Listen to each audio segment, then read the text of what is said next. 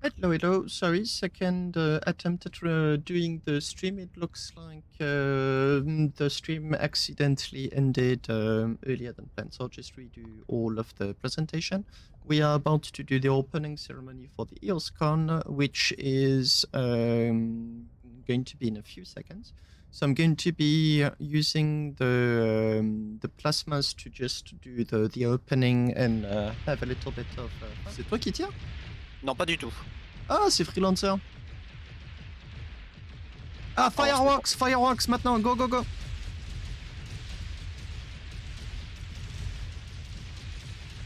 Colt, tire. Je tire, je tire.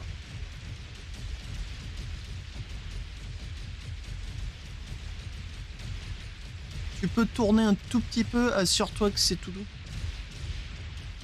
Ouais, mais en fait, là j'essaie surtout de contrebalancer avec les lags et les freezes.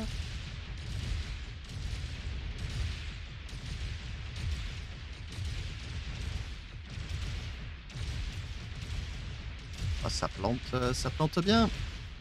Ah ouais, pas mal. Hein. La vue est impressionnante d'ici. Je l'enregistre au cas où. Ah, je fais bien.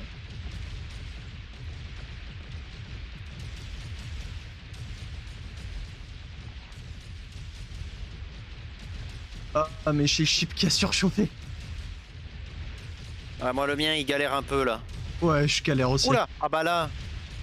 Je sais pas si je continue de tirer. Oui, c'est bon, ça continue, parce que je voyais même plus.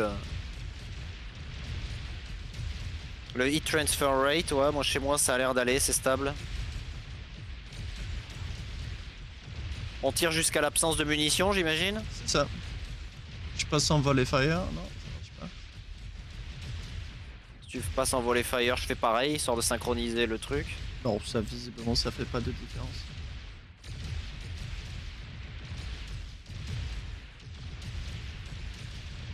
Alors attends, je vais juste laisser refroidir un tout petit peu.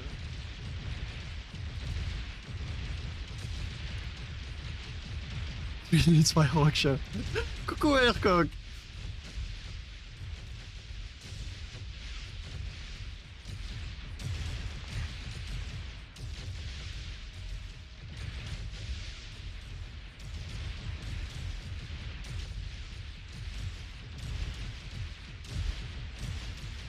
Que je design un chip spécifiquement pour les débuts.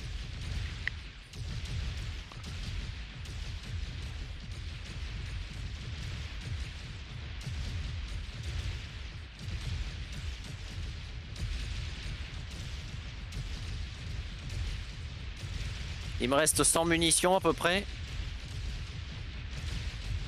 300 pour moi.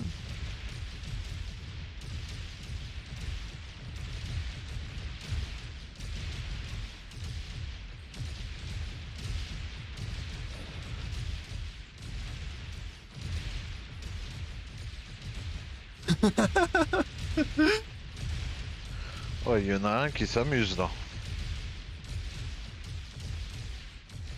Ok, stop, Colt, stop et rentre le ship. Je vais immédiatement aller sur la corvette.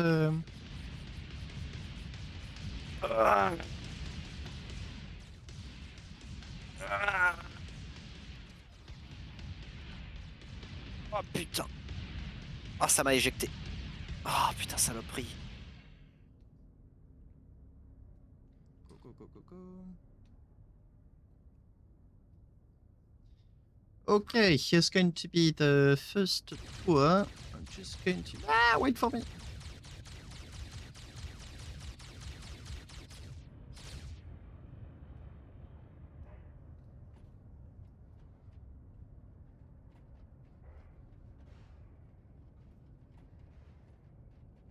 Allez!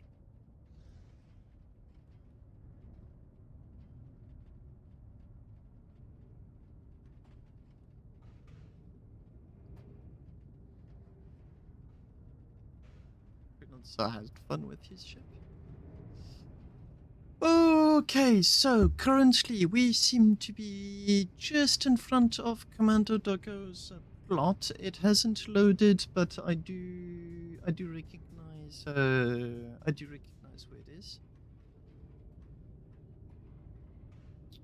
Ok. Ah, c'est un Antares Industries. Yeah. So as I said, I will not be visiting all of the plots today. I literally do not have the time to do so. Instead, what I'm going to be doing is I'm going to be visiting Arconus's plot, and then I'm going to be visiting whatever I can during the available time. It seems like his ship is maybe not best suited for strafing. On a du mal à s'aligner là. Hein? Oui, je suis d'accord avec toi. So this just here is going to be our own plot, Ouroboros and Sky Tanker.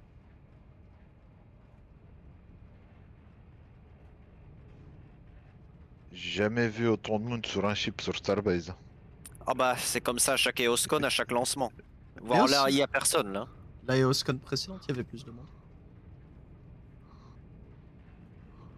Okay, we can see one of Commander Dogo's ship. So this here is stew in progress bar. I presume this is like 2 people and not 3. And there is quite a lot of ships, although it seems like quite a lot of them are shy due to Starbase loading issues. And I'm most curious about this ring and whatever is going on just there. That is KSI. You can recognize their nameplate just there. There is a lot of ships to visit. So quite a few of those ships were on the last year's EOS Con, not the previous one, but last year. Hello, thank you. And this is Septon, Shipyard, Geth, and Hot Soup. So 3 different corporations and or presenters. And that is Ouroboros just there. There is so much going on.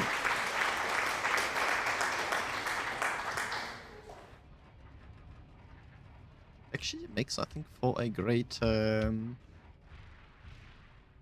I think it is a great pity that it is not easy to determine at what point the sun is up.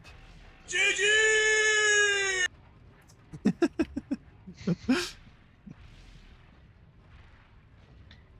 So those are called Sky Tankers. So right now we are just around this plot. We're going down KAC lane. Here we have Seals Clubs, and this just there is Royal Industries. I actually need to as well.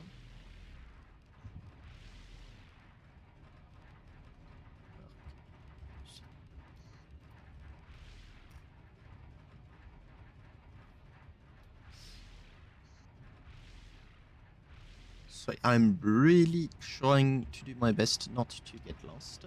So this right here, this is Royal Industries. And there we have Enjoying's Empire, which seems to be empty, although I do not know if it's because ships are not loading or if it's because they couldn't make it at the last minute.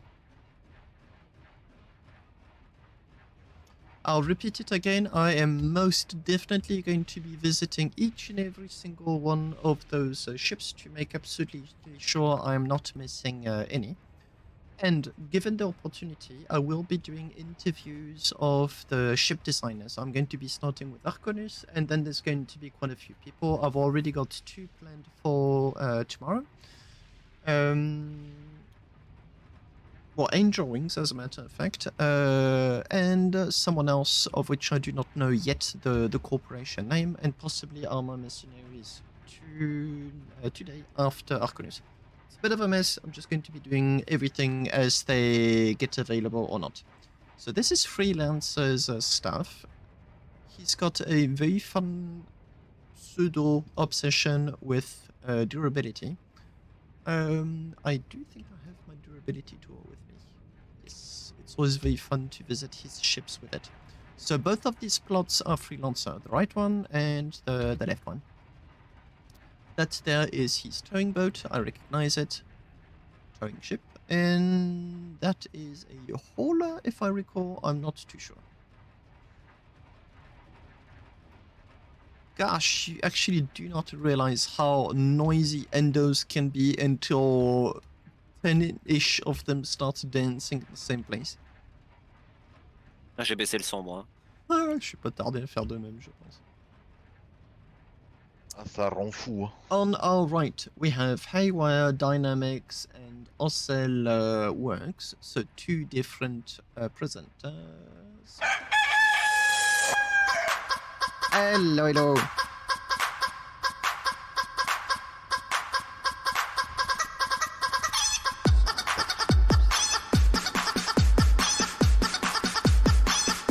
Putain, c'est long le chicken dance en fait. Oui.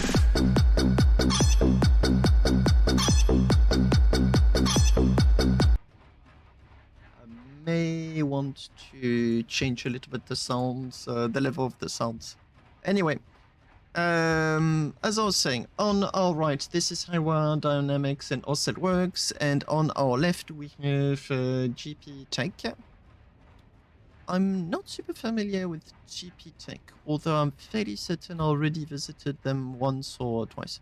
Oh, this is Cafe Incorporated. I recognize them immediately. Looks like there's a little bit of rubber banding. Wow, Oh là là. bit of lag. So yeah, this is Rukia Cafe's stuff. I recognize these curved-looking ships from very, very far. And on our right, we have Antares Heavy Industries. They've been around for a long time. I remember visiting their ships way more than once. It's always a lot of fun. Hello, hello, hello. Hey, Yo, coucou, Barov!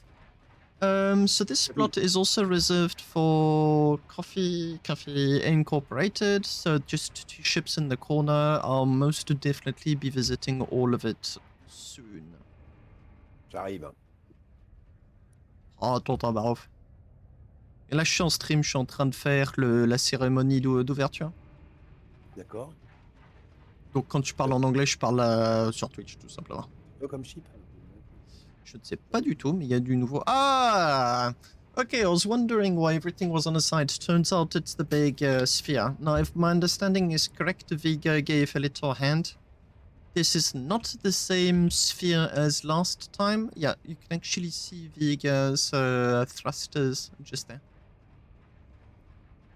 So this one should be slightly different. And yeah, I'm quite impressed by the volume it takes.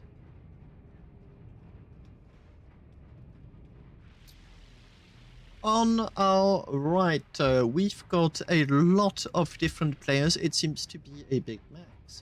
We have Minerbite Mazes, GSA, Vega Industries, Aztec, Sigma Industries, and IFEX. So most definitely a few players that I already know of and a few that I don't. I recognize this is Vega's train.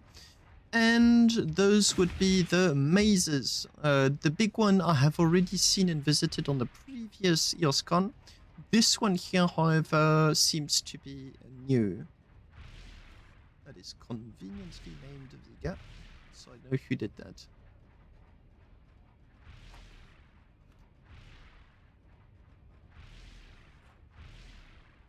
That over Il y there. a du monde alors ou pas? Vega. Oh oui, oui, oui. Il y a facilement quoi, une petite trentaine de personnes là tout de suite. Comme d'hab quoi. Ouais, exactement Ouais, comme ouais. les Oscon précédentes, même quantité de joueurs, ça n'a pas bougé. So yeah, and that, if my understanding is correct, is also a maze, and that should be the one he's been working on for the past few weeks. So I must definitely be visiting everything. I must admit I am very curious about the plasma thing I can see at the horizon. 42 personnes connectées. Tranquille. So this is Orion twice, both here and there.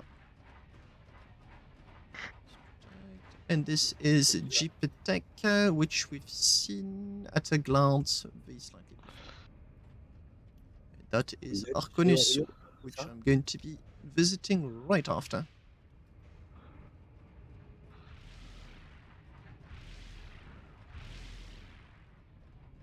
Yeah, I do recognize a few ships, but there's also a lot that I do not recognize, and I'll be more than happy to visit everything.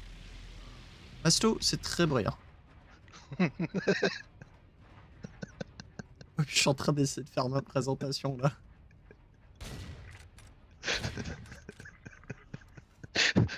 Oh là là. C'est pas moi. Non, Mastuga, c'est évidemment pas. Ah non, ça c'est. Putain, pour le coup, en plus, il a raison, c'est pas lui. C'est Vous qui? revenez vers le truc Ah, je connais pas. J'essaye de vous intercepter. Là. So, Orion on our right, Orion on our left, and these are going to be all Ark Spark's stuff. He most definitely did new stuff since the last time I visited his plots. On my left is Icarus project. They've always got some very interesting stuff to visit, and on that platform-looking thing, they've been putting quite a lot of their much smaller design. It is a very good idea that allows to keep everything together in a very smart way. It's as simple as that. Ark Spark, once again, on our right. You can see the logo just there. And on the left is Enjoying. So, yeah, as I said when we went there, there's not... they don't yet seem to have everything in place. So I should be having a guided tour tomorrow. Yeah, it's going to be during tomorrow's stream. They're going to be presenting. They told me that there is a little video to watch just to present a little bit everything of the corporation, and then we'll see. I'm very happy to play the rest. Vous êtes là. Gee, he went all out. I think this possibly all of the ships. This is my first time ever seeing someone use 5 plots.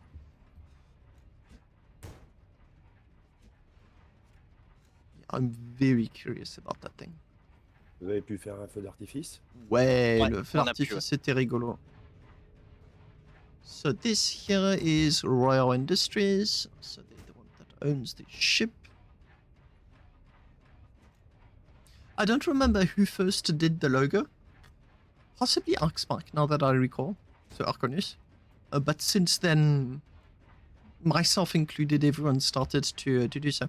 Armor Mercenaries used to have the absolute biggest one, but I don't seem to see them on the map at the moment at all. Oh, there's Sepia. So they are Seals Club. Consolidate the Lord. Okay, so they did start with it. There's so many ships. This is going to be quite interesting. Oh, this is a very interesting looking plasma thruster. Even though, so this is most definitely a ship that unfolds outside of the ship designer. So you spawn it in a ship designer, then you have hinges and it just like unfolds bit by bit. You're still looking at hours worth of unfolding a ship. So I am very curious. Quite a few big ships too. That's the carousel, that's the ants, that would be NTPS if I'm not mistaken. That's Bob's head. This carousel has been here for quite a few EOS Cons. It's a very recognizable design. In front of us on the left is SP Industry and Lucky Industry.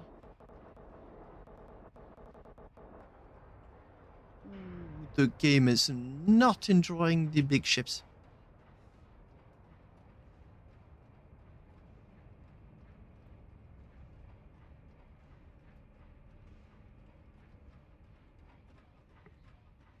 So the big carousel we can see from here seems to be in the stream progress bar that we saw when we did the first part of the travel, and yep, that's also something I'm going to be very curious about visiting. And more Ark Spark on the right. So this is going to conclude the opening ceremony, and I'm going to be starting to visit all of these 5 plots to visit Arconus's ships. Arconus's NTPS. I don't know if there's anyone else in the corporation, or at the least that's presenting said ships. Ah, that's the shuttle that did one of the openings. It's fun to recognize the ships.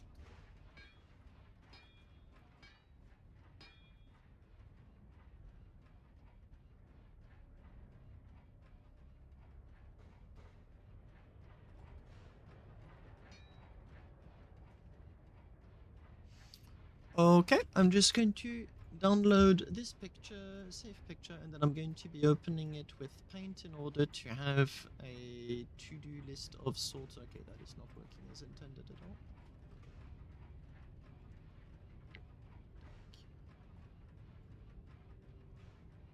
Not going to Paint. Sorry. There you go.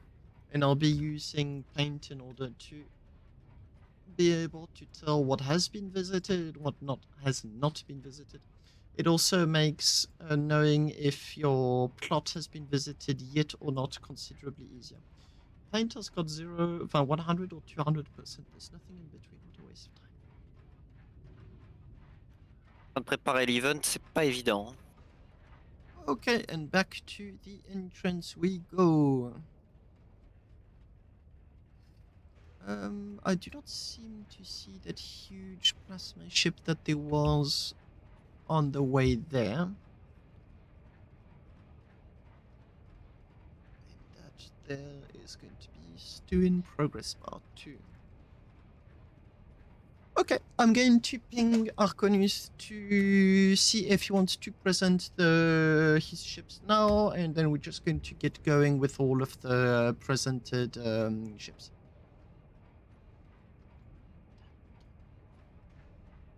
That looks like I'm getting pings on my own Discord. What is going on?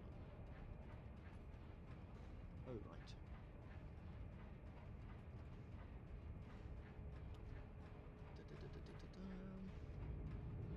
There we go. I'll just ask him.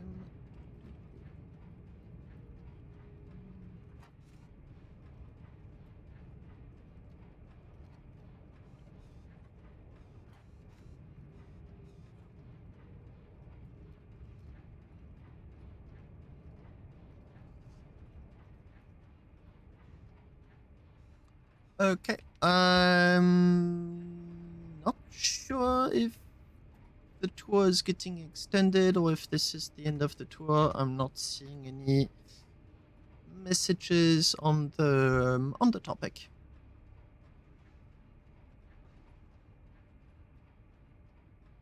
La balade est finie. On dirait.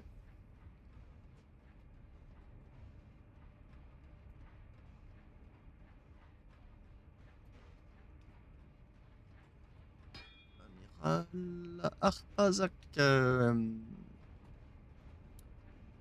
that, if I recall, is a ship from Silent Symphony or not? I'd have to get closer to be certain.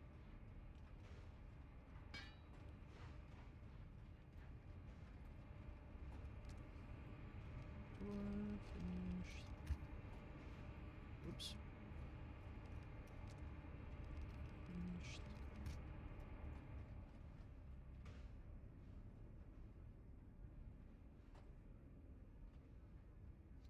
It's showcasing the Labyrinth Generator.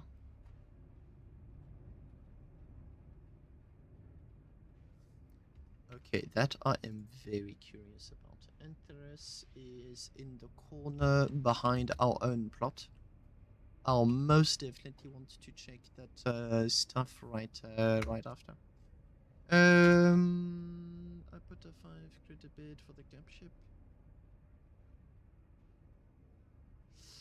Okay.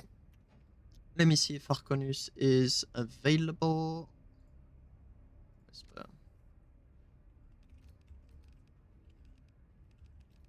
For your ship presentation, or is there something that's planned?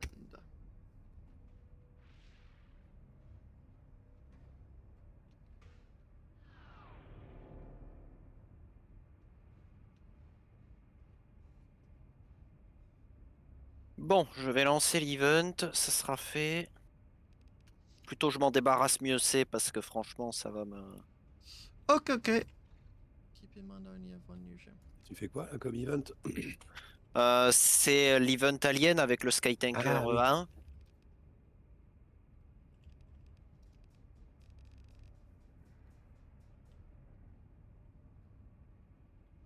Okay, just waiting for the tour to be officially closed, and then I'm going to be moving with Arconus, and I'm going to start hopping from stand to stand. As I said earlier, Arconus is going to be first, and then we'll see. Tonight's stream is probably not going to be super long, and most of the ships will be visited tomorrow. And I will be doing my best to visit each and every single ship there is on the EOS Con. And yeah, if ever you want to hop onto my Discord, ping me, in order to present your ships, please do feel free to do so.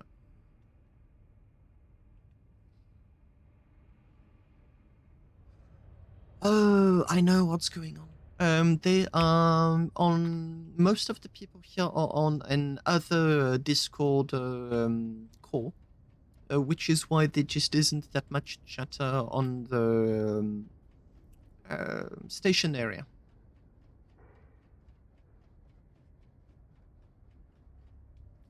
Going to be going back on live.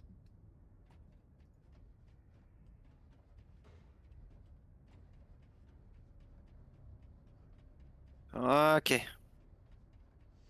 So Arconus really has a knack to do absolutely stunning ships. They're always candy for the eyes, and I am very honest about admitting that I absolutely love visiting his ships. Tout le monde est sur le voice de EOS. Ouais. Ah, ça je le sais, mais je vais pas y aller ou je vais me faire éclater les tympans direct.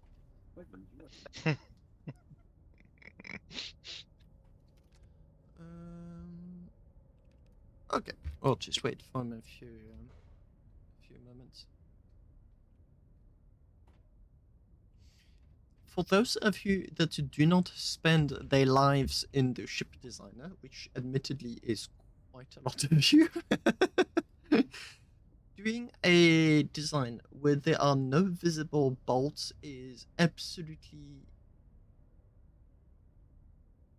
mind-bogglingly chronophage. It takes so much time, and all of his designs, or at least all of them that I'm aware of, all of them are boltless. The only moment you will see a bolt is because he wants you to see the bolt, or because he's been bolting glass, and in which case there isn't really much choice on the matter.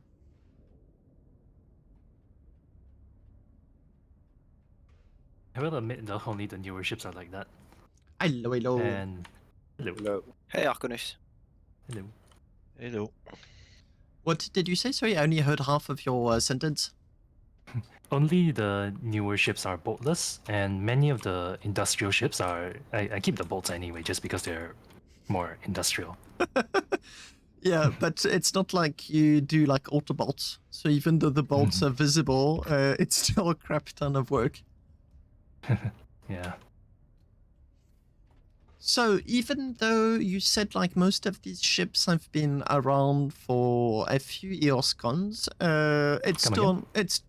you said that quite a few of these ships have been around for at least 1 or 2 EOS cons, except for one that's the latest addition.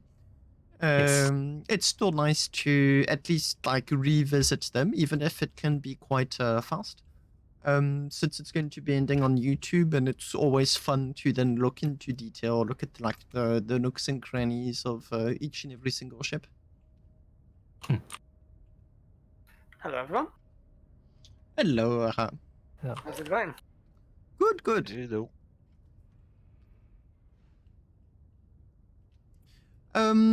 You are from Angel Wings Empire, if I am correct. Yes. Although I would say now I represent Engineering Industries. The Empire is long time over. You represent who now? Sorry. Engineering Industries. Yes. Is the plot still empty, or did those ships not load? It's empty. I had no time at all, unfortunately. I just arriving at the gate and starting to fill it up. I know the feeling. I think that happened to me. Was it the last EOS Con or the previous one? It was an absolute mad rush getting everything done. And this EOS Con was barely any better. Like I finished 1 hour before the EOS Con started. Wow. Well, at least you finished. I tried, but I just didn't have the chance. I just arrived 10 minutes ago. at home. Okay, well, I'll be visiting your plot tomorrow, and Stuin here will also be visited tomorrow. So today's plan is to visit Arconius first, because it's like 3 or 4 a.m. where he is, so just to allow him to get to bed as fast as possible. And then I think Scipion wants me to visit his plot, and then we'll see. Okay, that sounds good. All right, be right back. Bye-bye. Arconius, I'll let you take the lead and just hop from ship to present. Like, purpose of the ship, when have they been done, and just maybe 1 or 2 details about the ship that's not very easy to notice just by looking at it from an outside point of view. All right. So I'll just start with the general arrangement of my lots for now. So this lot is mostly the civilian ship lot. So continuing from here, I've separated the lots by miners. The second lot in. The third lot in is miners and haulers. And then the fourth lot is going to be asteroid haulers and some support ships. And the last lot will be mostly support ships. So I'll just start with the civilians first, since we're already here.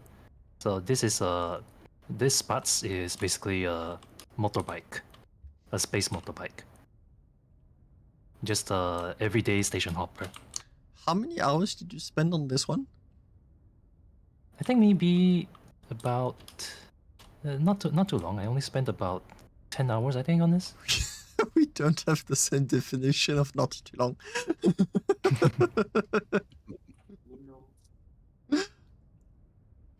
Yeah, this is what I really enjoy looking with your ships, is that even the station hoppers have had a massive amount of attention to detail.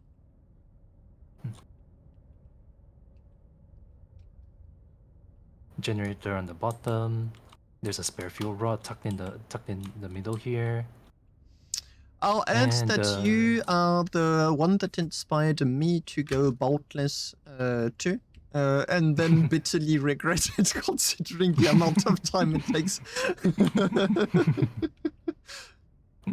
Yeah, but the results are usually just speak for themselves. I completely agree. I truly hope that one day we will have an option for autobolt that's just completely boltless. Yeah. Something not too obvious for the ship. The backseat goes up, just to access the internals, or if you want your friend riding behind you to suddenly be looking at the sky. So freelancer says a freelancer autobolt, but that autobolt would be all about durability rather than being aesthetically pleasing. Although I think both can be compatible.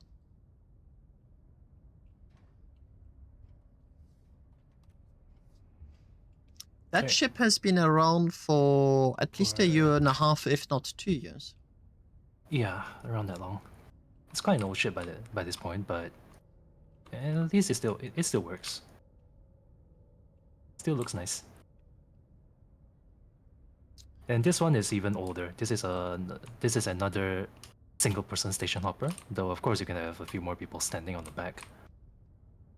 Yeah, look at your ships and I feel like we're not playing the same game.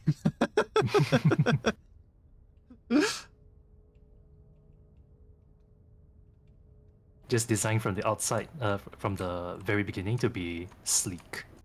Just that one word in mind, sleek. I think one word that defines my own ships well is box. For now. Just give it a bit more time. Yeah, it takes time. It really takes time. A few fake air intakes at the bottom here. And I think this was my first time experimenting with air intakes like these, with fake intakes. I like the concept of air intakes in space. Well, Starbase is like technically fluidic space after all. We have drag and everything. Oh, this is the new edition, is it not? Yes. Okay, yeah, I can tell this is the new Holy crap.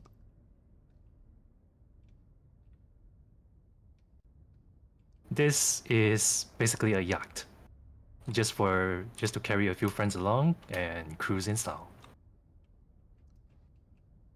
These wings are made using two-dimensional cargo lock frames. Yeah. Which it's Remind me who invented the two-dimensional cargo lock frame. Oh gosh, what am I looking? it was Senki's design. So Senki Senki- massacred it first, and then you thought it was a great idea to incorporate it. Yes. Oh, yo, I'm impressed. So the trick to the two-dimensional cargo lock frame is that cargo lock frames must have 8 corners. Any less than that, and the field will and the cargo lock frame will not form. So here you've got Right. 2.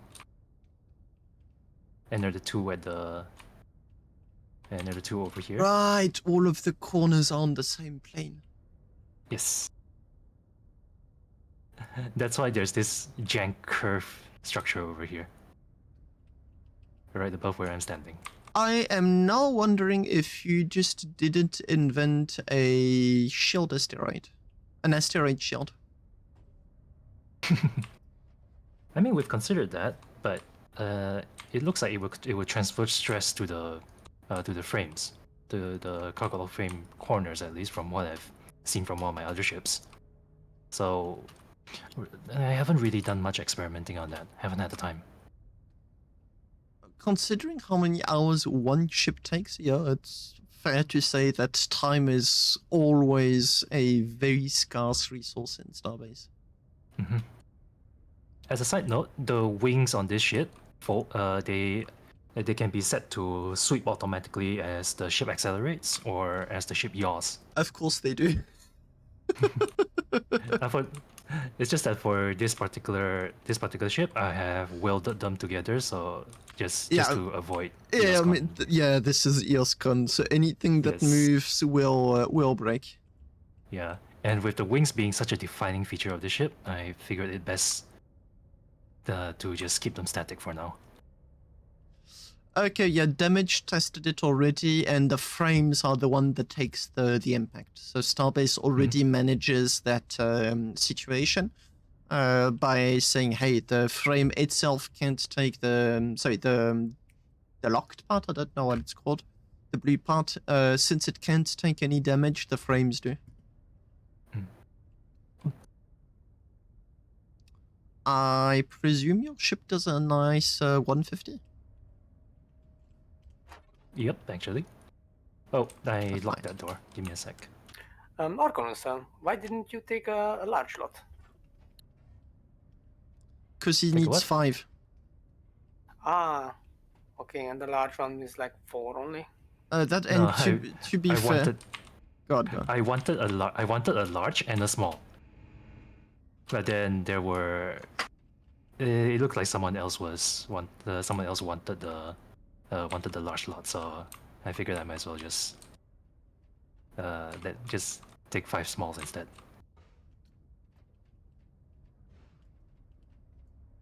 So yeah, roof hatches. There's a fancy obelisk here, just for fun. Fancy indeed.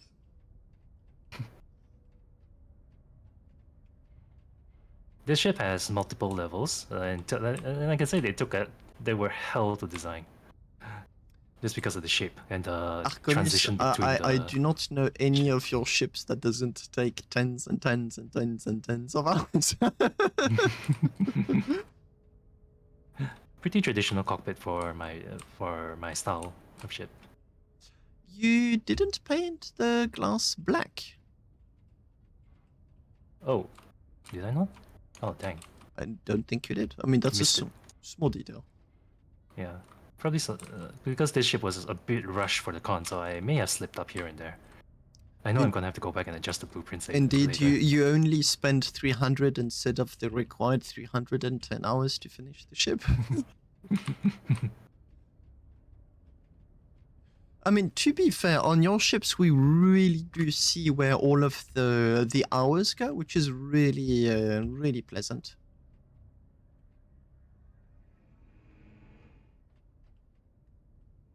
It's always very fun to see how you fill the empty space. I think I've gotten more confident in like doing the outside of a ship, but the interior is very difficult to make nice looking. As a side note, I keep that door at the back locked because I had an incident earlier where the door got jammed open. So Better anyone open who than wants to get in close. will have to take the hatch. Yeah. But that But yeah, is a here- neat concept. Like, wow. I think probably the part of the ship that took the most time to do was this part I'm standing on. Anything with angles in Starbase is all okay. Yeah, I can see why you didn't like that one. Yeah.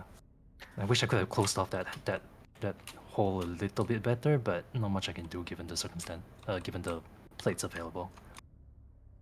Yeah. I honestly wouldn't even have bothered.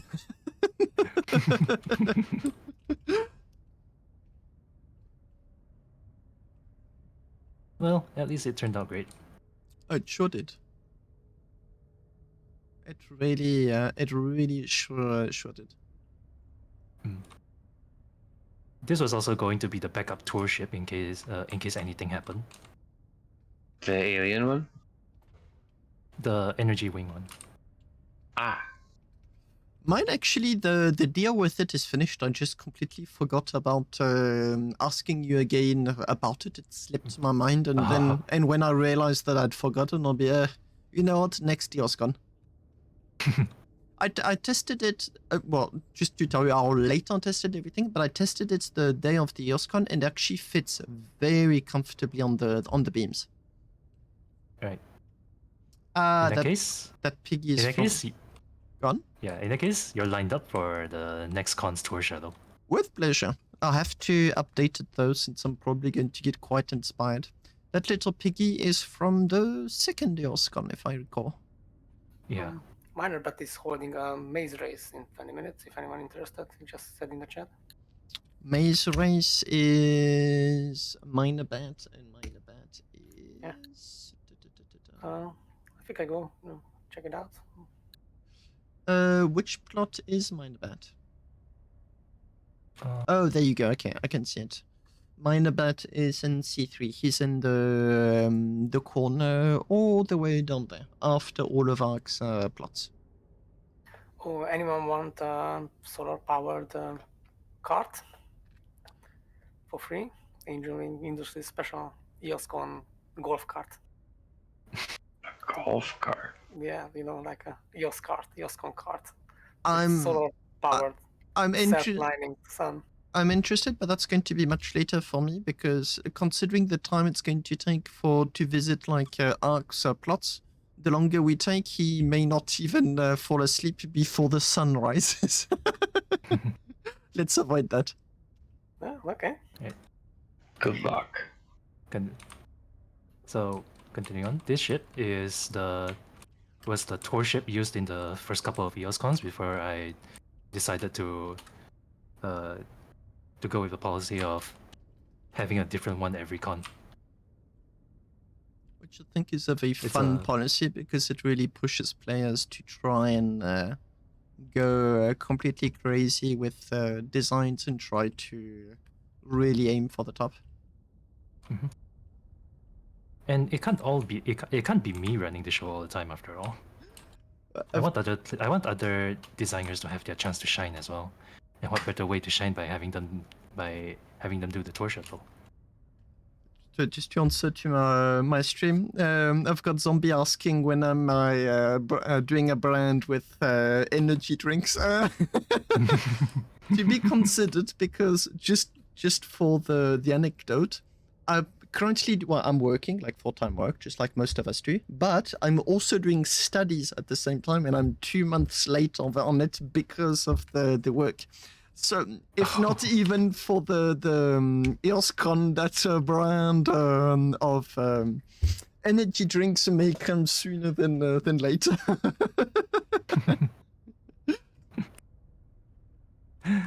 Yeah. All right. So this ship was one of the very first times I did the automatic door. You can see it in the back here. I remember it. It's since been incorporated on quite a few of your designs. Mhm.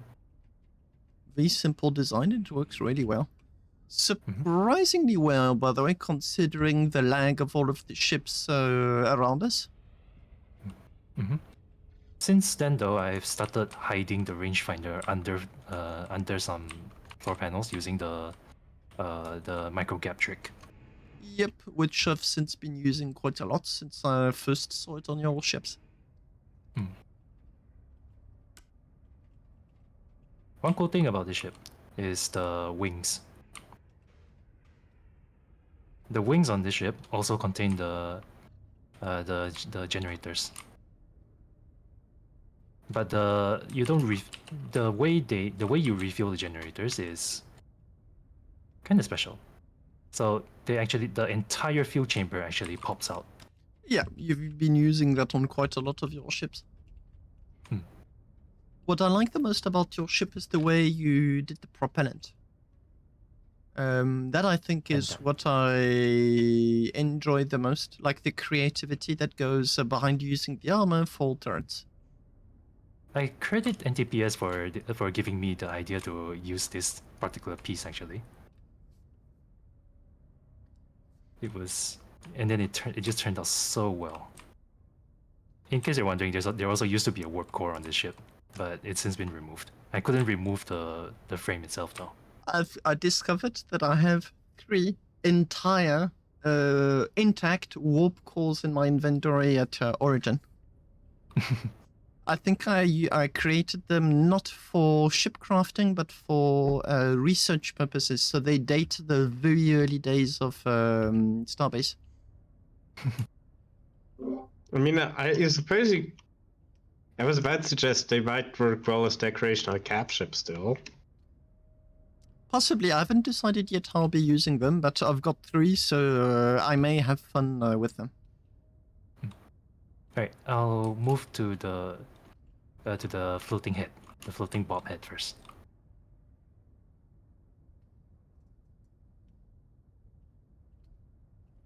Give me just a second. It disappeared. It's about to load.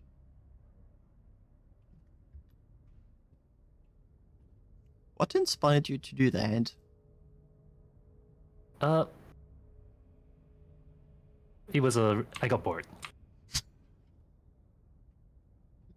Fair.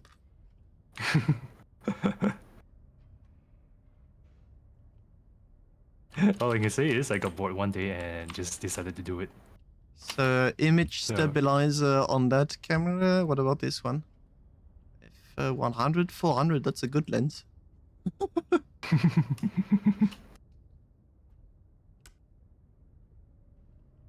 Oh, fun. I mean, I got bored and started doing something. It's kind of the Starbase excuse for most ships, I think. Yes, indeed. Can you show off a little bit of the eye movements? Right, I'm gonna make it blink. Automate the blinking if needed. Yeah, my ship It can wink. My ship needs automated blinking. It can wink either side. It can get mad.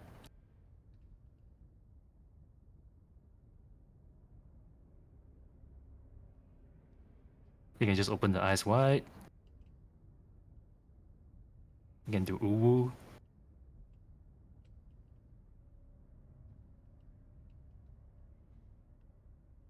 Just a handful of presets. I can actually configure them manually if I wanted to. Like there's a panel here that allows me to control each individual part of the eyes.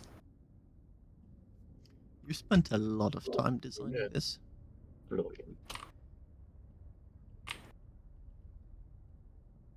The ship is also a crafting station, so if you come around to the rear port side, you've got the crafting database right in the brain, right where the brain would be. What makes you say that the brain would be here? I mean, to be fair, I'm not even certain Endo have brains to start with. I mean that's It's a an matter of electronic brain. opinion. I think it's just all stream data. Also, as a side note, this ship is called the Bobhead because it's named after the character from an old Starbase series they used to make. Oh, is that where Bob That's why. comes from? I didn't even know that they had a Yes. series. Is that stuff Yeah. I can find on YouTube? Yeah, it is. Okay, give me just 1 second. That's why. I need to mute myself. That's why. 1 second. Right. Right back.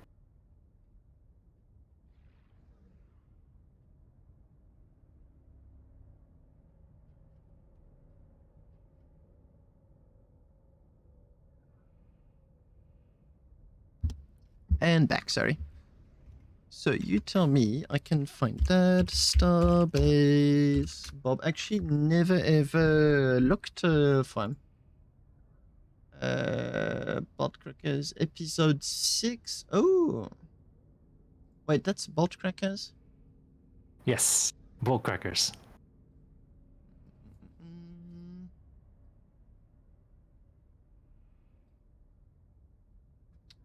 Yikes. Spaceship modification. Oh, is that the character they used to use?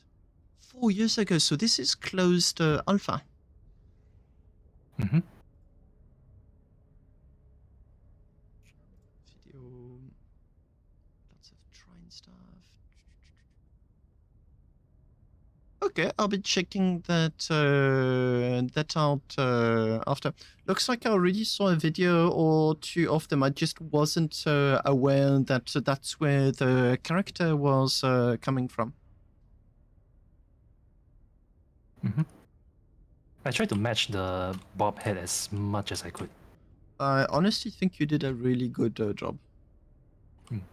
I had to reimagine this part though, the cable chain. I'm quite proud of it, how it turned out. Well, you making This an was end ahead hell. with spaceship parts, so yes, comes a moment where you are indeed going to be doing what you can with what you have. And all things considered, I think you did a really, really good job.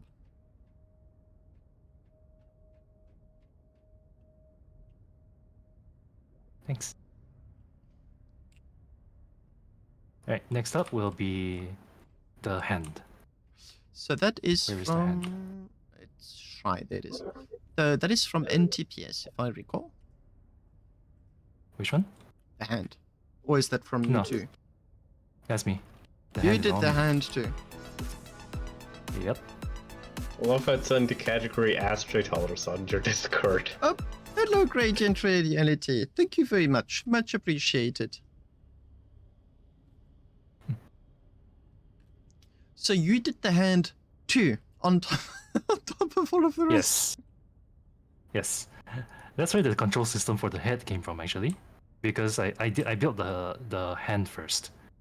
And then I just copied the control system over to Oh, the I got head. confused with the mech, says Zombie Mouse. That's why I got confused. I recall it can do a middle finger if I remember a few of the screenshots I saw of the hand. Yes, yes. There's a. It has a. This ship comes with a bunch of presets in the cockpit that you can use to set whatever pose you want for the fingers. Now you can do an OK sign.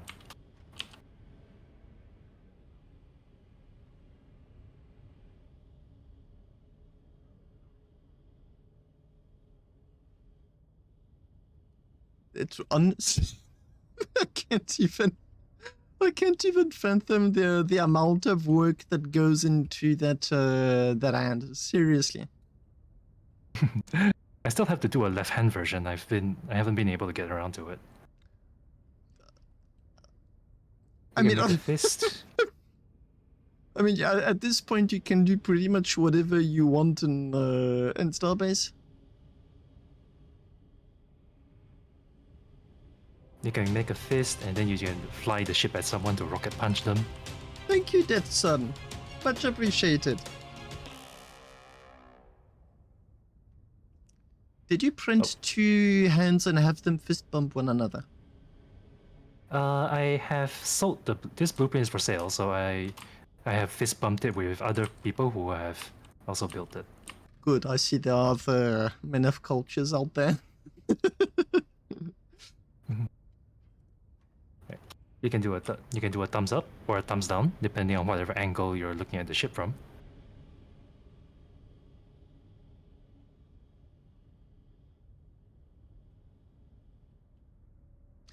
You must have done a few hours just designing all of the positions. Yes. That was fun. You can do a peace sign. I never saw Softworker's hand. I saw Commander Doggo's like massive bot, endo robot. I'll call it a robot. His giant mech, which was amazing. But I never saw Softworker's hand. What's the little rangefinder? For when you want to point at something. Find the finger in long enough. Or if you want to do the finger gun pose. I think everyone's waiting for the middle finger. Alright. I recall you even denying that there was a middle finger to begin with and no one believing you.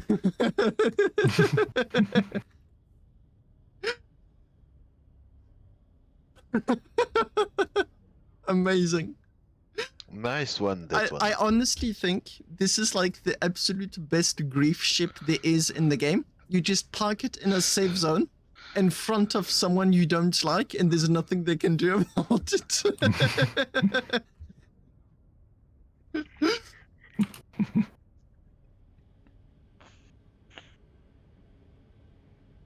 Oh, Let me reset it. amazing. The fingers do get stuck every now and then, though. Be like switching between certain poses. I mean, we are in the middle of the EOS Con, so I'm not Yeah. particularly surprised that it's having a few difficulties.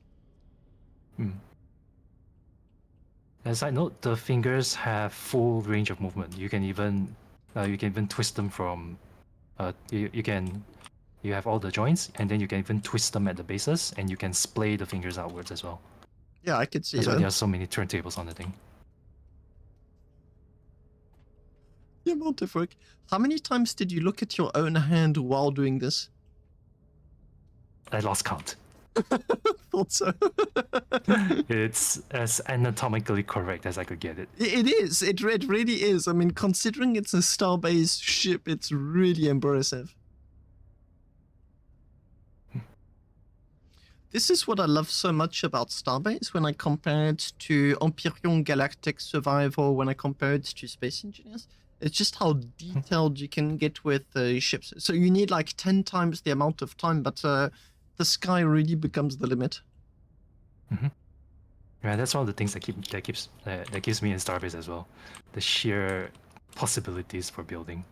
Yep, same. And the potential for shenanigans because of it. Yeah, that I do agree. Here is my very first space car design. The Elegance. Yeah, I'll show you my first space car design. I'm ashamed to even call it a car. The guy that This- would make the A86 as a space car in this game. I actually enlisted Obranium's help to give me some pointers on how to make nice designs. Obranium from Duratech. Oh, Duratec's him. are amazing. Yes. I got him. I got him to give me a few pointers designing this ship. So, and I'm glad he did. I learned a lot from it, from him giving pointers. This ship also has the pop-up fuel chamber thing. Oh, okay. Arconius, the middle finger was used exactly as I thought it was going to be used, which means it has been used to point a middle finger from a safe zone towards someone attempting to enforce a no-fly zone. Yes. Which is why I'm telling your ship has been used with great success. No, Dirty Seven, I haven't yet. I've barely started. I'm currently just here. Whoops, let me just... I'll use a pen, size, blank, red. I am currently on Ark Spark's first plot. I have yet to visit anything else. I did the opening, I visited quite a few plots, but really briefly. And I've made sure to not visit a single plot in detail at all on purpose to have like a good surprise. Important note, you can like ping me in advance at a time that suits you. I think for tonight's stream it's going to be a bit short, but for tomorrow you can ping me, give me a time, and then we can organize it. I've got Seal Club organized for right after Ark Spark, and then it's going to depend as to how much time there is left. Back to you. Yeah. So it's designed with all the stuff you would normally find in the car, including a glove compartment. Obviously, I mean, what else can I say at this stage? Sadly, the steering wheel doesn't turn. I didn't quite have the space to do that. But at least it comes with a horn. My sounds in Starbase a little bit. Audio master. It's not the music. Oh. Image footsteps. No. Yep. I need to have to spend a lot of time in it. Also, there's a katana on the side. This is done by NTPS himself. Yeah, I saw that katana on the on his mech.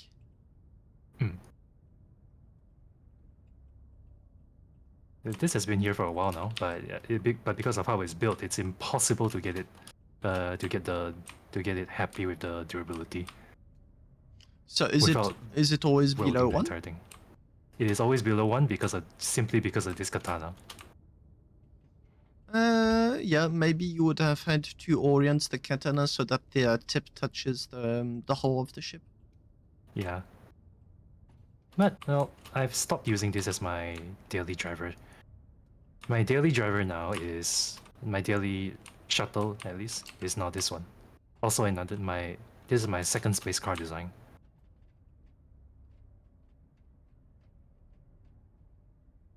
It's nice. It's really nice. I'm quite proud of the glass cockpit and the doors as well. The butterfly doors.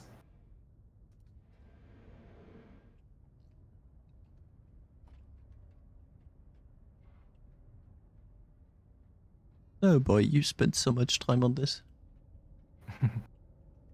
Unlike the first car, on this one, the steering wheel turns, and if you look closely, you'll also find pedals where your feet would be.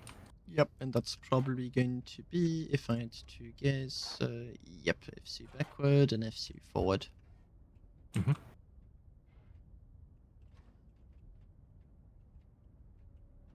Extra seating for 2.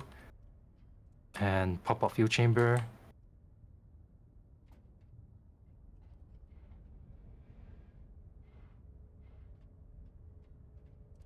Nice.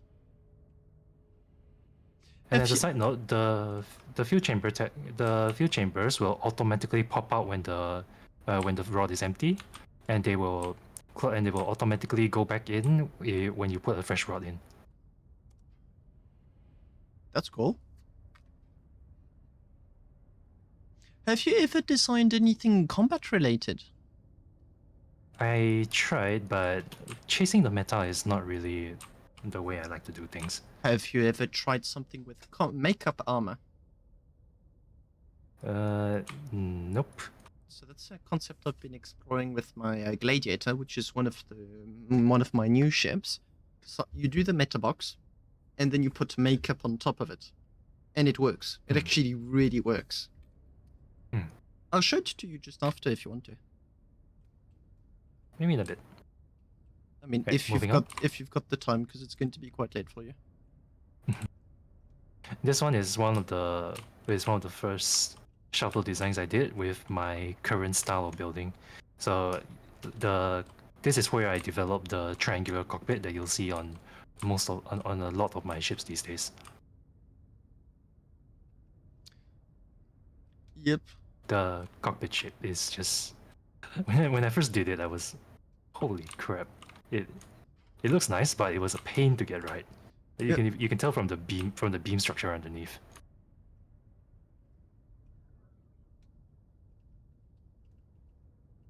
Yep, I can. This is a more refined version, a more refined version of the first one, but it still has many of the same things, including the slide out cockpit. How do you? Starbase, Okay, that that's how chair is you not get going out. in, but how do you get out? Like, do you need an ejection system? No, by right the chair is supposed to go all the way down, but Starbase being Starbase, there's a second slider here that is supposed to go out. Oh, okay. I've got damage or freelancer. That's telling me that he can bring a black paint gun tomorrow.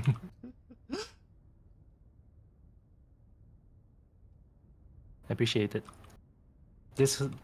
The doors on this also, the passenger compartment doors open like this. It's basically designed as a fancy space taxi. Yep. And then you have a glass floor for you to look out of. This was also the first time I did a slide out fuel chamber.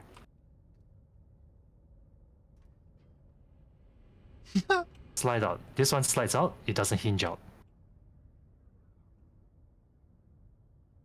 I didn't do this again though afterwards. Why? Is it I think it was because fun. it's a bit complicated, or just because it wasn't interesting enough? It was a bit complicated.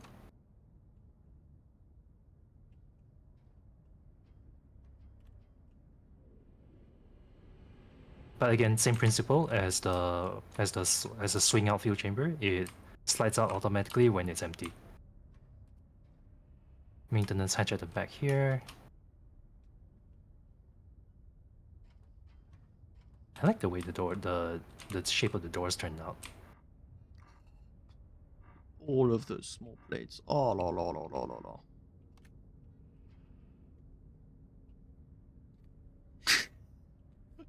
I know how many hours there's behind those doors. What if you? The hard part isn't making them. The hard part is probably not making sure they don't just fly off when, you sneeze at them. This ship is an updated version of the very first ship I ever built in Starbase. It retains the form and everything, the cockpit shape. The only things I just changed the wings and the entire back portion, but the main hull has remained the same. My first ship could barely fly. Same here. The first version of the ship was supposed to be a miner, but I changed it into a shuttle because it didn't quite work. It didn't have enough it didn't have enough space for generators to mount the lasers, the mining systems. The entrance is under the wings, under and behind the wings.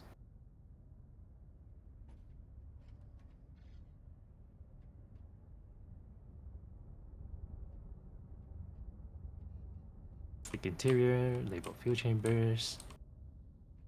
Jump seats for a few friends and spare rods inside.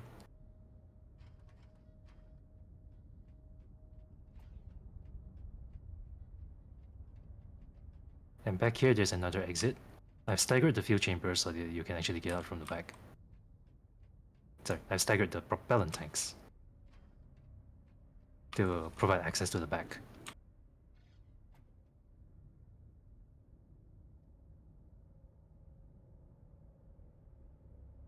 Just a simple shuttle thing for when you want to fly out to a station and just carry a few materials with you. This one was, and then there's this one, another shuttle. But this one was built as originally as a commission by Good Goo. What did you want it for? Good Goo's version was used as is used as a chip kiosk, jump chip kiosk. So on his version, the front space here was actually a shop space. Oh, And it had his spiral thrusters instead of the current thruster wings. I mean, he's given me permission to use the spiral thrusters, but I figured I wanted something a bit more Ark Sparks. understandable. Spirals? Yeah.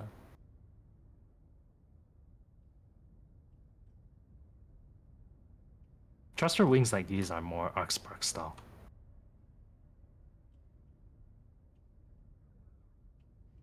Then this one is a modular ship.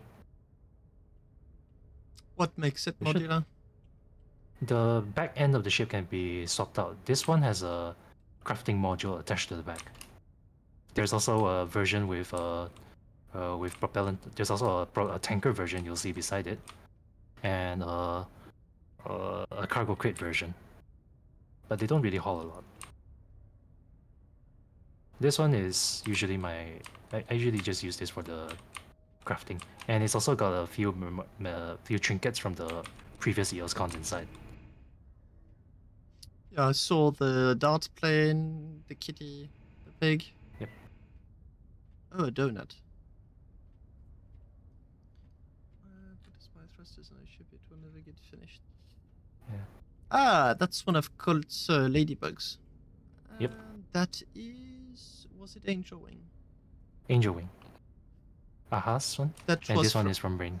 Yeah, that's Well- from Geth's corporation. And that paper airplane you were looking at is, I think, from Adrian. Yep. I considered briefly the possibility of making a Ouroboros plushie, and then I realized how horribly complicated it would be, and I gave up. Yeah. Just make it just cables, and then it might actually be reasonable. So the design concept behind this ship was a space semi-truck. That's why you've got a rest space and a bit of a living area here.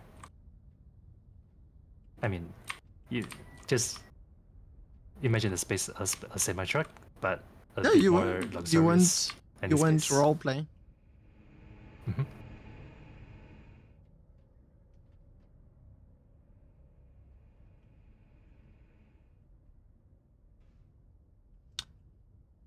Damn, people.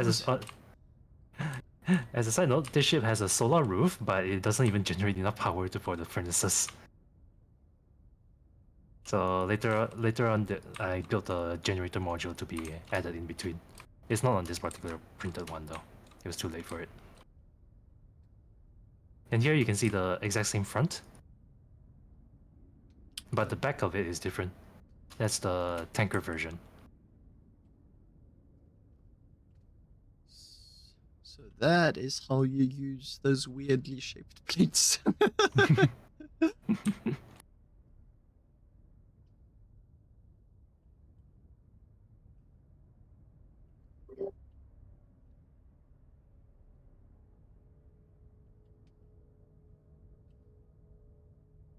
Yeah, nothing too impressive here, just the tanker. Still, I mean, you didn't just, like slap the propellant at the back. You still made sure to make it nice looking. It's kind of my style. I like to have some design on it at least. And this one is the Ferris wheel. It's This been is with me since yeah, that's odd. this is yeah, it's been with me since the first EOS Con, I think.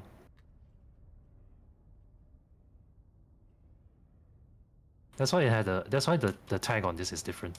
You'll notice it says Sir SER MCL, because this SER was the Sir Ships is the old company I was in at the time I built this ship. None of my ships carry that tag carry this Sir tag anymore. What was the name Since of I that left them. company? Sir Ships. Never heard of them. Yeah, they've been inactive for quite some time. This is a crafting station down below. And down here there's a bit of a tidbit that some may miss. Nice.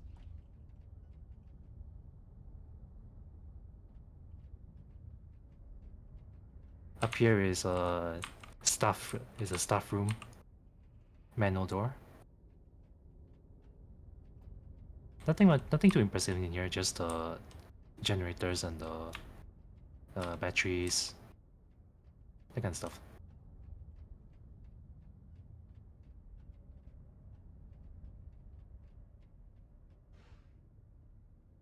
This door has broken off on a couple of occasions right now, though. And then up top is where the fun stuff is. Literally the fun stuff. Yep, I can see that. Dual, fully functional, spinning Ferris wheels. They're dual. There's two of them because I had to cancel out the torque somehow. If only one of them was spinning, the rest of the ship would be spinning the other way. Yeah, I found that I have that to deal with. I've been experimenting with Commando Doggo's turret system, and I've got like some ships working. But yeah, you turn the ship one way and the turret one way, and the whole ship starts acting really weird. Yeah. Technically, you could cancel it out if your ship is just basically an order of magnitude more massive than the turret, but that's difficult. Yeah, that's stuff for other streams and whatnot. I took it as like the next challenge because I've been doing a lot of combat ships lately, and turrets, like the big turrets, seemed to be the fun next step to do. Fun with big quotation marks because it's been a whole lot of pain. Well, different strokes for different folks.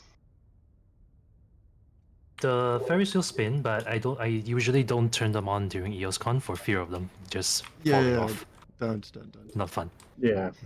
Turntables and EOS kind of never went well together. Yeah. But this one I can turn on.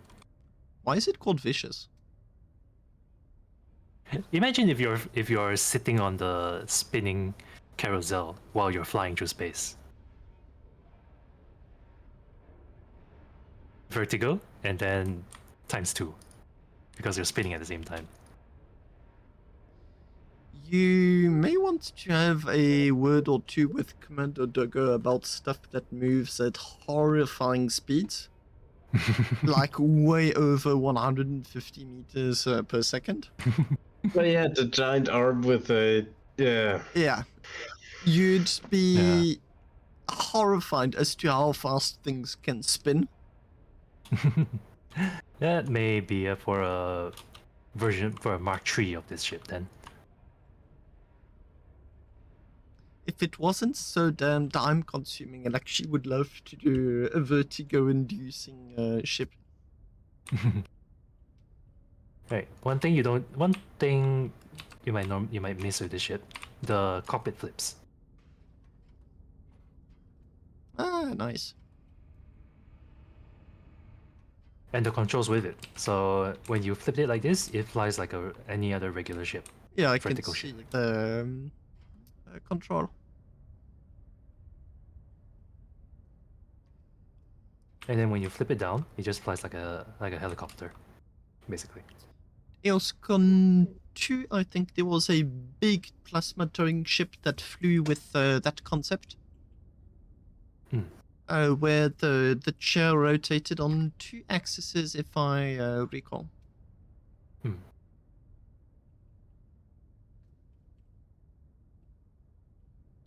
Right, I think that's that for this lot. So that first lot was civilians, if I recall, and the next one is mining. Yes.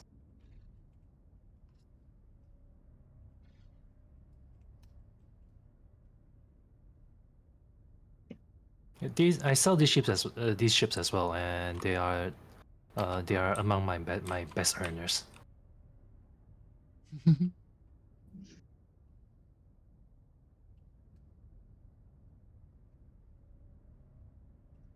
Come on, load. Don't press it, like ships are shy. Especially the big ones. This one is my flagship miner. Well, my best miners to date, and one of my best selling lines. How many did you sell? I lost track. I lost count. There's a lot. Nice. So this ship, it's a miner, but it has a mining system you don't really see on many other ships. It's a rotating laser drill. This whole laser assembly rotates. Yep. And as it rotates, the lasers can go inwards, can go in and out. So, in this way, you just start by pointing the ship at an asteroid. You turn on the lasers. There's an auto mode where they just automatically go in, and you can even walk away for a cup of coffee while they just mine out the entire rock by themselves with little to no controls required. Nice. I've gotten so I'll be honest, it's made me a bit lazy when mining. Because I never. You're talking to someone whose corporation designed the Surfacer, which is an AFK mining ship, true AFK. Okay. It's not to the point where it will hunt where it will hunt down rocks by itself. You still need to do the alignment step by yourself. But after that, it's AFK. Mining out by itself is like really next level difficulty. But when it comes to surface mining, it's actually not that difficult to really fully automate it.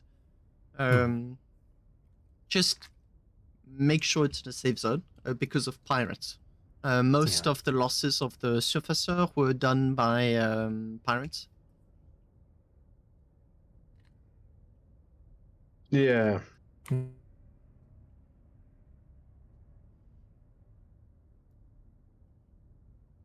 Why does it have maneuver thrusters? The maneuver thrusters are actually for rotation. The maneuver thrusters are for the gyro and RF rangefinder balancers when used for when used for attitude control on the moon.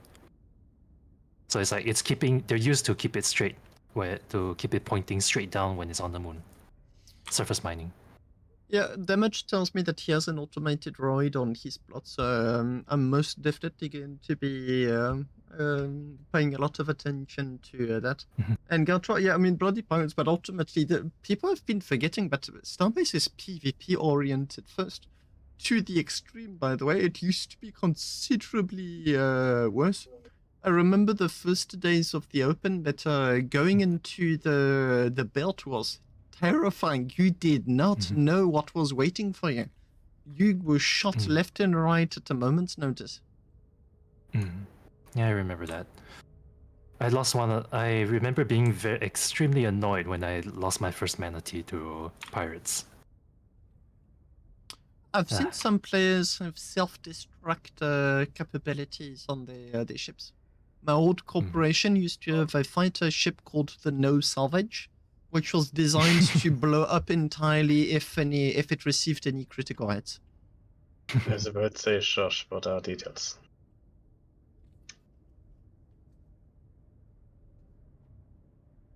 Right. This ship, unlike many other miners, of its class, it has an interior. Yep. An interior with a small meeting area here. And you'll notice the displays have keyboards attached to them.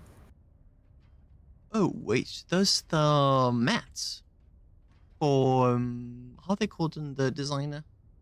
Platform corner edge or something like that. Decorative platform edge. The rounded little bit. Yeah. No, Somewhere. wait. So this is just one piece? I thought it was two. It is No. one piece. It is just the texture that it has like that. I tell you, you learn things every day with Starbase.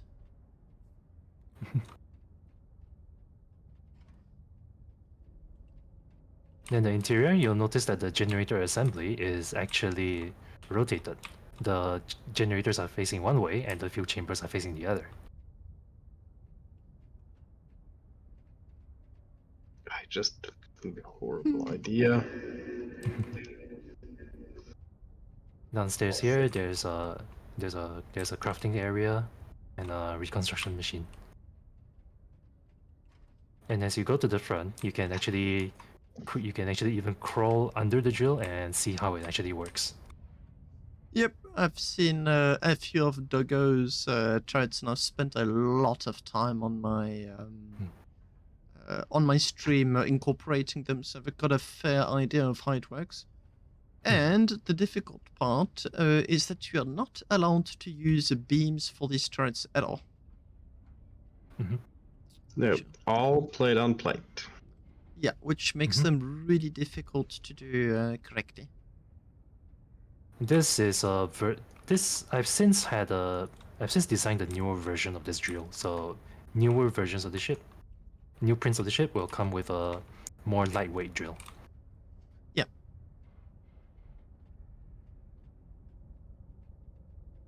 But it still works exactly the same. It just moves faster if it needs to.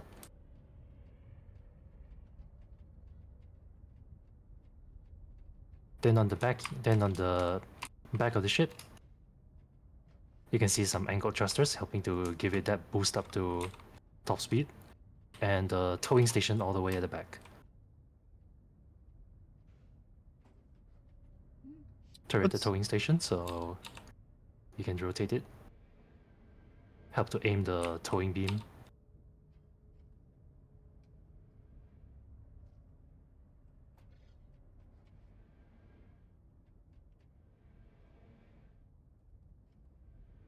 I've got I've got some mouse control scripts that are like the first idea that comes to mind. It's just like I see it, mouse control script done. No levers.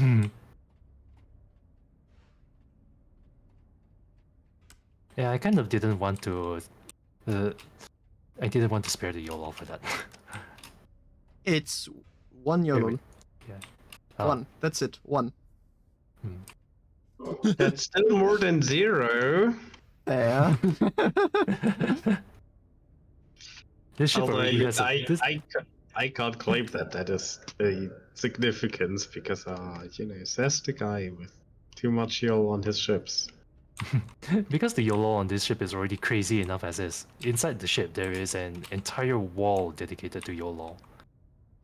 Damage, I know I can do it without YOLO, but because I can doesn't mean I want. It's as simple as that.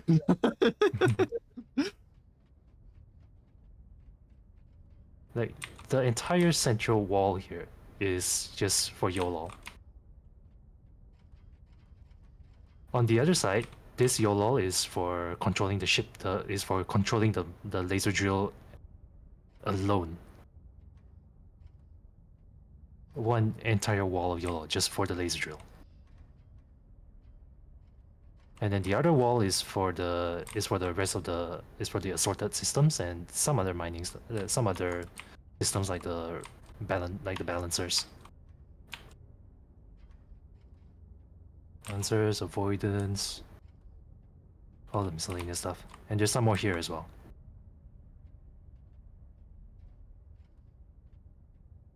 Way too much YOLO.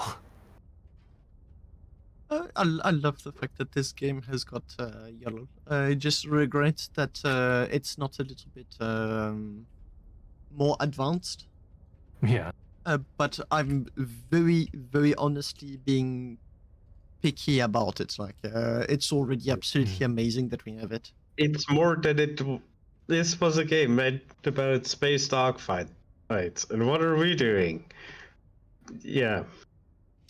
Oh, Corp- bugger, light duplication. corporation fights, I'd say, rather than just like 1-1s or whatnot.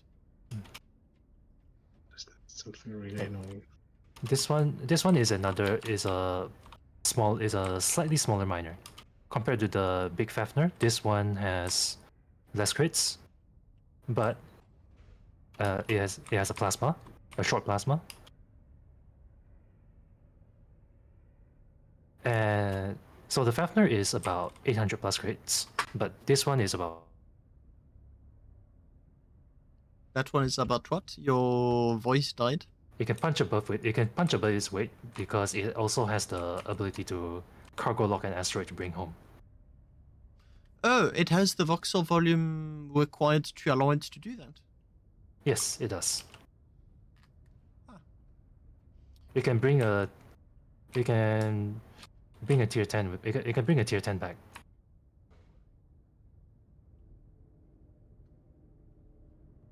So that means it's 1.5 billion roughly on the voxel volume budget.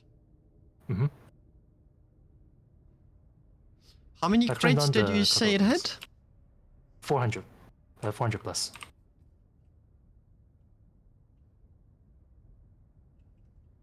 Like with the bigger brother, it has a laser drill.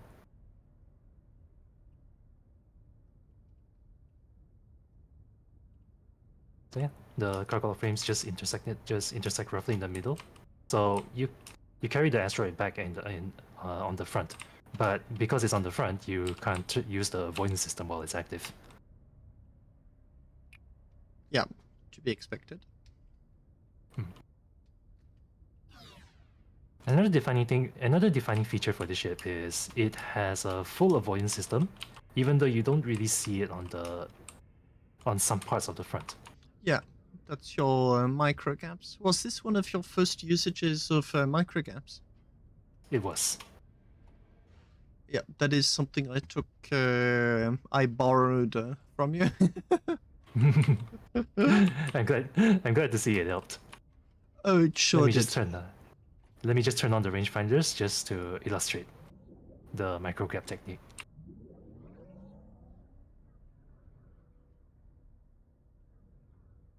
It must be less of a pain to set up than the alternatives. It kind of depends, because you have to have the interior space available for the rangefinders in the first place. I mean, yes, but at least you're not. You would be very surprised as to how. I'll use the word simple, but without it being easy to put a rangefinder. If you know you want to put one in advance, and I do insist on in advance, not after the fact, you can put one in some amazing places.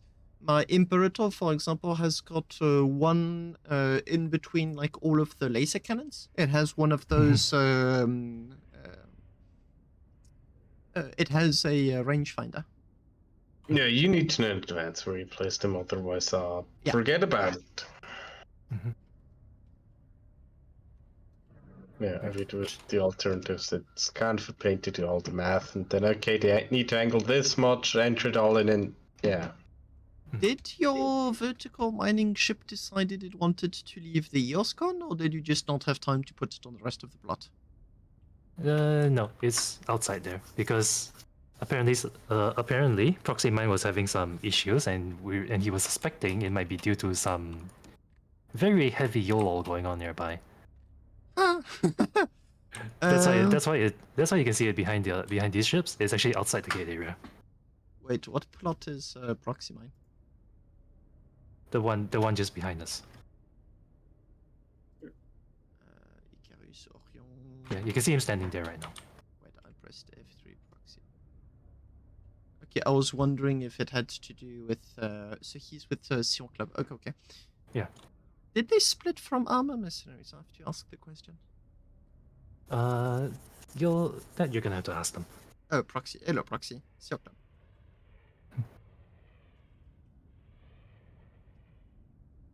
Right. So this one is. Oh, Siga's here.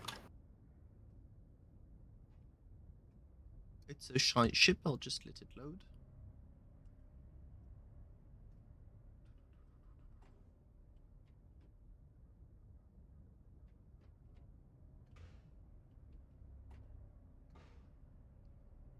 Ah, there you go.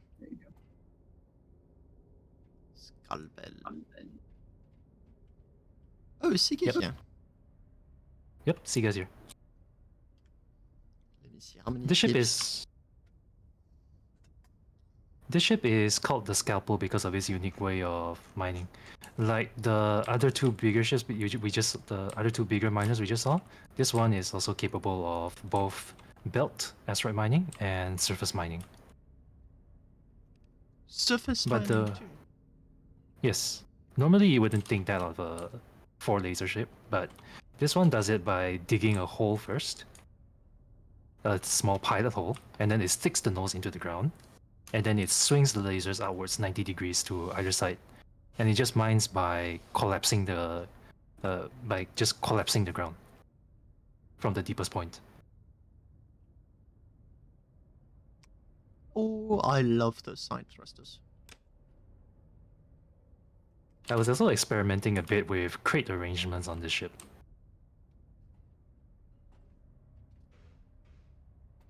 Because I wanted to do something.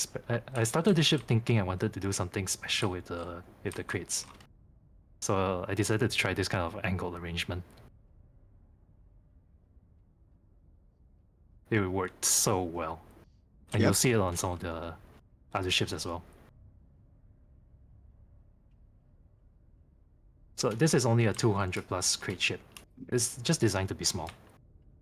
So because there are people out there who just prefer a miner that isn't too big, but at least it should still be able to fit the good portion of a tier 10. I don't think we have the same definition of small.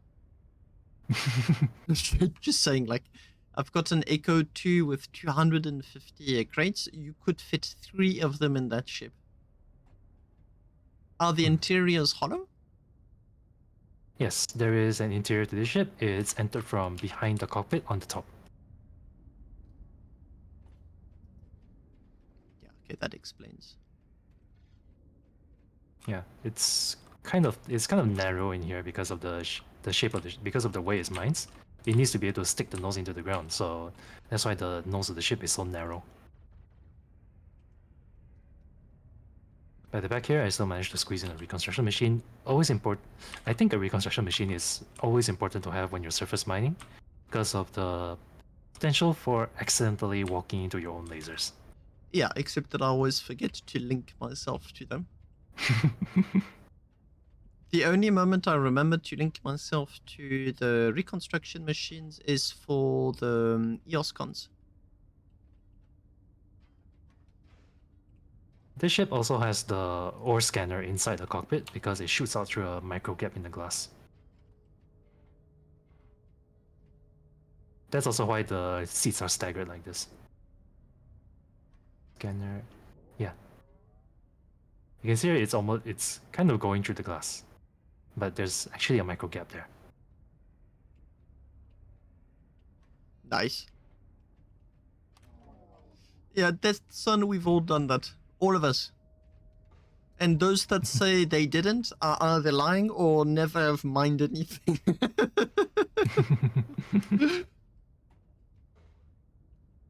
The mining system, the drill system on all of my ships is basically the same, with some minor adjustments between each one depending on the laser count. And also depending on whether the ship is intended for surface mining or not. Yeah, there's already 2 families of mining ships, and you seem to like the vertical ones. I've mostly seen rakes being adopted. The surface, true surface mining ships. Yeah, I tried the I tried the design. I tried the design with a rake, but honestly, it didn't seem to work out very well for me. Yeah, Because I wanted to do something that was separate from the surface zero kind of style.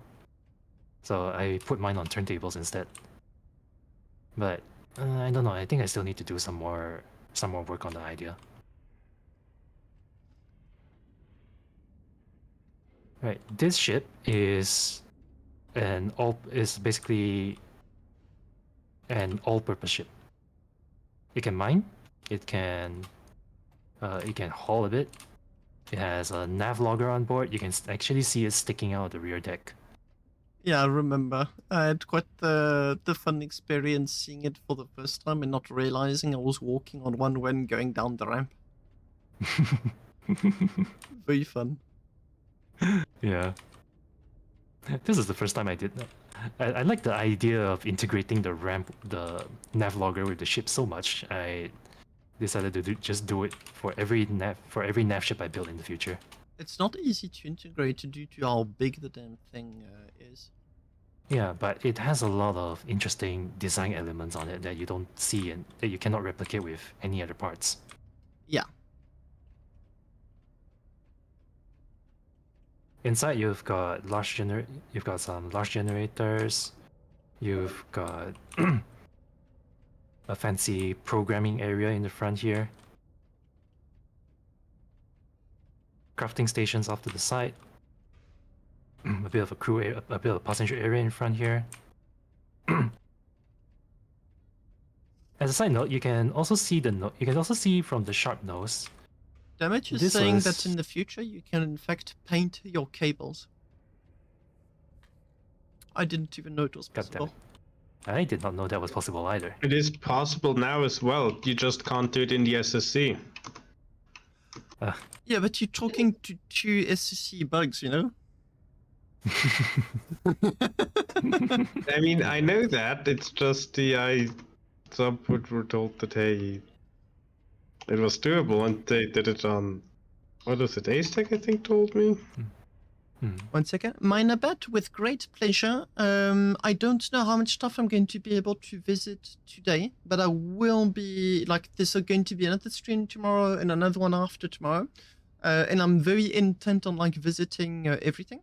If you think you may be unavailable at, like, certain times, what you can do is, like, ping me on Discord directly and then just, like, start organizing with me a time at which we can do stuff together. I've already done some with Anchoring, and I've already done so with damn it, I forgot his name. Direct messages. Scipion? Yes. How did you say it? Scipion? Scipion is right after you, but with Stuin. Oh, yeah. I think that's how you pronounce his name. Hmm. Accepted him.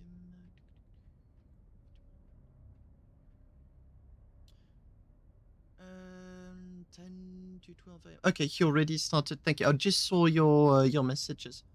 Later, like afternoon would suit me. Best.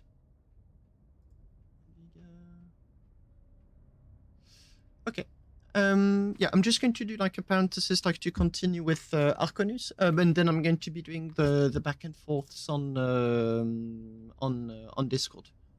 But yeah, as a general rule of thumb, if possible, second half of the afternoon onward French time, which is Western European.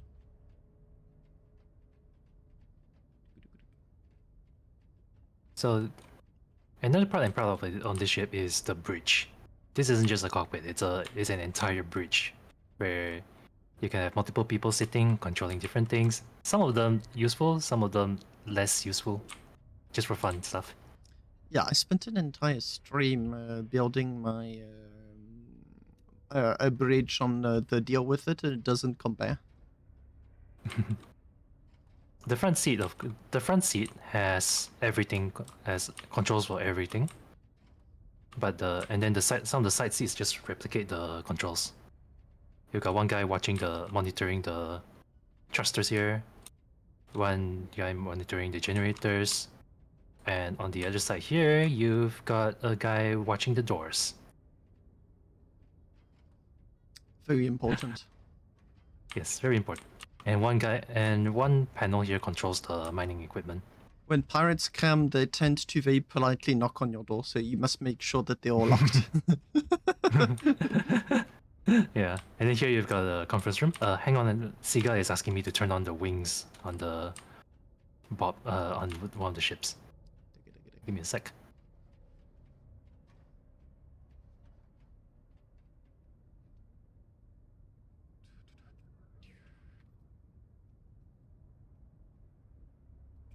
I'll use this opportunity to do a bit of organizing.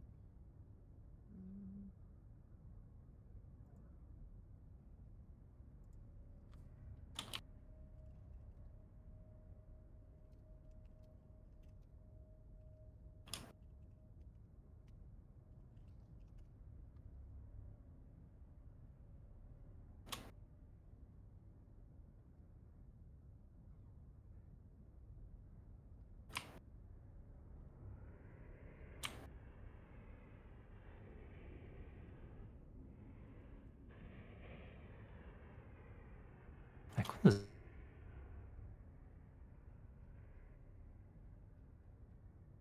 To turn off randomly by themselves. Hello! Je suis en train de stream pour le l'EOS Con. Ok. Donc tu vas m'entendre parler pas mal en anglais. Et c'est aussi pour ça qu'il y a du monde sur le Discord. Ok. Tu peux stream sur Discord ou pas aussi? Oui, je peux faire ça. Je vais faire ça maintenant.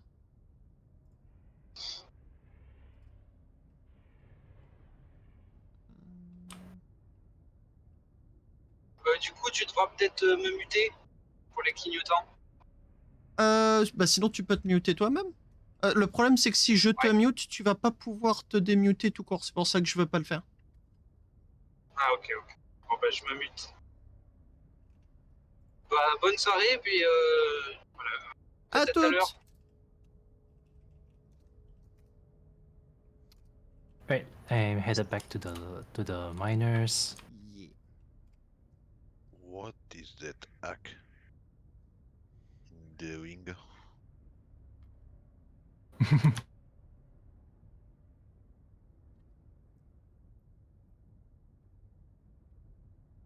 Basically, basically all eight corners of the cargo loft frame are on the same plane.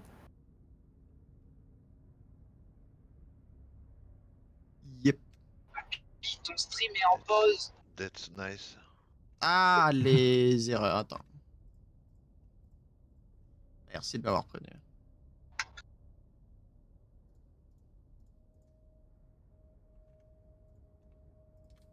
Merci. Happy, where are you? Right above the plot.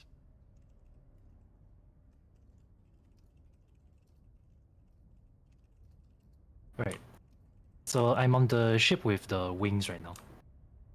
The wider one. The one that's parked, oriented differently. Down below, the one with the drill sticking upwards vertically. Thank you. I can see you.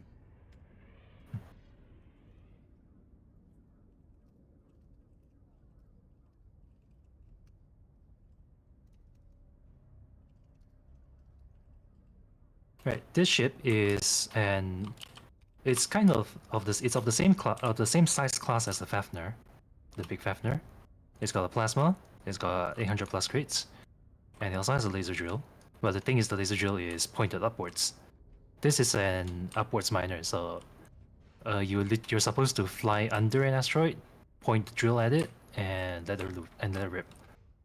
For ships this size, I think it's a very good idea to go under the asteroid and just keep in mind to not pitch up when it is there. But it is a better idea because if you approach too fast, it doesn't have the same consequences as if you had your lasers on the nose. It's just a safer way of approaching an asteroid in general. Less chance of booping the roid. The downside for this, when using a drill with this, is that the drill no longer becomes capable of surface mining. But so this is a dedicated belt miner. Full avoidance system in the front. You could have put it on the belly and it would have worked for both. Yeah, but I considered that, but it wouldn't have been ideal because looking upwards is making the seat point upwards is easier than having it point down. The seat on the ship rotates. And even if you point it down, even if you were able to point the drill downwards and mine like that, you would only be capable of stripping the surface. Just like, for that kind of thing, you're probably better off doing a rake. Yeah. But I mean, what I meant is like use it as a rake. In which case a full rake would outperform it. Sure. Or just plain have the drill in front and use it and just drill downwards. So in the end, I figured there was not much point in doing it.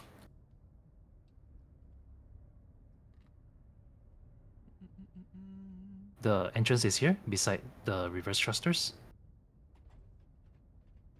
You also find on this ship a lot of hidden rangefinders for using the micro gap technique. So it has a full full rangefinder suite for avoidance. Someone else is hosting the ship.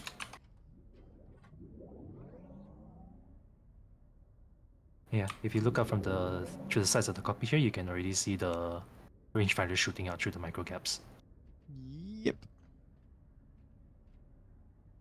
I dialed it up to 11 with this ship. I tend to be completely paranoid when it comes to asteroid avoidance systems, and mine tend to be quite literal roars of rangefinders.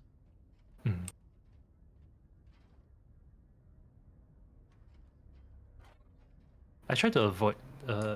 It's just a slightly different style from mine. I can accept the slightly less coverage if it means the ship will be able to look nicer.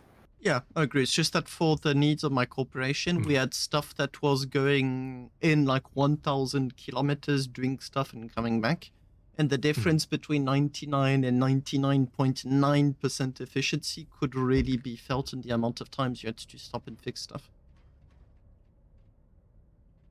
Because like there's no such thing as 100%. You're just in like one small lag at the wrong moment, and even perfect coverage is all of a sudden no longer perfect. But it did allow us to limit the amount of fixes that were needed. Up here is a bit of a YOLO area with programming stations just beside the drill. Did you ever have to write YOLO on the fly? Nope. Still pleasant to be able to do so, I guess. Plus, well, it's just for looks. Yeah, fair. In my case, I do tend to bolt my YOLO down because on a few of my ships I have a glitch where you spawn the ship and within like first spawn, YOLO just flies away.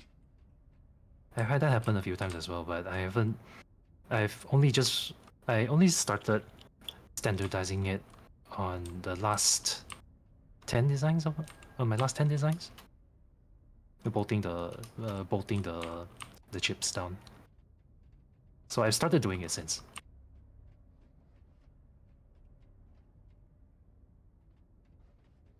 Then on the back of this ship, you've also got another towing station, just like with the Fafnir. Yeah, it's always a nice addition. This ship seems to be wanting to clip into the beams a lot, though. The right C wing has clipped into the station beam. Yeah, you'll probably have to tow him to entrance, transfer him back. Well, for now it doesn't seem it's alright. And usually when I just even nudge the thrusters a bit, it comes flying out. So it'll be fine. Let's not do that now. Yeah. I'll move to the ship beside this one.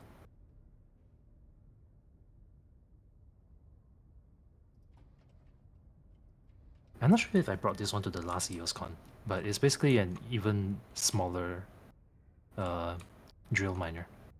Only 2 lasers on the drill. But this ship is also designed to haul more than its crate capacity by bolting onto the sides. So all the beams are exposed for you to bolt or cubes onto. And it still flies at a decent clip.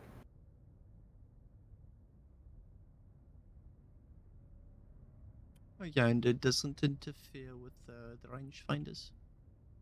I Mhm. know it would actually if you put one here. Okay, so conditionally you do have to be a bit, conditionally you do have to be a little bit smart as to where you're placing stuff. Mhm.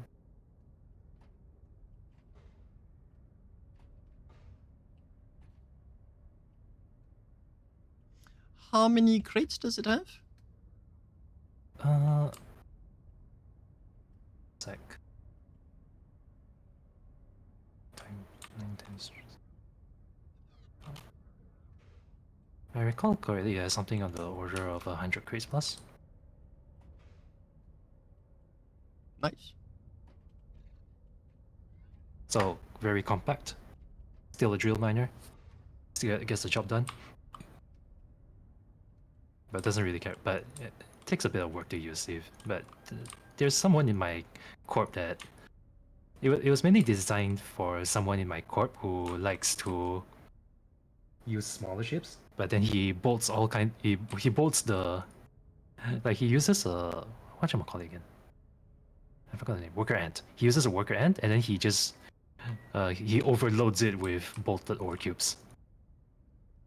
That's So one this was way of designed doing. for him. Yeah.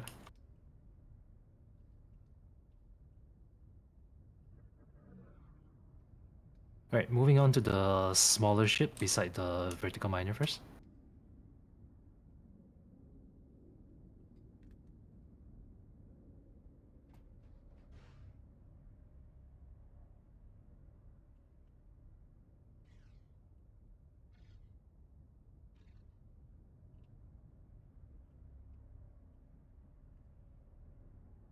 Come on, load. This one is another. This one is the first upwards miner design I built. 4 laser drill, pretty small. I forgot. Also about 100 plus crates.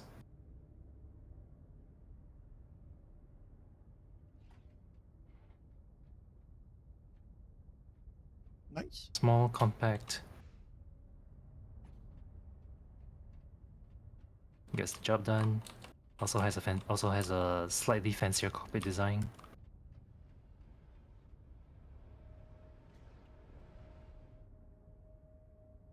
Fully enclosed, but the entire cockpit slides out like this for you to get in. Rotating chair. This is standard with all of my upwards miners, by the way. So on my upwards miners, when you rotate the chair like this, the controls also flip, so that up becomes forward.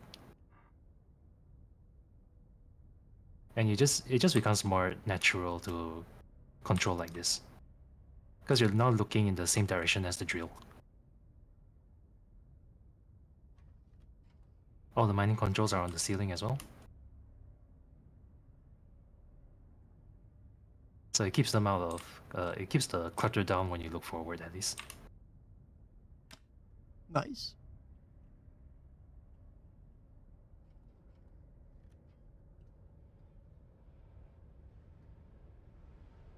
Do these pop up automatically too whenever the rods are getting a little bit empty? No, they don't, but that's why they have the handles. I don't think I had that. I don't think I had that standardized at that time.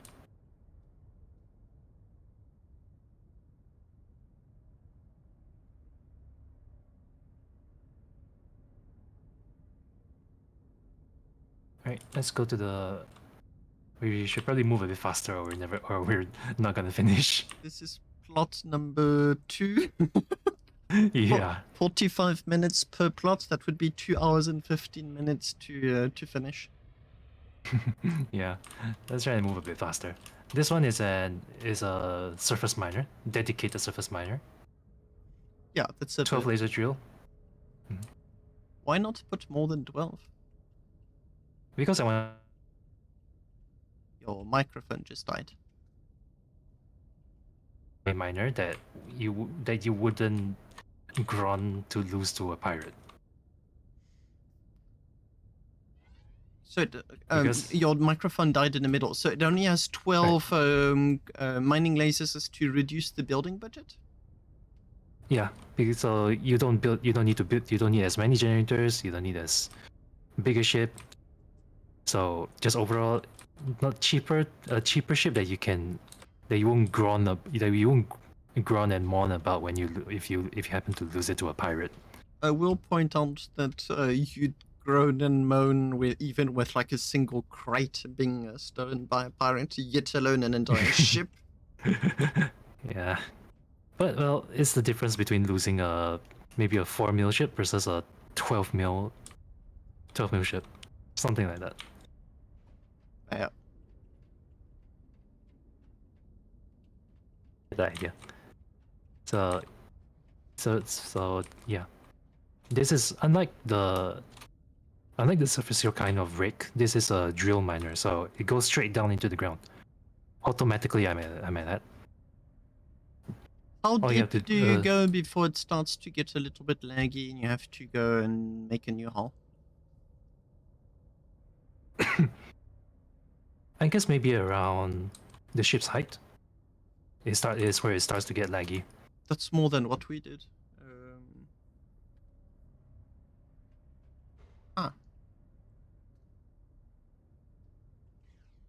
Yeah. Let's go to the next ones, otherwise I'm going to... Yeah. Let's go to the tall one in the background first.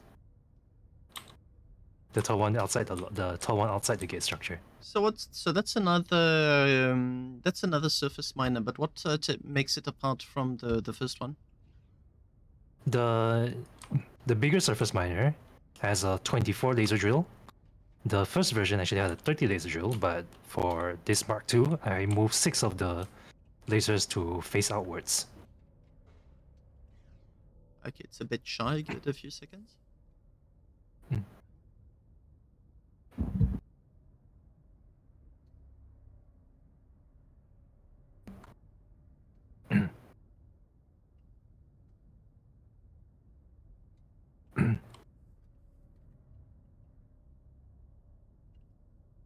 just going to turn my screen on and off again. Wait a second, it's being annoying. Oh, did it just... And I broke my stream. Damn it. No.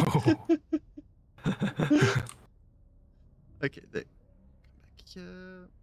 Yo. Oh, wow. Here, settings, graphics.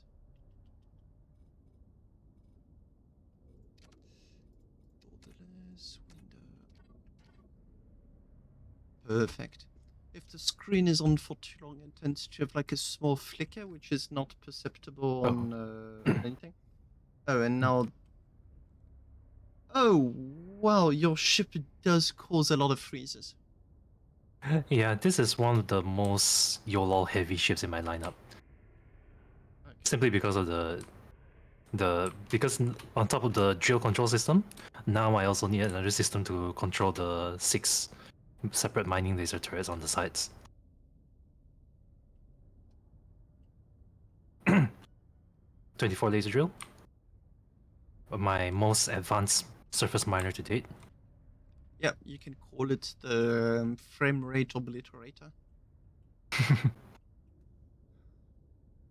The thing about this ship is the side turrets. So the idea behind the side turrets is that as the ship digs down into the ground, the side turrets will actually help you to widen the hole it digs into. Yeah, and controllable by endos. Controllable, you just need to hop into the seat, and then you have FCU, and then you can use your WASD keys to just point the turret at any ores that you find Nice. in the that you unearth inside the surface. Getting around in the ship requires an orientation change, of course. So, Happy, you can Happy. Just come back down first.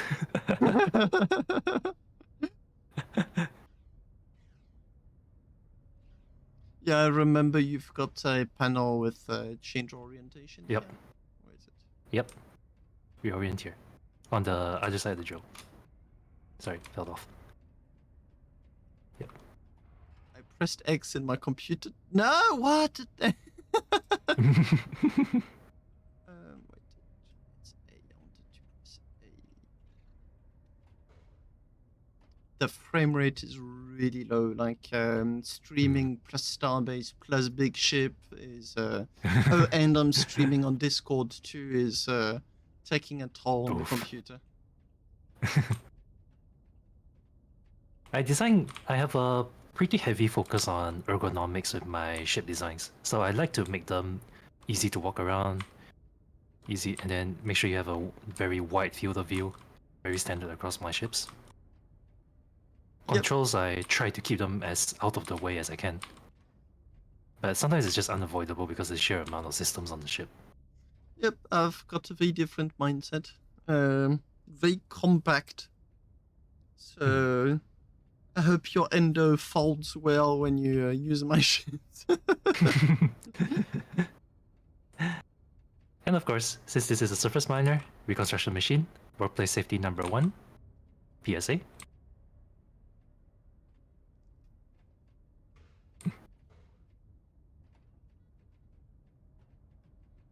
Here's some of the YOLO. Yep. This is just some of the YOLO. Where's the rest of the YOLO? The rest of the YOLO is at the back here, under the walkway.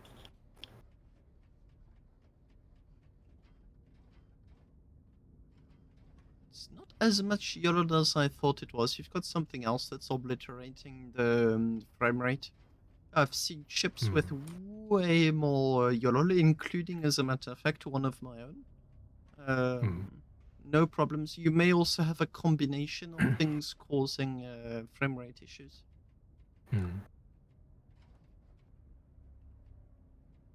Let's hop onto the next. Yep.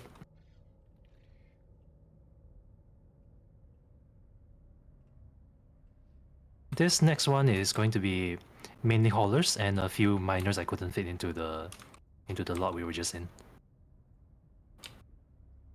Did someone just follow me? I actually cannot tell. My stream is lagging so badly. Ricardo Gums, just in case if you followed me, thank you very much. And normally there's like an animation and such, but the frame rate, yeah, even I'm freezing from time to time. So yeah, thank you very much, much appreciated.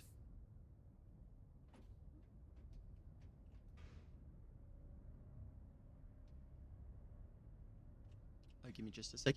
Chalou, je vais devoir couper le stream sur Discord. Le PC est en train de mourir. J'arrive même plus à... j'arrive plus à faire quoi que ce soit. Ok. Bon, ben, je vais sur ton stream Twitch. Ça marche à toutes. À plus. Okay. I'm glad it's all okay for Twitch, but on my end it's... yeah, okay, there you go. Micro freezes. Situation should be... No, it's still very bad. Oh man. Yep, and mind you, I don't have like a very slow computer, but the CPU is toasty. Yikes. Maybe a bit of an understatement. Toasty. Yeah. frame rate is a bit better, but yeah, streaming plus like intense Starbase is quite old. Ooh. Again, this one you've seen the angled stuff, the angled orcas before. Here I just took it to a giant ass hauler. This is the Sleipnir. It's got 1,340 crates. How much? What speed does it go wet with Lucium? With Lucium, hang on, I'm gonna have to check the stats for that. Actually, I'm going to start killing stuff on my computer. Firefox, goodbye. 63. It goes 63 ms wet with full Lucium. But if it's dry, it actually hits 150. Cool.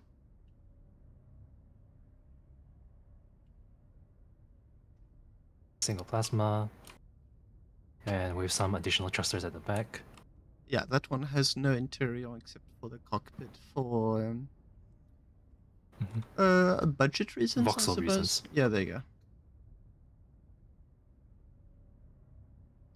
Does it fit in a normal ship designer? Yeah, it does. All of my ships are designed to fit in normal Origin ship designers. Yeah, I'm just one of the few that started putting mine diagonally in order to fit them. Just keep in mind, this ship has pretty bad brakes, so you might want to take it slow if you want to take it through an asteroid field. Where are the brakes? Real slow, all the way at the back. There are only 8 Tier 3 braking thrusters. Okay, the boxes.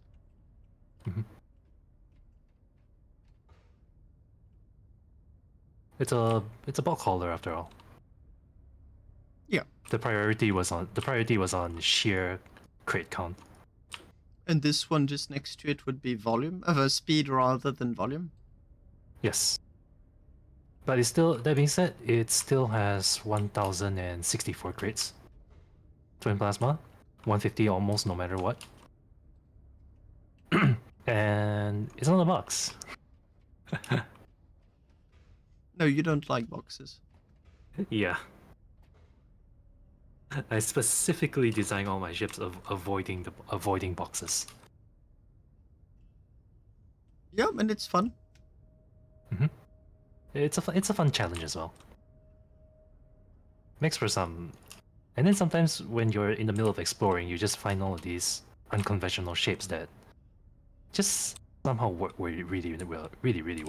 Yeah, I'm looking at one of those very unconventional shapes.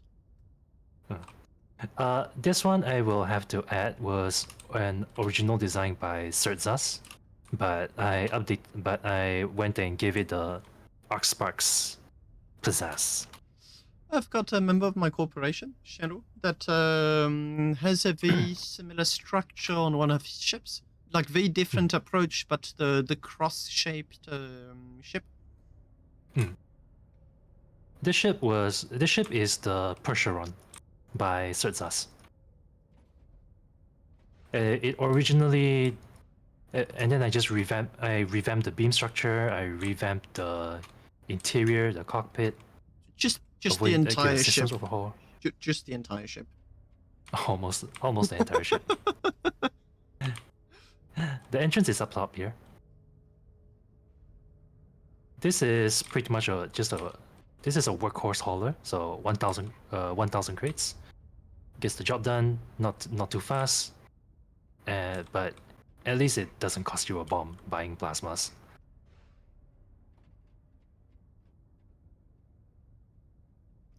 Yeah, I was thinking that in French we've got some considerably less delicate expressions to express when something when something's really expensive. We say ça coûte une blinde ou ça me coûte une couille. Which is to say, it costs me, blinde would be like lots of money, but couille would be a testicle. I see. This one is one of my first big hauler designs. 800 plus crates, and a super fancy rear thruster array.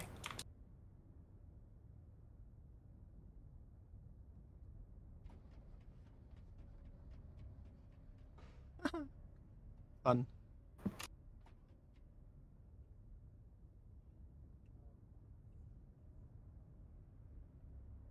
I'm really quite proud of this thruster array, how it turned out.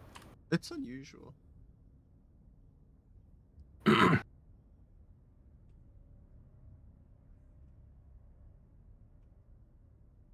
How many crates does this one have? 800 plus. Yeah, crate count is always very important when we talk about hauling ships. Hmm. As- It's got a bit of an interior to it as well, and it actually has enough generators. I ended up over designing the generators, so it has enough power to run a furnace. I use this as my main furnace ship. Why do you still have the old school speedometer? This ship is just that old. Fair. But this is a older model, of course. I've since updated it with the newer speedometer.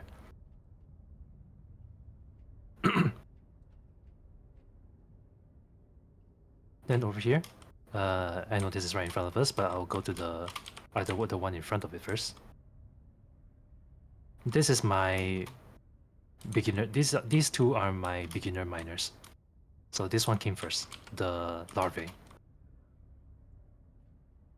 Where do you get your naming scheme from? Like, where is it like do you take them from a mythology, or is it just whatever you feel like? The smaller, most of my top of the line ships use Norse mythological names, but the rest are actually German names. Keep in mind, I am not German. Yeah, and a lot of people poke fun at me because most of my ships are fish names. I've got fish names, pirates, or ships that are named by their function. This one is named for the life cycle of an insect. The larva cycle. This one is larva, so referring to players who are just starting out. 24, 48 crates. 48 crates. Extendable if you yoink the decorative side panels. You can bolt more crates on top. You've got extra slots for medium propellant tanks here at the bottom. And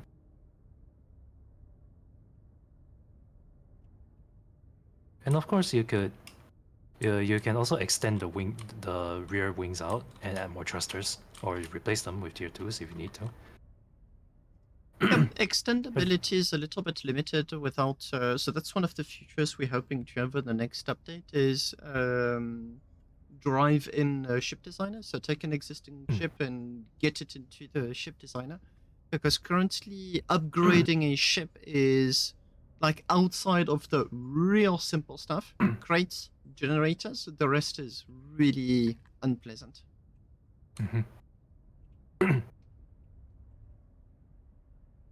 But this one only has one laser, so it's really just meant for when you're starting out. Once you've gotten yourself a bit more established, that's when you start looking at this guy behind, this other bigger one, the puppe. You can see the family resemblance. It's basically just a bigger version of the larvae. This time with dual lasers. Still tier 1 tech, still relatively affordable for a new player, and it has enough room for it has 144 crates, so enough space to squeeze in the meaty stuff of a tier 10. Yeah, 1.5.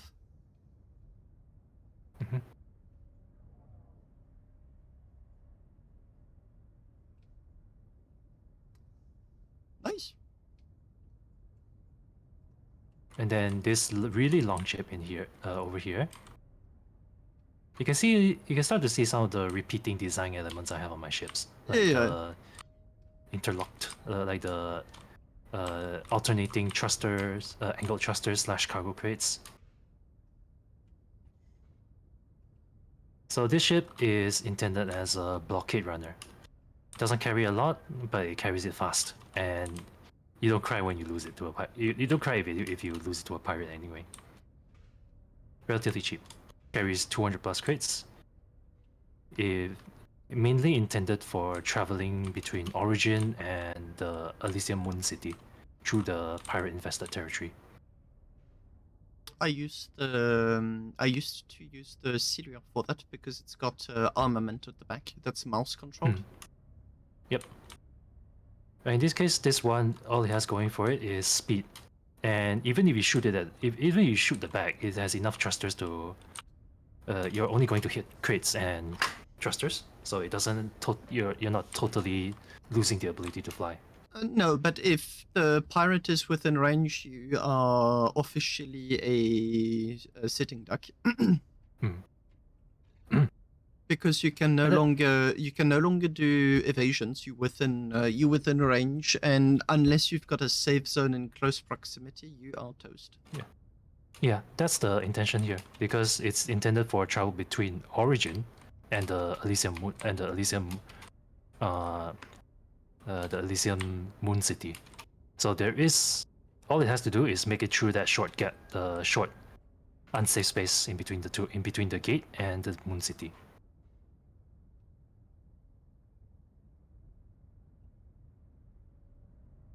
That was the intention for this ship, at least. I never actually managed to test it. Yeah, not. If you're moving your head, Twitch. Yes, sorry about. Thank you for reminding me, Damage. I need to do like a more. I need to change my setup for my microphone. It's not really easy. But yeah, that is on my to-do list. Okay, next plot, unless there's another one here. Wait, there's another one here. This was my. This is another upwards miner design. What's the difference with the other one? Hasn't loaded yet. It's basically.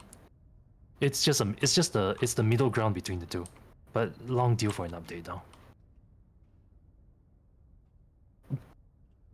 This was one of the ships I went well with the design on.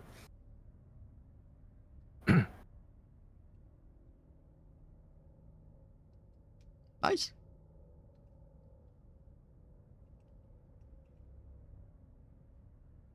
Trimaran hull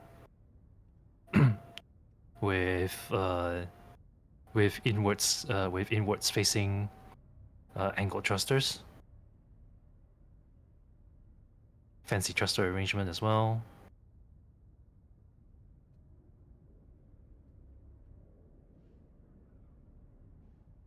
Yep. Also, one of the examples of my early attempts at a triangular cockpit. This was before I figured out how to properly use the internal bolting. So that's why there's still a beam running across the top of the cockpit here. Yeah, but it's not. It honestly does not feel out of place. Entrance is below the cockpit. There's a ramp here. Actually, haven't observed.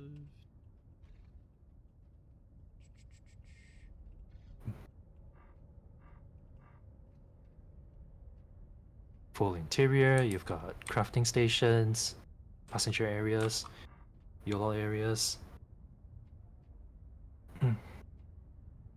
And the fuel tanks are kind of hidden behind these railings here.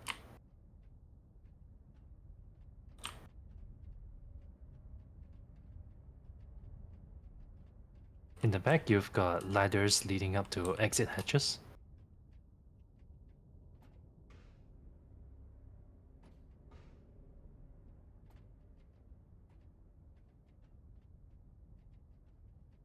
And over here, you've got a bit of a crawl space leading to a leading to a secondary cockpit with mining controls.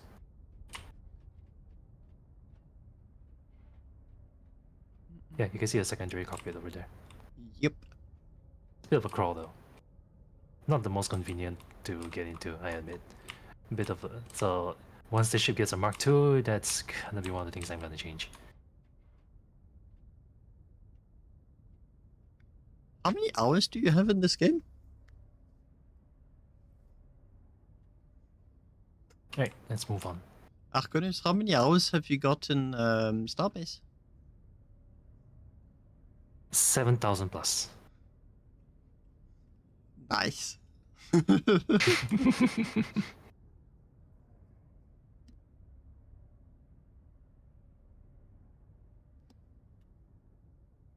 Right, moving on. This area is asteroid hauler, 2 asteroid haulers, 1 nav logger, and 1 ring miner.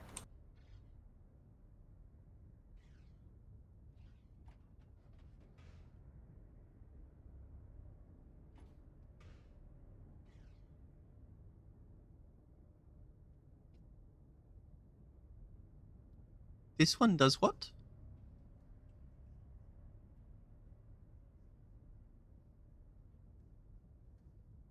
As a side note, this was the first ship the first nav logger I ever built, and it was also when I decided to start really integrating the nav logger with the ship. Wait, so this is a It's mining also- ship or an exploration ship? An exploration ship. But with mining The- capabilities. Yes, the mining lasers are intended for prospecting use, or for belt mining, in case you need to get some materials. Nav logger integrated with the ship's ramp, and a bit of a living area around here, including a little a little cleaning robot under the desk.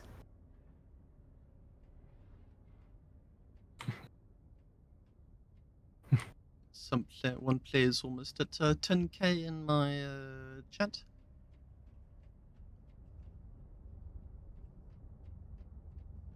Generator room complete with fancy red lighting.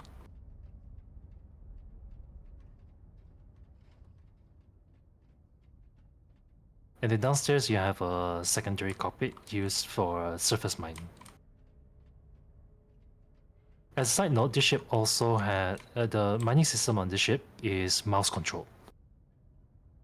It can, at least that's one of the patterns. It can be mouse controlled. It can do a drill-like pattern, or you can, and yeah, Nice. one of the more complicated mining systems I've ever had to design. Was hard as hell to do, but worth it. Down here is a bit of a cargo bay. I've got a few cargo log frames set up in here, but you could remove them if you wanted to. Or keep them for tools and whatnot. Exit ramp at the back here. Let's go back in first. Let's go back in first. Once you go back up, and then you go back up another floor. Here is the living area. This has changed on newer versions of the ship. So I actually added an obelisk here as well, and it's more fleshed out in general. Here on this prototype, I just have a bar counter.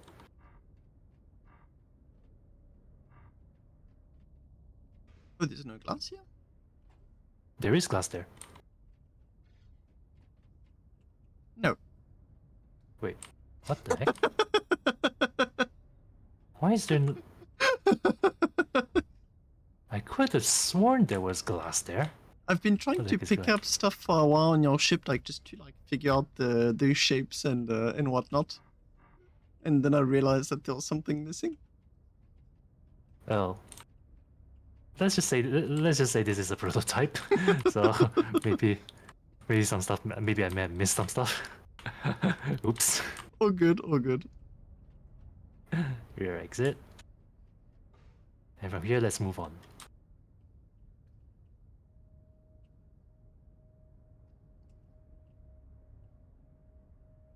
Let's head on to the ring miner.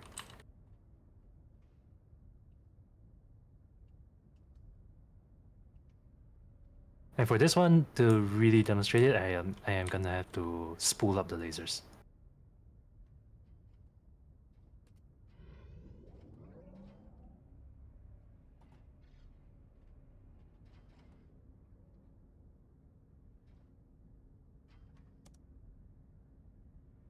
Oh god, the YOLO lag. Yeah, I think demos and EOS Con don't really go in the same sentence unless one of them has a negative. We just explore the ship. So ring miner, the concept of it is that you fly an asteroid and the asteroid goes through the middle and then the laser ring or laser hexagon in this case, just eats it up. This is a full 30 laser array, maximum amount of lasers you can have on the ship. And to power 30 lasers, I have 4 large gens. So you can basically keep it running for a really, really long time. I was thinking that the normally the ring miners will not be as interesting as the others because like they get all of the outer crust at the same time. New big miners from Ark. No, Commander Duggar, those are like his. There's lots of his old ships too, but since he's gotten them all out at once, some of them haven't been seen in a year and a half, or even 2 years. So it's quite fun to revisit quite a few of his. But yeah, back to your ship. Where it becomes really interesting is when you want to do exploration ship that have crazy amount of ice. The fact that it can get all of the exterior part of the asteroid becomes super interesting. In this case, this ship was designed more to operate in close proximity to your cap or your station, as a sort of lawnmower, if you will. Yep, fancy. And then you start getting into the patterns like this.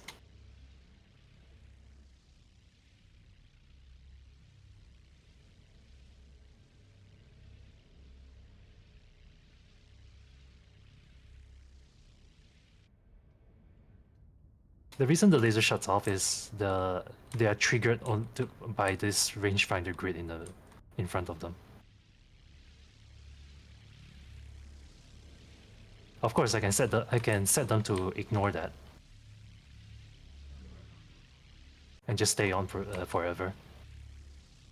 This ship has multiple preset patterns available. This sweeping is one of them, and there's a hexa preset here. How many crates does it hold? This one has 800 plus crates. So what you sacrificed for this one is the speed, presumably? Yes. 832 crates, and the speed is 125 meters per second dry. I mean, as you said, if you keep it in proximity to your cap ship, it isn't a problem.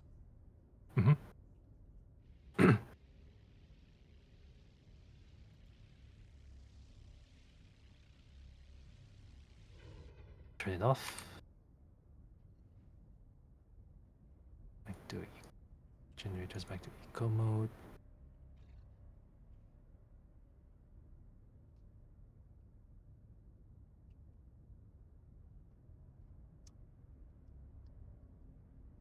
Turn off the alignment system. I remember those ships.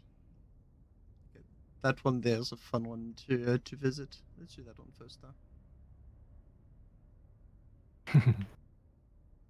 Yeah. And this one is my first Roy Hauler. 3 tier 10 asteroids. Cargo lock beams. And just designed to be basically the fanciest triple tier 10 asteroid hauler that I could think of at the time. That really looks fancy. It does. But Hello. wait until you've seen mine. Haha. Hello, Dirty. Hello. Hello. I saw that trawler before, and I was quite impressed. And really looks very, very nice. Thanks. Keep in mind though, it was built without paying any attention to efficiency. So you've got tier 3 thrusters. Goes fast, but not exactly the most fuel efficient one out there. Yeah, I know that problem. I really liked this one. This was one where you've used your very fancy concept of the new, interestingly shaped cargo lock frames. Yep. So in order to use them, however, you have to go above or under the roids and then go up or down. Yes. Preferably under the roid first, because the sensor to detect the roid loading is positioned under the ship. You can see the rangefinders underneath the base. Okay, so just when the tip of the roid triggers the sensor, is it supposed to? Yep. Just turning on one for show. I am absolutely certain that the Starbase devs had no idea of just how much we would twist the game, given the opportunity, the new plasmas, the new cargo lock frames, just like we haven't had content in quite some time, so what do players? They create their own content.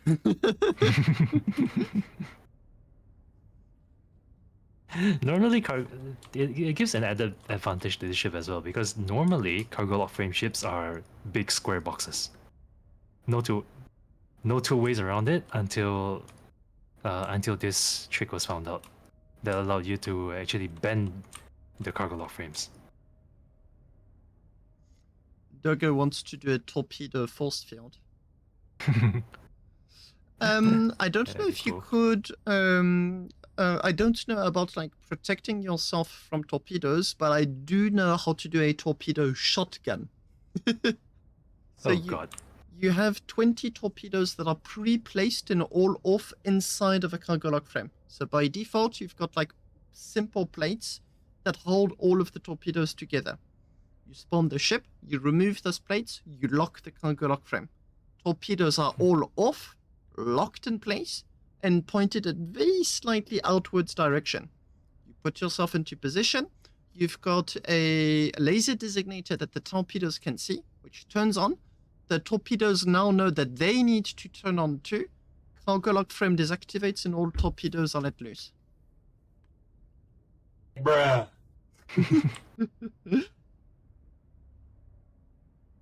No, you don't. So you could have 20 torpedoes plus 30 weapons. It would just be seriously janky. Like, first of all, torps only go 110 or 120 meters per second, so that makes them very dangerous to use, especially in dogfights. But if you want to unload all torpedoes on a big target and then engage, you could also do the same thing, but with 3 lock beams. You could have your cargo lock frame. The only inconvenience is that one way or another, those torpedoes need to be bolted to the ship with stuff that then gets removed. So you just have like a step that requires intervention before you can use your ship.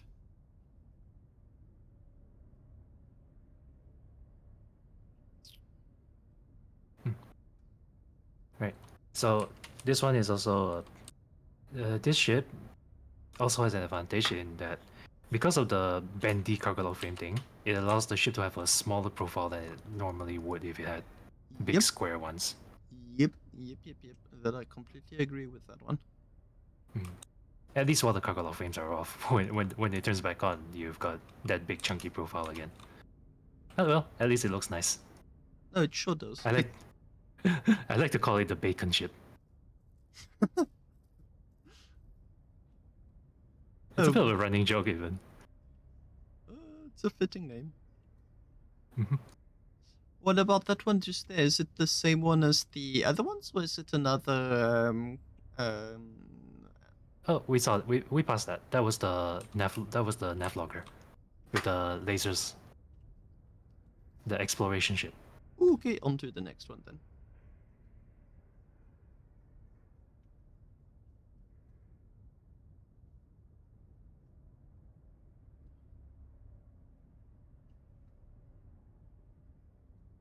Getting a bit more sparse here, but I really needed an extra lot because of that big ass thing at the back of the lot.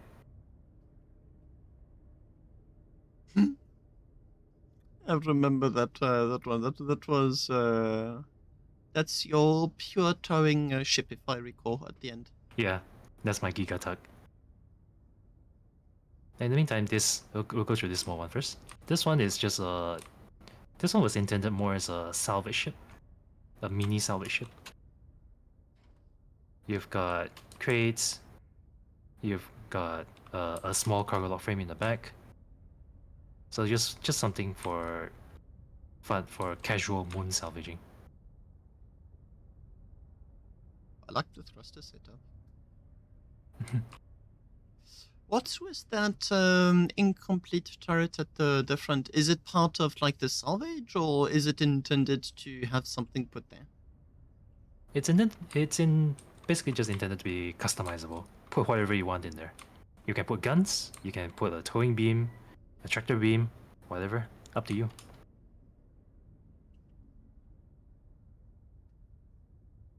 There's also a spare hard points on the turrets on the ship side as well.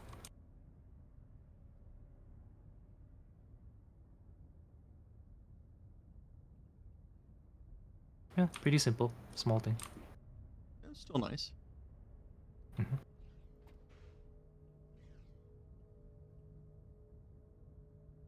And over here is a pure exploration ship.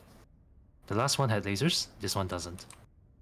How far can it go? Is it just to go into the belt, or is it designed to go really, really far?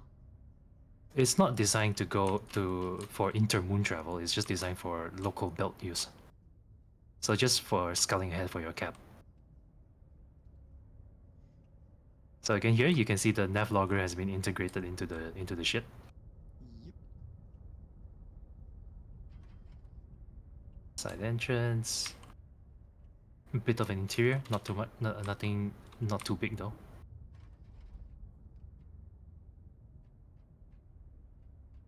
Some small crafting, because this does have a handful of crates for in case you need to mine anything by hand to refuel tanks or anything.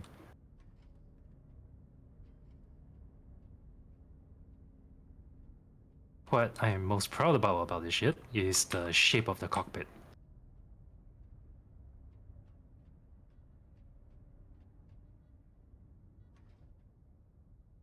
Yep. That's really not the kind of stuff I'd even bother to do.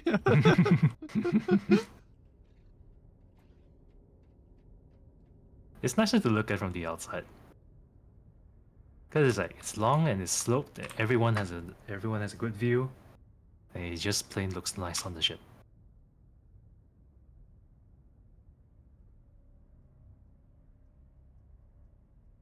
There's also an ore scanner in the nose, firing out through a micro gap.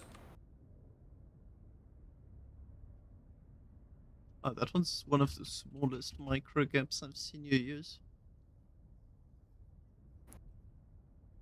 That nose took me a while though. Yep, I can see why. And obviously this thing is not meant to take a hit, so don't fly into pirate territory. The prop tanks are on the outside. It will go kaboom. Yeah, figured. This one is a salvage ship, slightly bigger.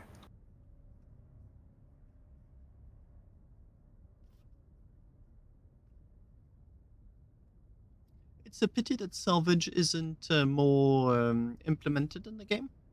Yeah. Currently, salvage is just not very worthwhile. I do hope that they address it. Crates for recycled stuff. You've got a cargo frame for stuff you want to bring back. You got a towing beam, and you've got a turret on the top with a tractor beam and a mining laser. The mining laser is intended for sawing off parts of the ship that you want to just tractor. That's an interesting approach. I haven't gotten to use it yet, to use it in practice yet though. So it's just theoretical. I really like your little how is it called in French? You call it a passerelle. What is it? Oh, the catwalk. Ah. I Yeah. like. I like how it turned out too. Yep, it's very pleasant to look at. I've got one ship which is currently there that has a catwalk, but it's not as pleasant.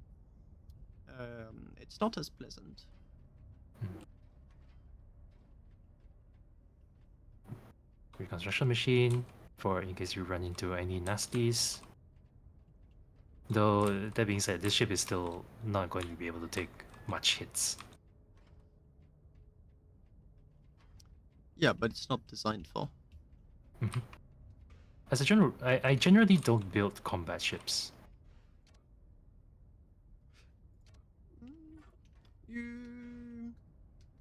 If you grasp the base concept, it becomes really fun.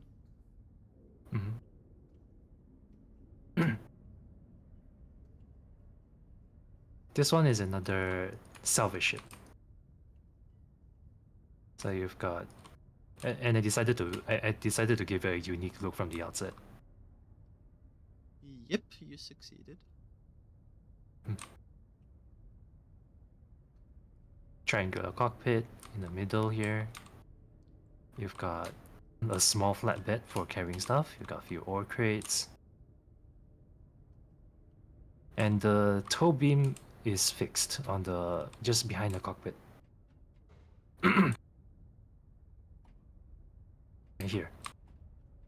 So when you want to aim the tow beam on this ship, this was the first tug I designed, built when tow beams just came out. So at the time I didn't think of putting it on a turret. So this ship is most likely going to have a Mark II at some point, with a towing turret just to make it easier to aim. The seat is slanted back so that you can aim so that you can look over the back and use it to aim the tow beam. Yeah, I don't have that on a few of my ships, and it's a very needed addition. Let me open the door. Thank you. Oh, this ship still has a warp core in it. That's what I was looking at. I was trying to figure out if it was a big generator, but it did not look like a big generator. I mean, I hope the game does, but in a few years' time, the warp cores are going to be a very fun thing to showcase on ships. A piece of history. Exactly.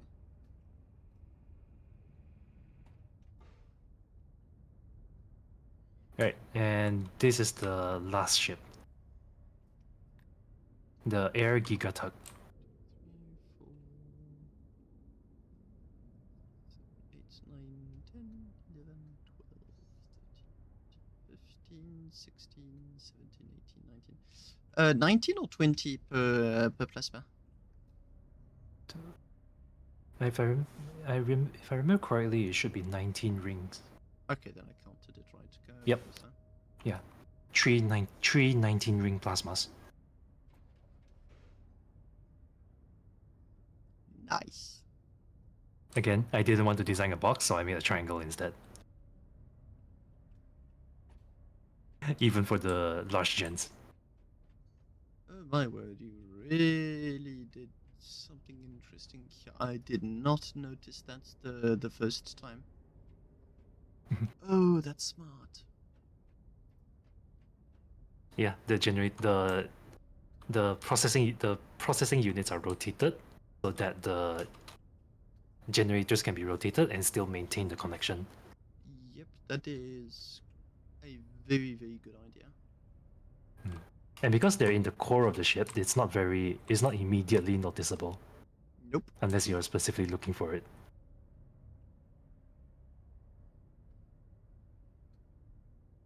It's nice. So 9 large gens gives it plenty of power for towing most big stuff out there. My Gigatug is about to go 9 big gens too, but it's not going to be as nice looking as yours for sure.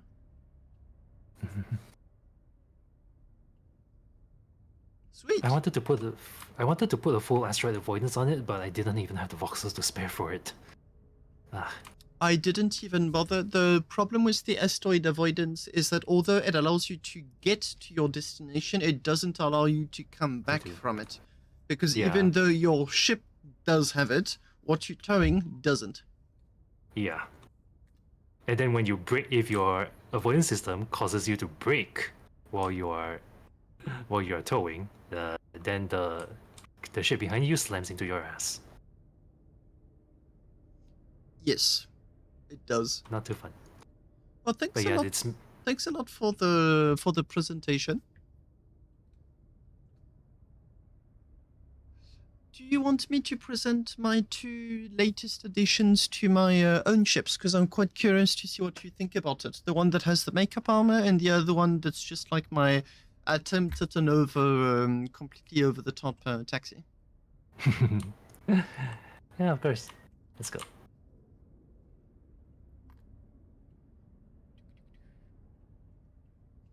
Just going to... I can stay for a bit longer before I have to go KO on my bed.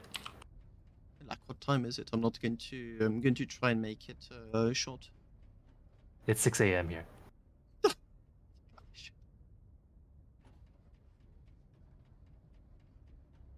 Well, that's how it is for every EOS Con. Yeah, just a day or 2 of massive jet lag. You did take a coffee though a few hours ago. Yeah. Oh boy, I'm loading something big.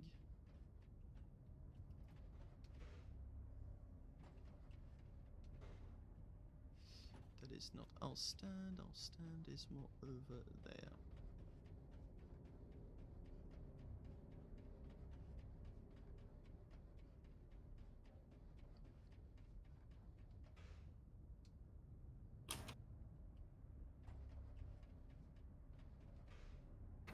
Really, Dulcipian, you mad lad.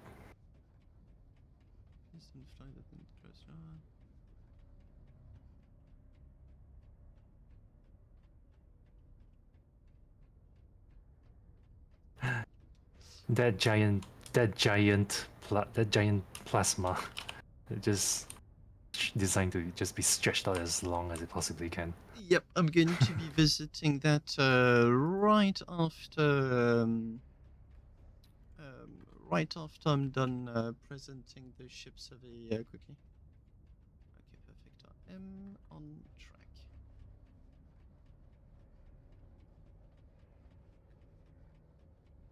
track. I'll start with... I was fully expecting you to have like 4, 6 small lots again, or big lots, more ships. Because I keep well, the context is I started a new work Wednesday, and I came back from South Africa Monday. Oh.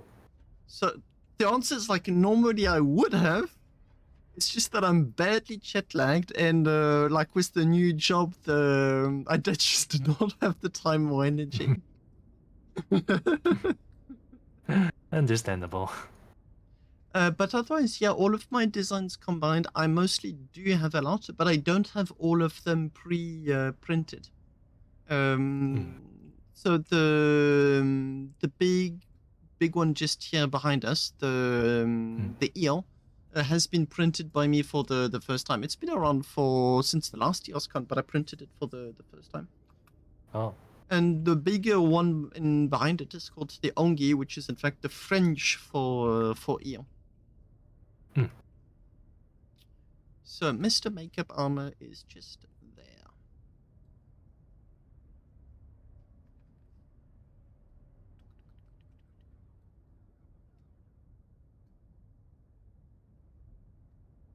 So this design here follows many of the traditional boxy designs. I'll just let you get closer. Do you want me to present the eel to you? That's okay. I just we were having some desync issues for a bit, so I kind of lost track of where we were. No worries. And now I'm stuck in the. That's normal. Give it a few seconds. The Yeah. Silure is one. The fun part about the ship you're on, that's like one of my oldest, most sold designs, and it fits in diagonally in a ship designer because it's just too long to fit in normally. It allowed me to fit an extra 2 plasma rings, and it's got defensive armament at the back, which have been put to very good use way more than once. This here is the ship with the makeup armor. So you've got the core of the ship, which is very boxy, is made of corrodium. The outer shell, however, is mostly made of nephrite. So that's how I went around making a meta ship that is decently pleasant to look at.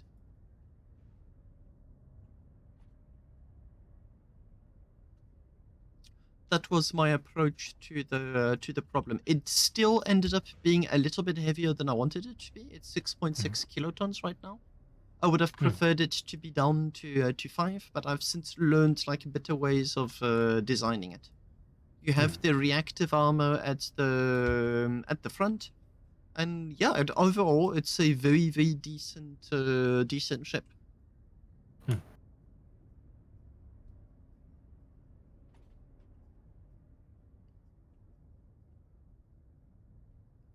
Yeah, looking good. The other one is the big taxi. Thanks, Commander Duggar. Well, I do think I've shot you with it once or twice already.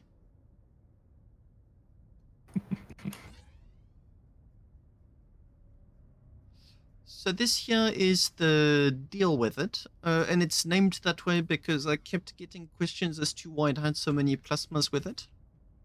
I kept having questions as to why it had so many plasma thrusters, so I just said deal with it, and it became the name of the ship. Literally as simple as that, and that ship is 60% plasma thruster. The plasma thrusters do way more than half of the ship on the interior, and it's got one of the highest accelerations in the game. Sea Colt did a good usage of his access to the ships. You seem to have a bit of a ladybug infestation here. Well, all good because the ship's going nowhere for now. The interesting part about the ship when it comes to YOLOL is that it's its back-controlled turrets. They are a little bit different from what I usually do, and that's that it's either 1 or 2 players. It's capable of accommodating both. So if I have 1 player, at the flip of a switch, he can take control of all of the turrets. And or you have 2 players, and in which case they both manage the top and bottom turrets independently. Oh gee, I think I loaded one of my big ships because I'm in total freeze. What just loaded?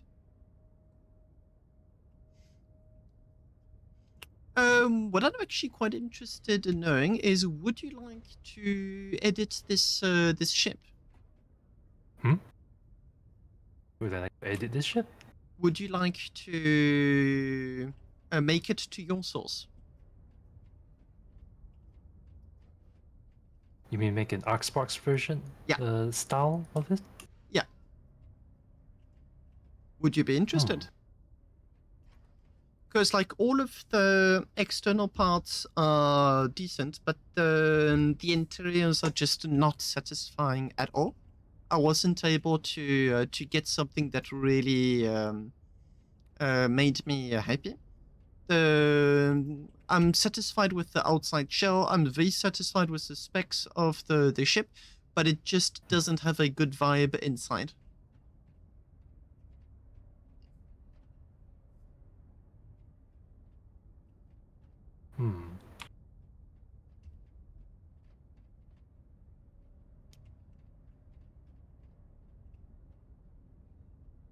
If you want to do so, then I give you a blueprint, and then you do absolutely whatever the heck you want with it. Even cut it in half or just gut it entirely. Hmm. Only if you feel inspired. If you don't, no worries. Since this was intended for the drive, it even has an anti... Oh. Lingon just tested it right now. It even has an Anti- anti-access to the cockpit. Literally to allow the pilot to not have people be on him directly or in front of him, because there is some space. Hmm. Well, probably my biggest issue now is time, because I don't have anywhere near as much time No worries, no worries. play Starbase as I used to. If ever one day you feel interested, ping me and I'll send you the blueprint immediately. Gotcha. Simple as that. But yeah, the acceleration of this ship is very, very fun, and it is very pleasant to drive because of the plasma output at the back. So you have like 4 plasmas, and you get like these 4 triangle pods. So it looks like you've got plasmas from different colors. I should have a picture of it flying. Give me a second. Let me see if I can. Gotta love the jank plasmas. Oh, they're really fun, and I really love the vibe they give on this ship. Let me just tell you if.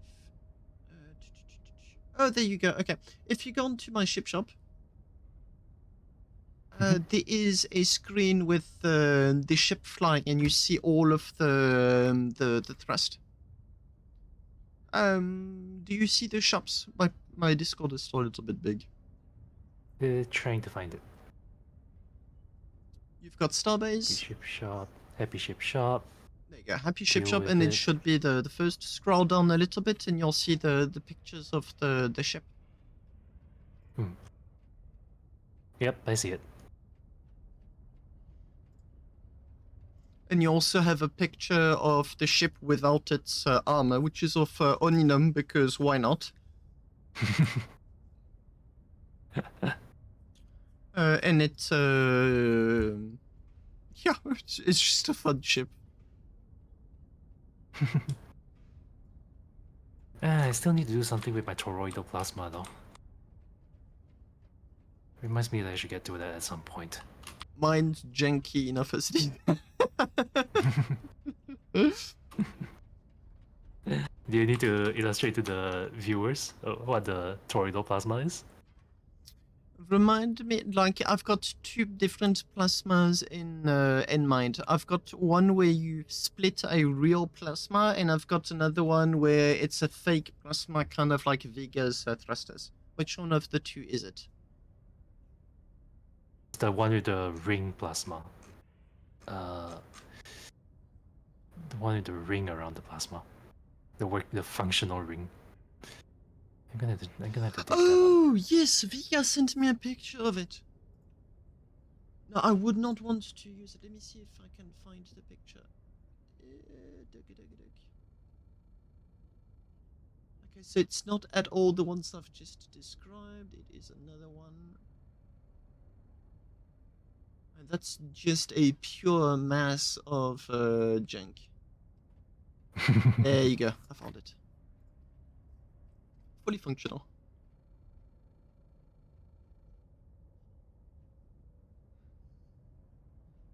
If you do a ship with that, I'd love to see it. But best of luck. Incorporating it on a design seems complicated at best. I know. I was considering this thing as a concept.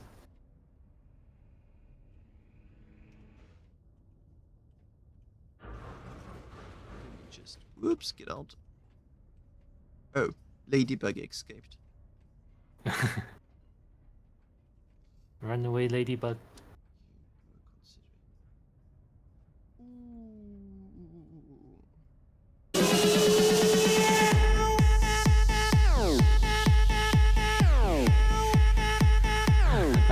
toying with the idea. It seems like I may be able to slim down, to trim enough voxels off the toroidal plasma to do it. I'll go lock frames. I don't know. Maybe go down to 2 because there's no ways you're getting 3 asteroids in there. Or I mean, if you do, I'd be amazed, but I'd also be the first one surprised. Hello, spider. Able to fit. The voxel volume. You're going to, if you try to do 3 tier 10 asteroids, the ship is going to grind you out. Yeah, that's why I was thinking of taking ring segments off of the toroidal plasma to do it. Best of luck.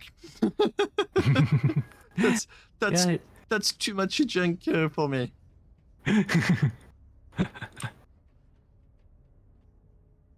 Well, thanks a lot. The other ships have already all been displayed at one point or another. The oldest one of them all is in fact the one that's on the left just here, the Reclaimer. It was designed as a salvage ship. And we scared the bejesus out of someone with it because it in fact has armament, which was not super common at the very, very, very, very early days of Starbase on salvage ships. But it's super old school. I've actually just wondered, I don't even remember if it still has the...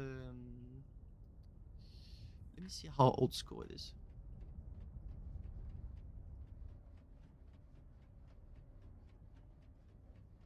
Okay, no, I did remove the fast travel core from the back.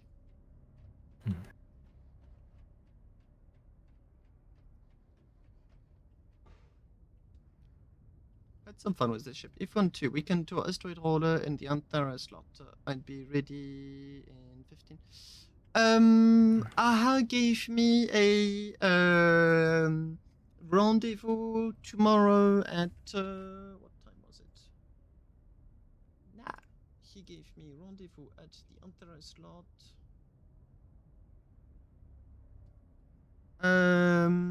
That would be like 8:30 French time. So I can visit everything there for the Antares lot. That's 8 p.m. Not I am not a morning person. Best of luck in getting anything out of me in the morning. I do not understand the concept of an early bird. Me neither. Even though I'm technically up way earlier than I usually am.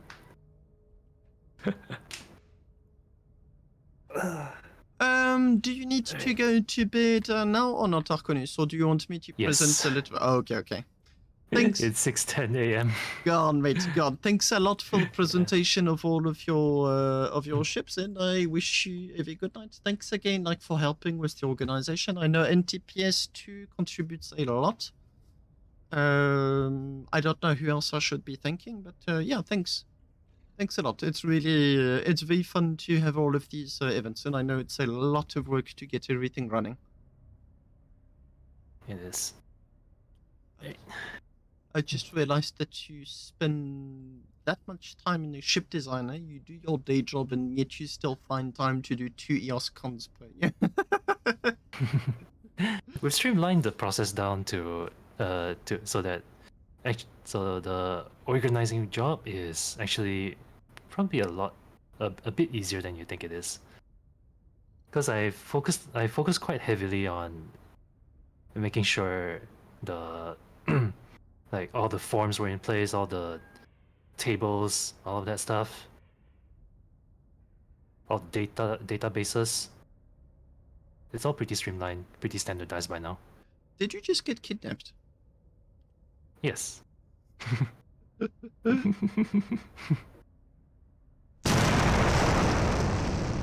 Eilingon. Wait a second.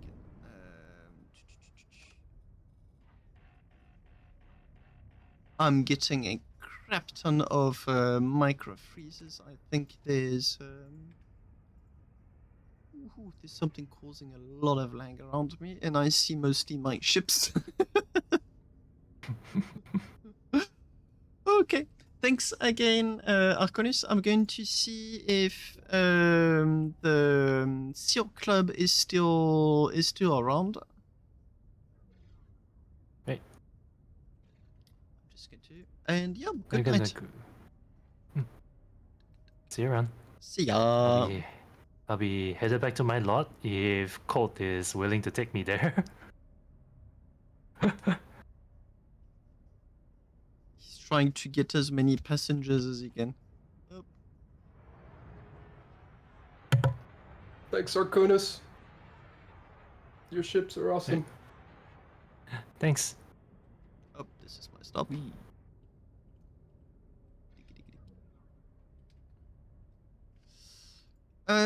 And now currently I am at Seals Club. Let me just see if Scipion is there. Whoops.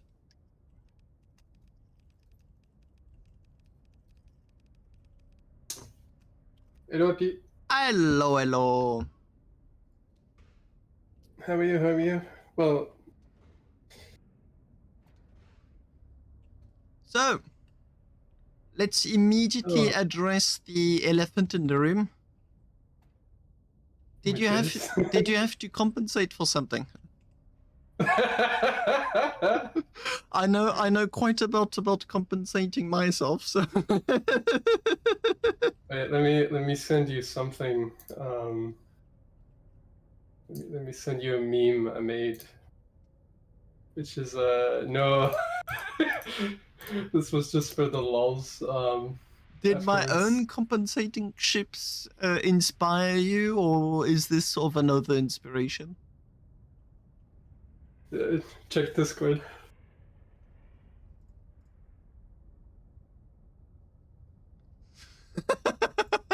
Good one. It was just so funny enough that actually kind of started with a very different ship, which is also on my lot, which is a really tiny scooter. That started with a scooter. Yes. So long story short, it was a whole. How do we even describe this?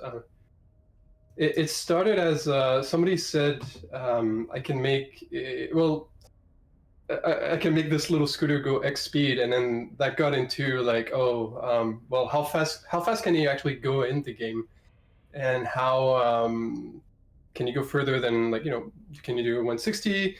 And then there was that test that I did in SSC where I seemed to be going 230, and that turned out to be gravity. But I basically kind of went like, what is the, like, if you could use the most voxels in the game as thrusters, does it actually make any difference? And turns out the answer is no. But that ended up with me making the first version of this, which was 118 plasma rings. Because I counted you could put, if you physically copy paste plasma rings, you can have something like 125 in the editor. And then to have enough engines to run it, you go down to about 118. Now, just 2 days ago, I then also remembered that, well, there's also jank plasma that we discovered, and you can actually space that stuff out.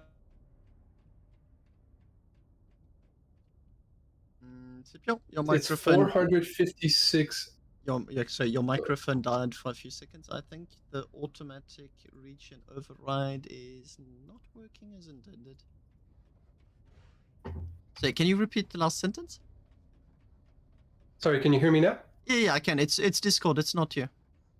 Oh, sorry. No, my microphone also has a bit of cable issues, so if I stop talking for like 2 minutes, it might just be disconnected. Okay. But I was just saying, I think this one is it's 456 superconductors. It's 4 superconductors per ring, so that's about, this one's down to about 114 plasma rings worth of thrust. And because they're the way they're spaced out in offset, it's two. It's the length of 2 rings for the power of 1 ring. So this means this is about as long as 228 plasma rings. Nice. Oh yeah. Does it at least have like a really good acceleration? Yeah, it just eats out. But the funniest thing about it, and I don't know if it's just because of the fact that it's max voxel and it's got so much thrust, but like the drift on this thing is insane. Like if you're going 150 and you stop thrusting, you'll just continue for another like 3 kilometers until you stop, which is quite funny. But That's quite a lot indeed. yeah, Why this is was it- just for fun, and yeah. Ah, I can no longer do the technique of gravity boots and then reorienting myself. Let me do it that way. Perfect. It's the technique, or rather than using your jetpack, you just continuously diagonally fall. Oh yeah, that one. Yeah. If you want to feel dizzy, you can just go through the internal thing, and it's like you're watching an infinite like hypnosis spiral. I'm too sleepy It's for quite that funny. to be a good idea.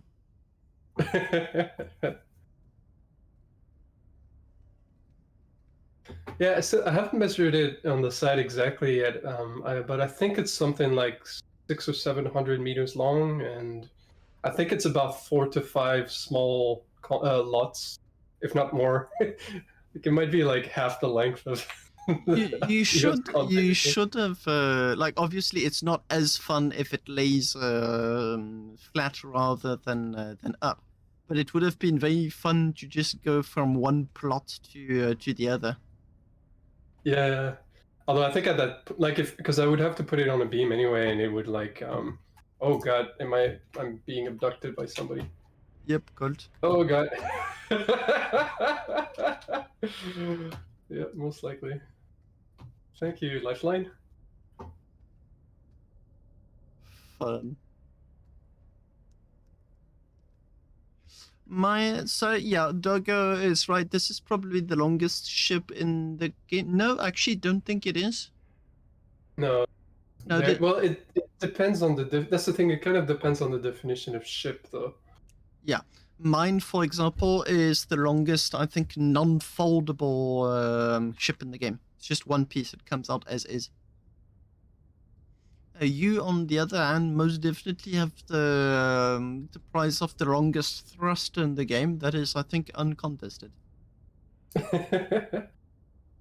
I think in terms of there is also there's a guy called Garth Zader who's done a couple of really impressive structures. There was a really nice cylinder that he showcased at one of the previous EOS cons, and he's also done a really thin beam ship, which I think is about 3 beams thick, but it's almost the entire length of like EOS Con. Like it's probably twice as long as mine, but it's just like 3 beams continuously going. It doesn't have any thrusters though, so in terms of like longest ship that can move and orient itself, this might be it. Yeah, but like unfolding one of these things takes a crazy amount of time. Yeah, the worst thing I think with this one was just the whole having to test it. Because one thing, for example, this one, it has thrusters at the other end. So this required very careful unbolting and rebolting of set thrusters to not break the ship during the assembly process. Like there's moments where like, okay, if I mess this up, like this whole ship could just be gone, which is, you don't want that to happen when you have like 100 million plus worth of plasma thrusters on your ship. No, yeah, you're right, because like hinges, beams, and thrusters is like the deadly combo. Yep. Yeah, fun little challenge, and yeah, it just came down to like I did that other really long. I posted a screenshot of that of like the ship with nothing but plasma thrusters just for those tests, and then it's like, well, we should probably bring it to EOS Con, and now I have 100 million worth of plasma thrusters that I don't know what to do with. Got spare parts if in case I ever crash my haulers. Just keep it out for EOS Con. I think it's more than good enough of a reason. Yep. But yeah, I'm gonna try to message Proxy because I think he was he has to go soon, so he might want you to check out his ships first. Sure. So our lot is oh yeah, he's here. So Yo, our lot is Seal Club, and on one side is Proxy Mine, and the other side is mine, basically. Sorry, someone just did a jump scare. What did you say? Oh, so our lot is half Proxy Mine and half my ships.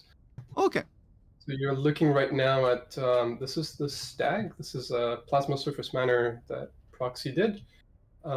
It's only, I think, 18 rings or something like that. But otherwise, it's the usual 3 large gens. I think it's 1,040 crates or 80, something like that. And yeah, it's got external prop tanks. He also figured out. He had a lot of chats with Boom about developing coding for the surface miners.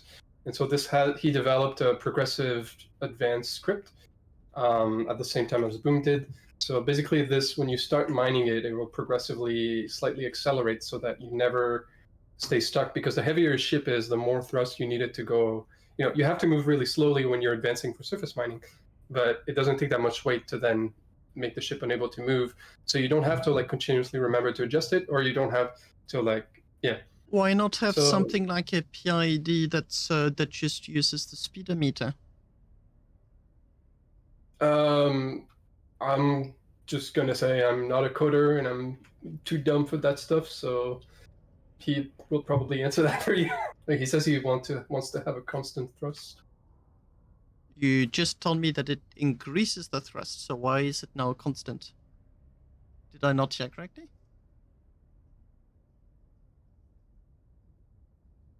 We'll see what he replies.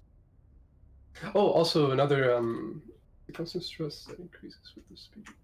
Okay, just for the sake of a definition, a constant is something that doesn't move. So no, it's just a thrust that increases slowly with decreases with the speed of the ship. Okay, so yeah, it just you just had a different approach for what I just said. Simple as that.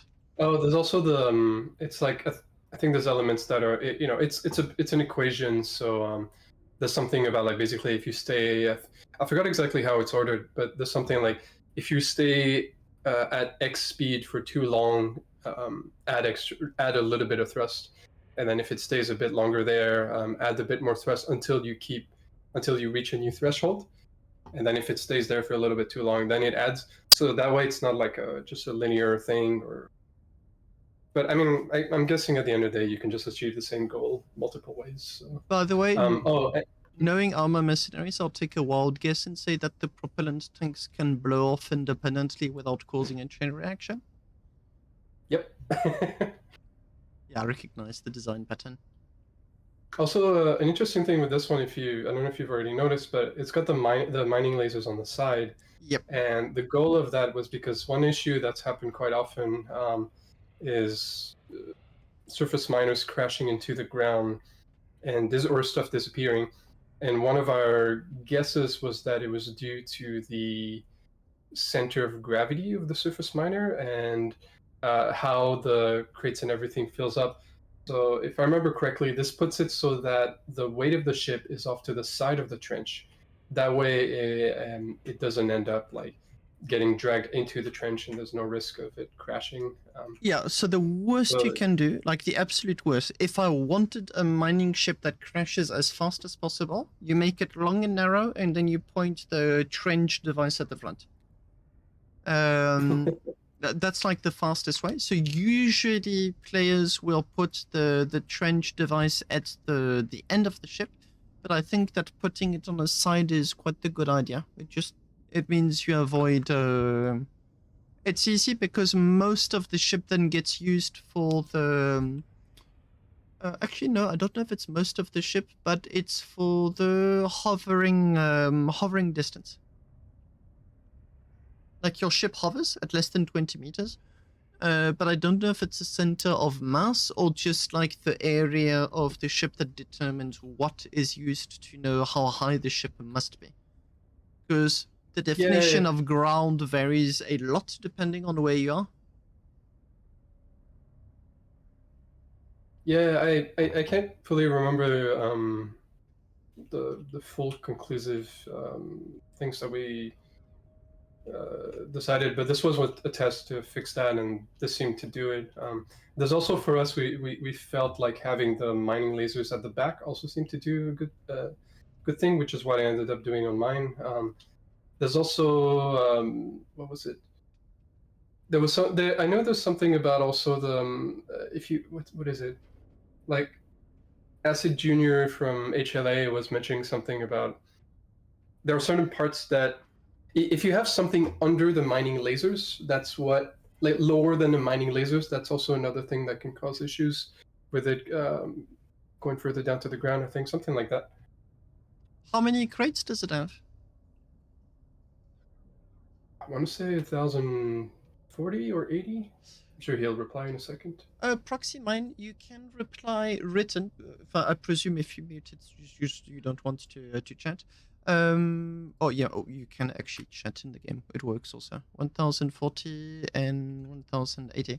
So just for my viewers, I am currently on the CO Club plot, just here, with Proxy Mine and Scipion. They are the two that possess the ships. By the way, why is it called CO Club and not Armor Mercenaries? Oh, it's so Seal Club was a name for a tournament team that we have, and it's basically just the PvP squad inside Armor Mercenaries, so to speak. So we're still under the Armor Mercenaries banner, but kind of just refer to ourselves as Seal Club sometimes for the PvP crew, so to speak. Yeah, simple as that. I was just a bit confused, and I was wondering if it's because you drifted apart from Armor Mercenaries, but then I saw that you both were still part of Armor Mercenaries. So I was a bit confused. But in my case, my plot got called Echo because I hadn't understood exactly the assignment as to how to fill the form. Because they asked, like, do you have like a special brand for your ships? I was like, yes, I've got quite a few Echo ships. But I hadn't understood that the question was in fact to know how do we name your plot.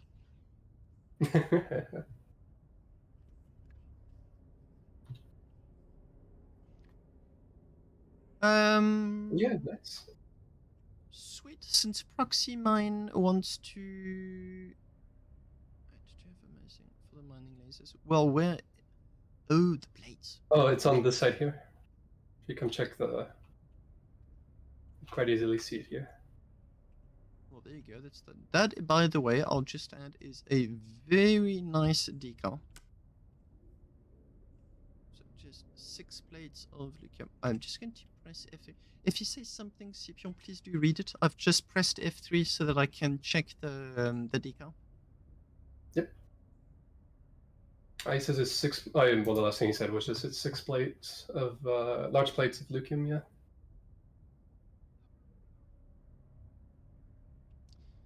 That little star is really cool too.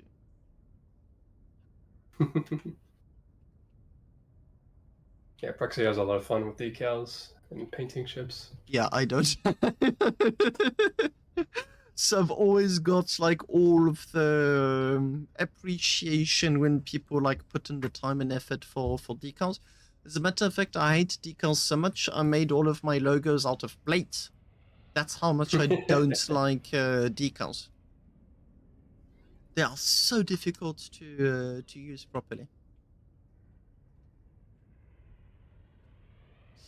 Proxy Man, I'll let you decide what ship gets presented next, especially if you want to go to bed first.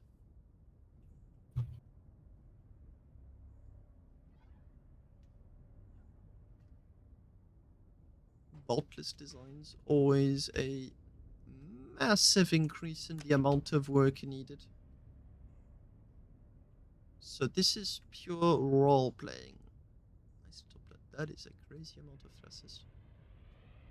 Oh, so follow Proxy. Come behind Nintendo. And then so this is he's gonna chat. He's gonna type in chat. So this is his. I think it's the first attempt at more like we called it RP ships. So a ship more for the looks and style. He's got a little like entrance decontamination room here. That's cool. It's all automated with the doors. I think this is my first time ever seeing a decontamination SAS.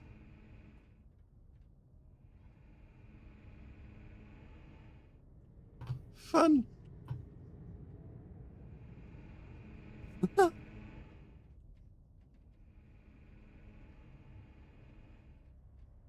Yeah, this just has nearly full interior. It's a surface miner, which is quite big, but has a bit less lasers, obviously, and everything. But like the whole interior is made. He took some cues from Kenobi Space Industries, actually, which is whom have a lot right next to us. They have really nice, clean interiors, so there was a bit of a design language inspiration from that. That's If you what follow him down I here- really like about the EOS Con is like the cross-pollination inspirations. Oh, and he's got a little air air duct thing that you can go through. I'm fairly certain With a little the speaker best down of there. way wouldn't have been to crawl, but to use the pseudo-falling technique. Sure.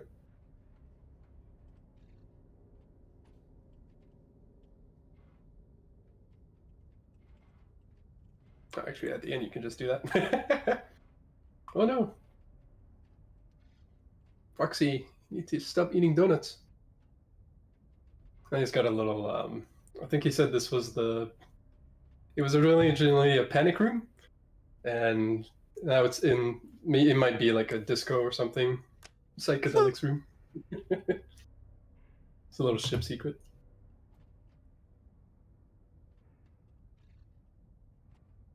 Fun.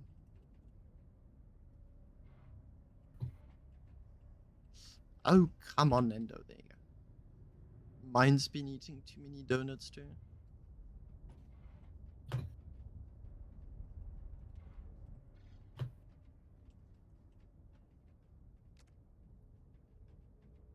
But did you show him the cockpit? There we go. I really like the cockpit that he's done on this.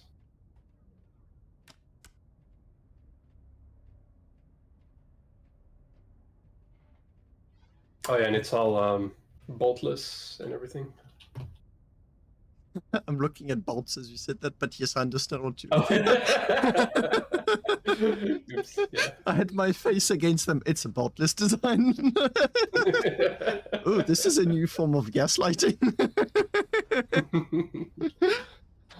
But yes, for all intents and purposes, this is boltless.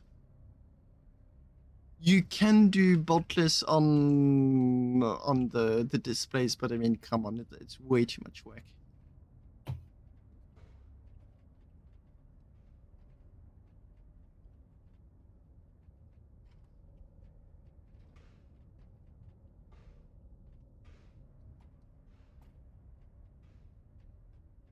I just realized this is a secret reconstruction machine even. Under construction. I like that. I'll be using that on almost all of my ships now. It's not that it's not finished. It's under construction, and will be for at least a few years. Yeah, Proxy is one of those designers who has just 20 billion projects going on and always, well, like all of us, I think, you always want to build something new. I've been forcing myself to not start a new project, but in turn it caused me to have to go through the unpleasant part of the ship design, which is like the finishing touches again. Yeah. Oh yeah, the lasers are actually like at the bottom. One of my favorite things about this is just the some of the lines on the side, like the way some of the panels overlap and everything. Like there's just some really nice design touches. It's just a cool And design yeah, this is overall. actually a surface miner, and the miners are like hidden all the way at the back under it. How many crates does it have?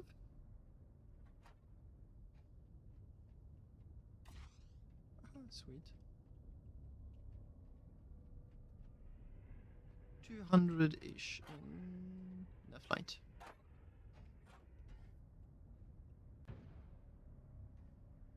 Still, but I mean, it's meant for roleplay, so the budget for the plates just goes out the window.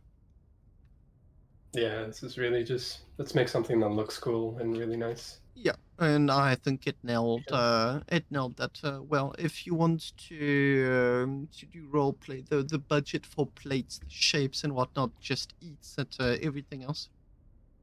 Yep.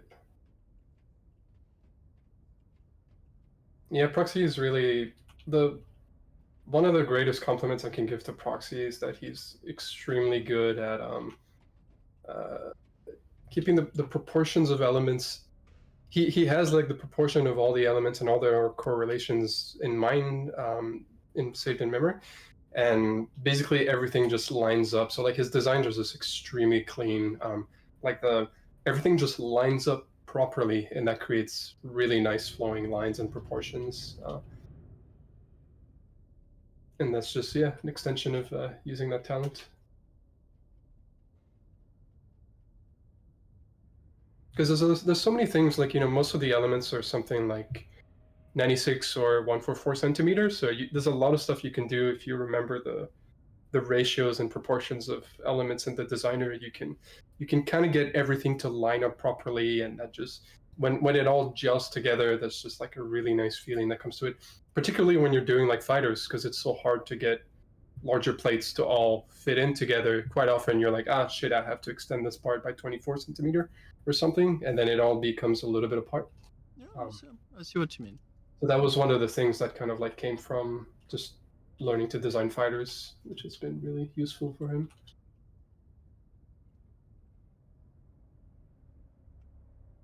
It's a sweet design.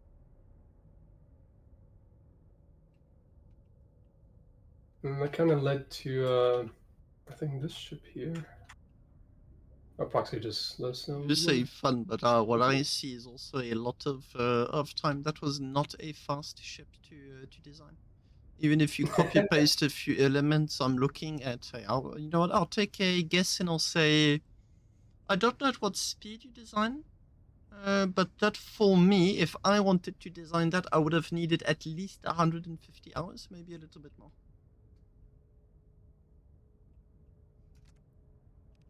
Whoops. Let Proxy answer that, but yeah, I think hours spent designing ships is something we try not to think about too much. Proxy's pretty fast though. Like it's just once you kind of remember, you get fast. Well, you know that you're a designer. Like you get faster and memorize stuff. Although this one in particular, like, was quite. I want to say to me that looks quite custom. Yeah, getting so many different types of plates all together. That was indeed like a huge effort to assemble. My longest ship to make is the Imperator, which is like my absolutely max budget all over the place ship, and that one was 320 hours to make total. Damn. But that is like by far my most. Like the second one doesn't even come close.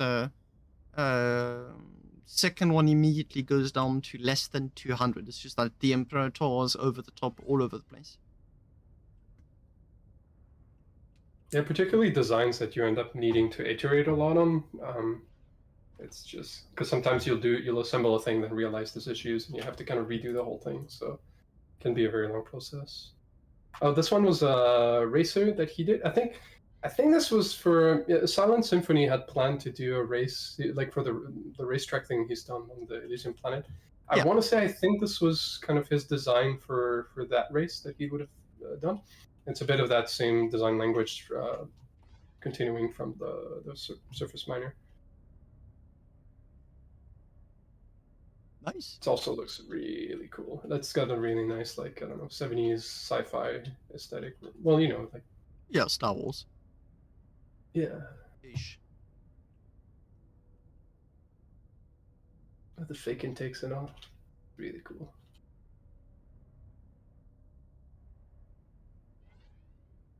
Where did he go? Oh, there he is.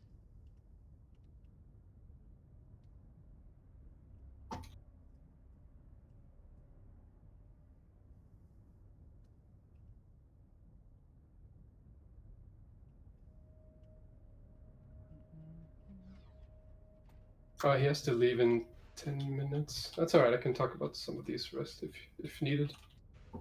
Oh, so this next one, this is Hank.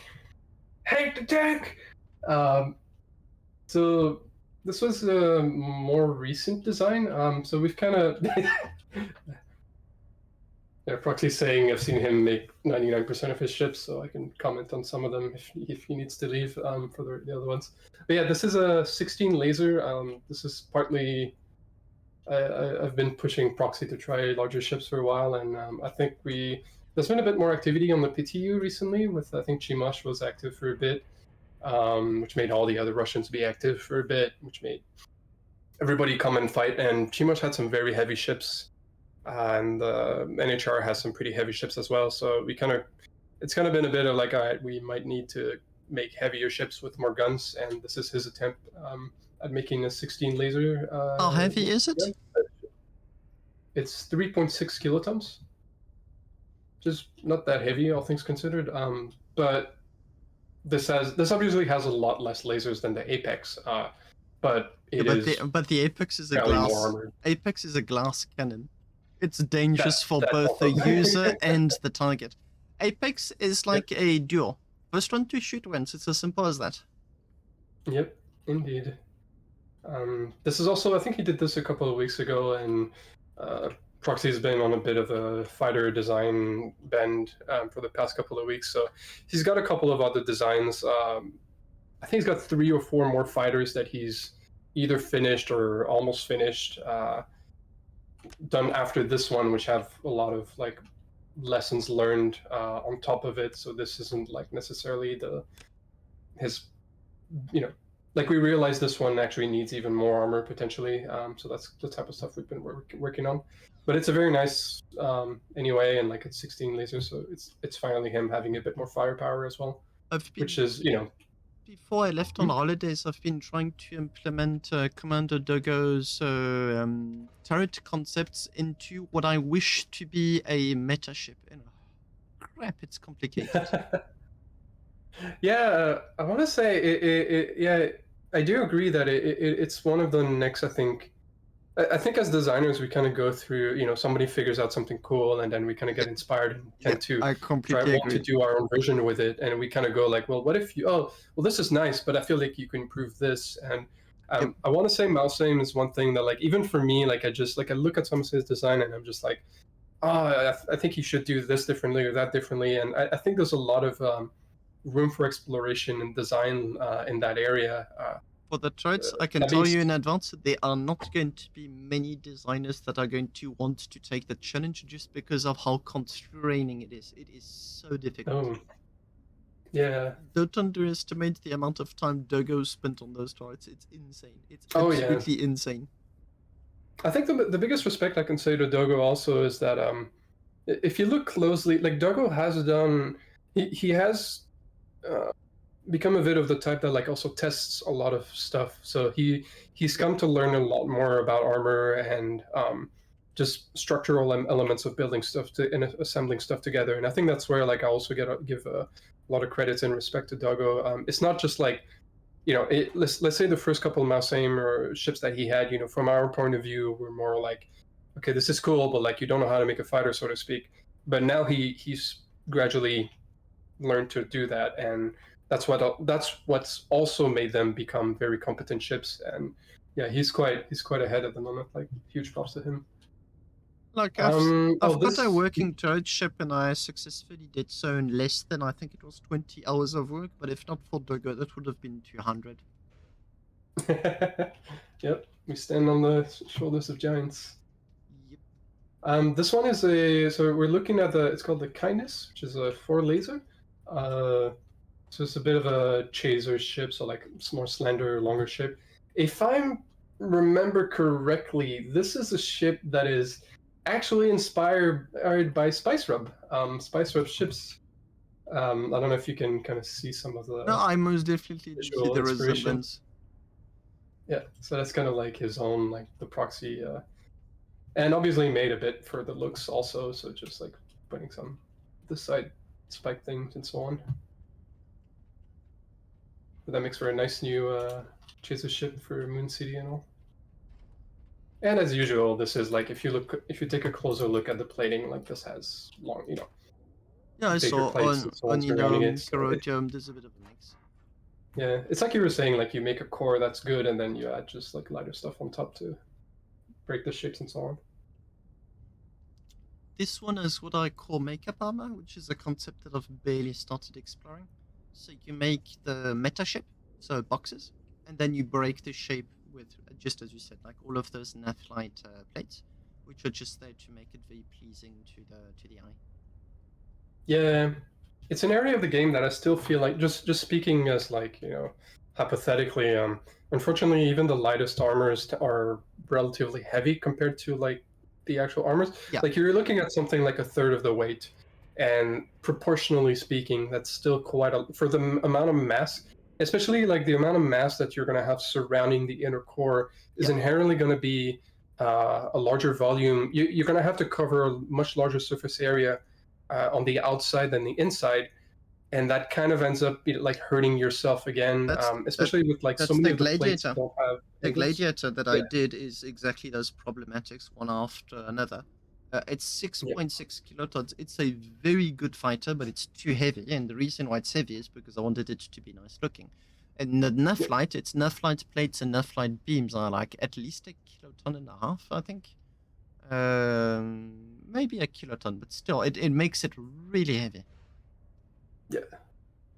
It looks nice though. Like, yeah. I'll be honest. I'd be tempted also. Like, it's an area that like maybe having like I'm sure there has to be a good balance that you can do with like using lighter plates, lighter armor, lighter materials that allow you to get more flowy shapes. Like there has to be something that can be done there. I would love a new material that's considerably lighter than naphthalite. It doesn't need armor. It really doesn't need armor. I just want like a super duper low density. No need for structural integrity. I just want something light that I can then use to paint in my ship and break the shape. Yeah, that'd be nice. This one is a so this started as a, if I remember correctly, a scout ship. So this is basically just like a really tiny scooter which has a lot of propellant in it to go really far long distances, like a travel ship you could say. And then he ended up putting guns to the sides. This also, this isn't the hover one.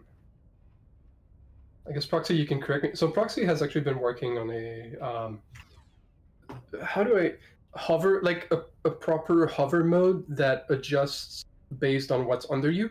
So basically something that allows you to stick close to the surface, and even if you hit mountains, it'll just go follow the curvature of the surface. You mean it goes down after going up? It doesn't just go up, it goes down too. Yes. So then it becomes a hovercraft rather than a hovercraft, which is nice.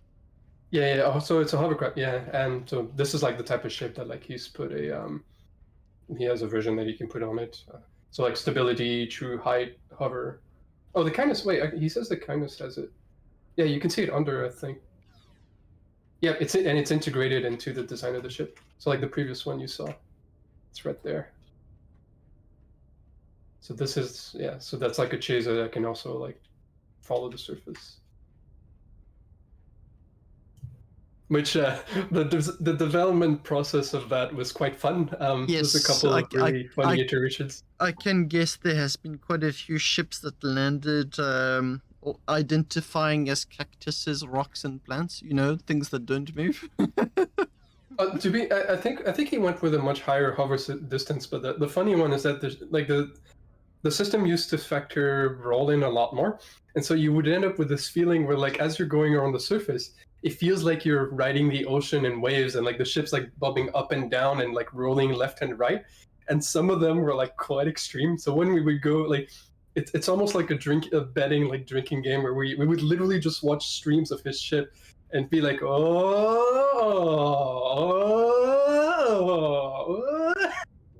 It was quite fun. Like he's just having like a stream of that running with like a betting gambling game would be like quite fun to do.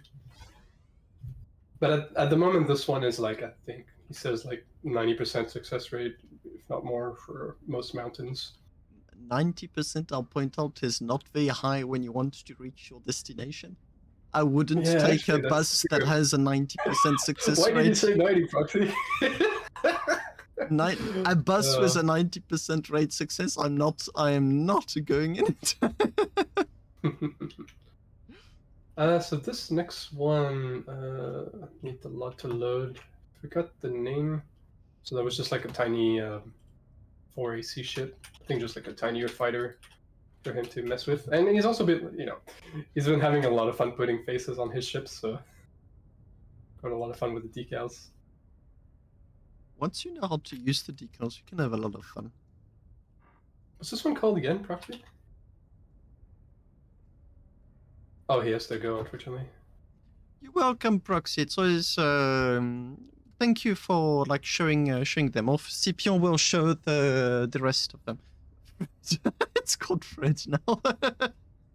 You may have come up with that name on the spot. I can have a look through our logs afterwards. Yeah, just a nice little light 4AC ship. This one's only 600 tons.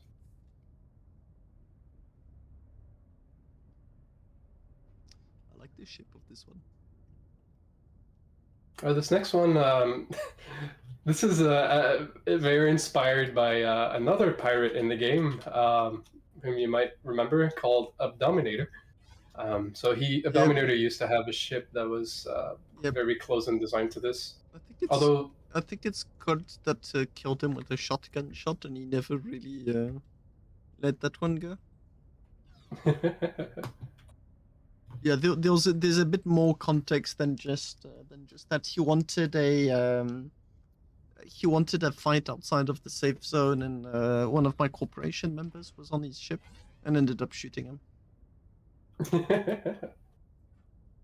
So yeah, this has like it's the curved big plates on the side. So there's a couple of other fighter ships that have that same design, but just trying to keep a bit more like a narrower shape while using like the largest plate in the game. Obviously, the front is a bit less armored. Yeah, but that is impressively compact. Yeah, it just looks good. Also, it's a cute little design.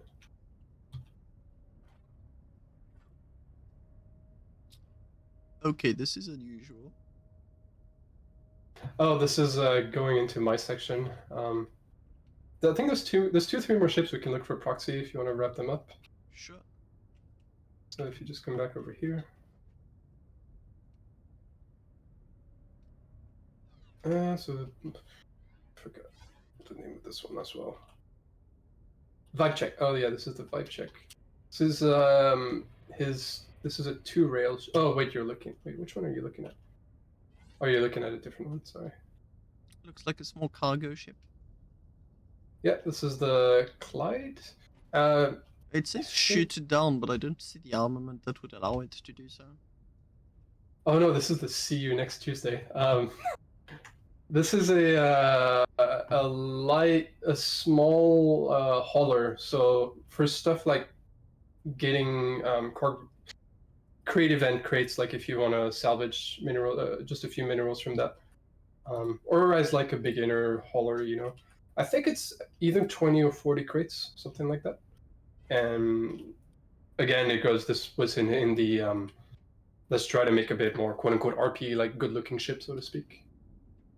So like focus on the light decals, like having those nice like side open display areas. Yeah, just quite pretty to look at. The Flint, that's a scout or a station hopper, I suppose? The Flint, yeah, that's just a little hopper, just like, and again, just focusing more on the visual design. got a nice little ship in like the back shape, which is different than just having the box. Just breaking away, like experimenting with shapes that aren't just boxes.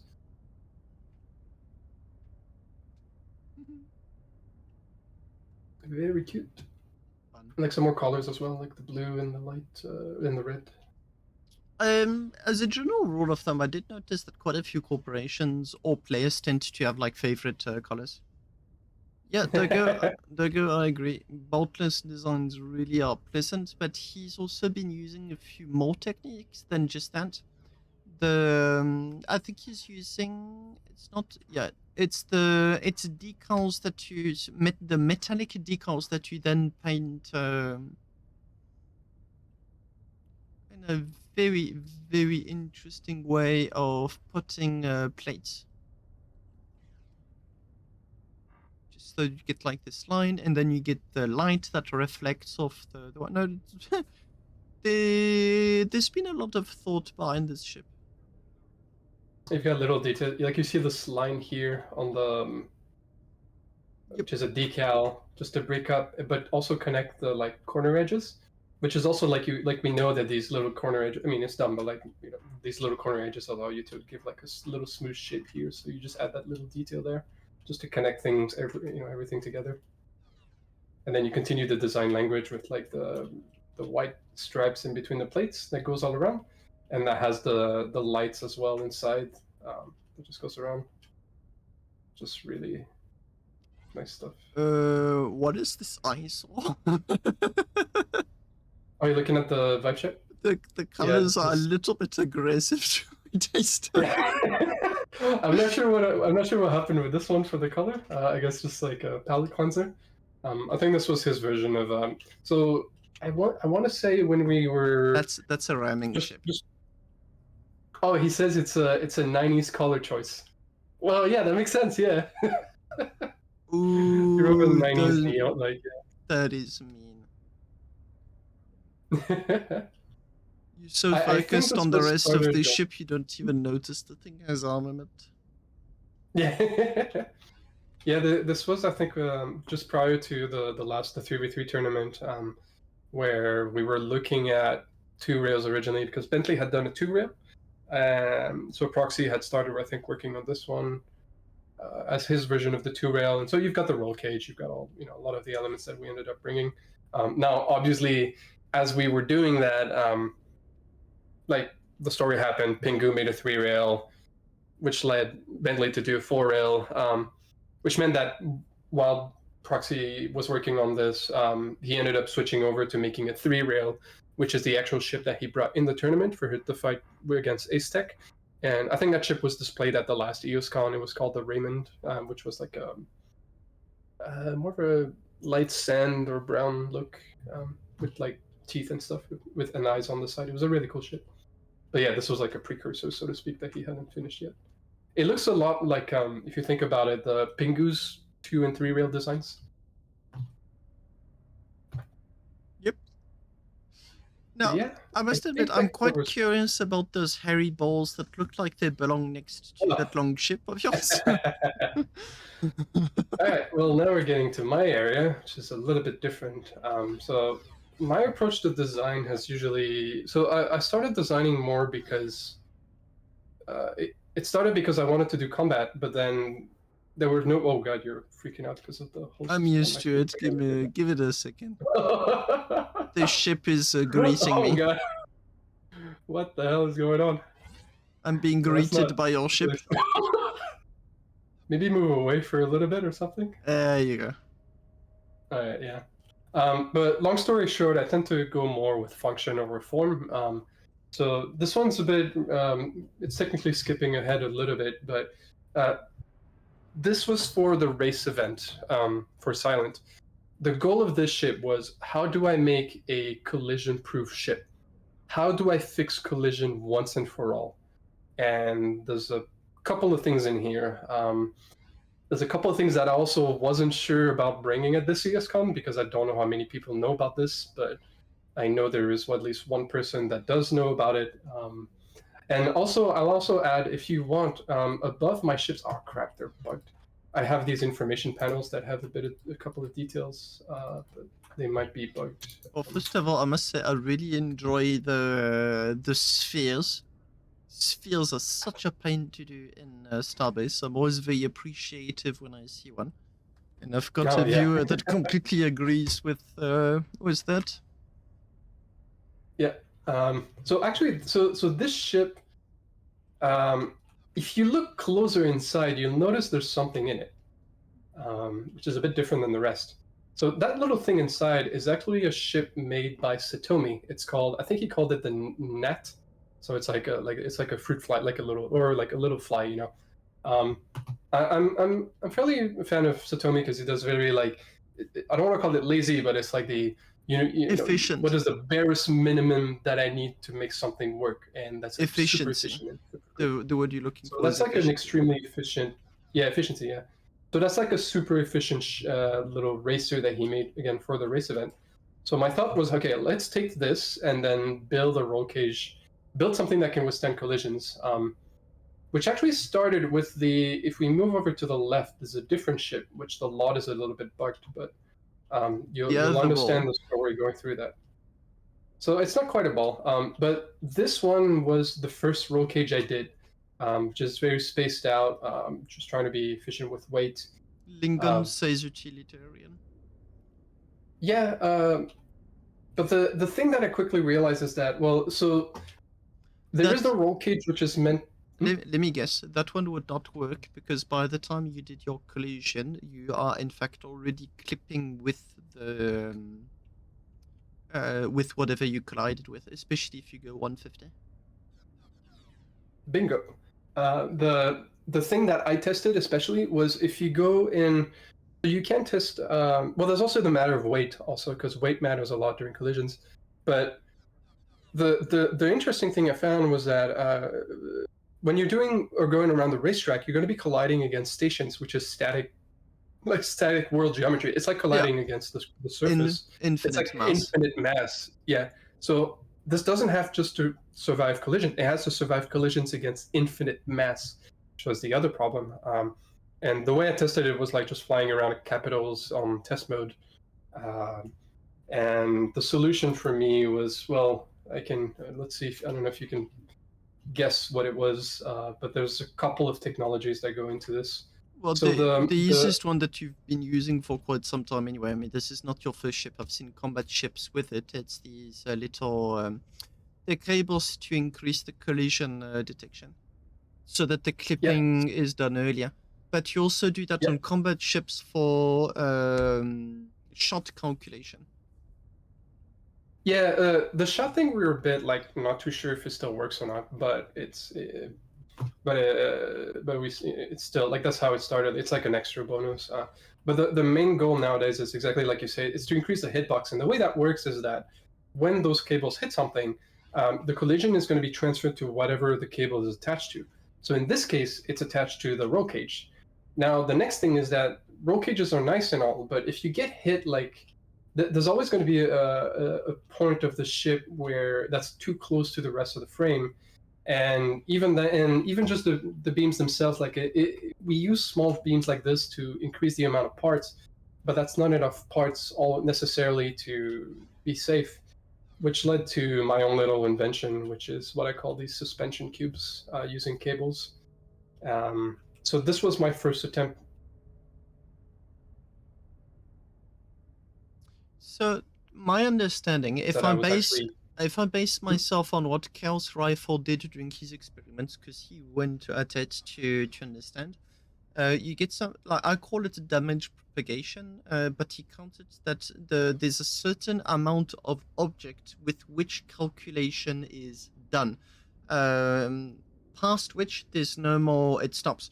Which is why when you knock like big ships, they don't completely disintegrate, but will do so if you've got longer beams. The longer your beams, the more disintegration there is.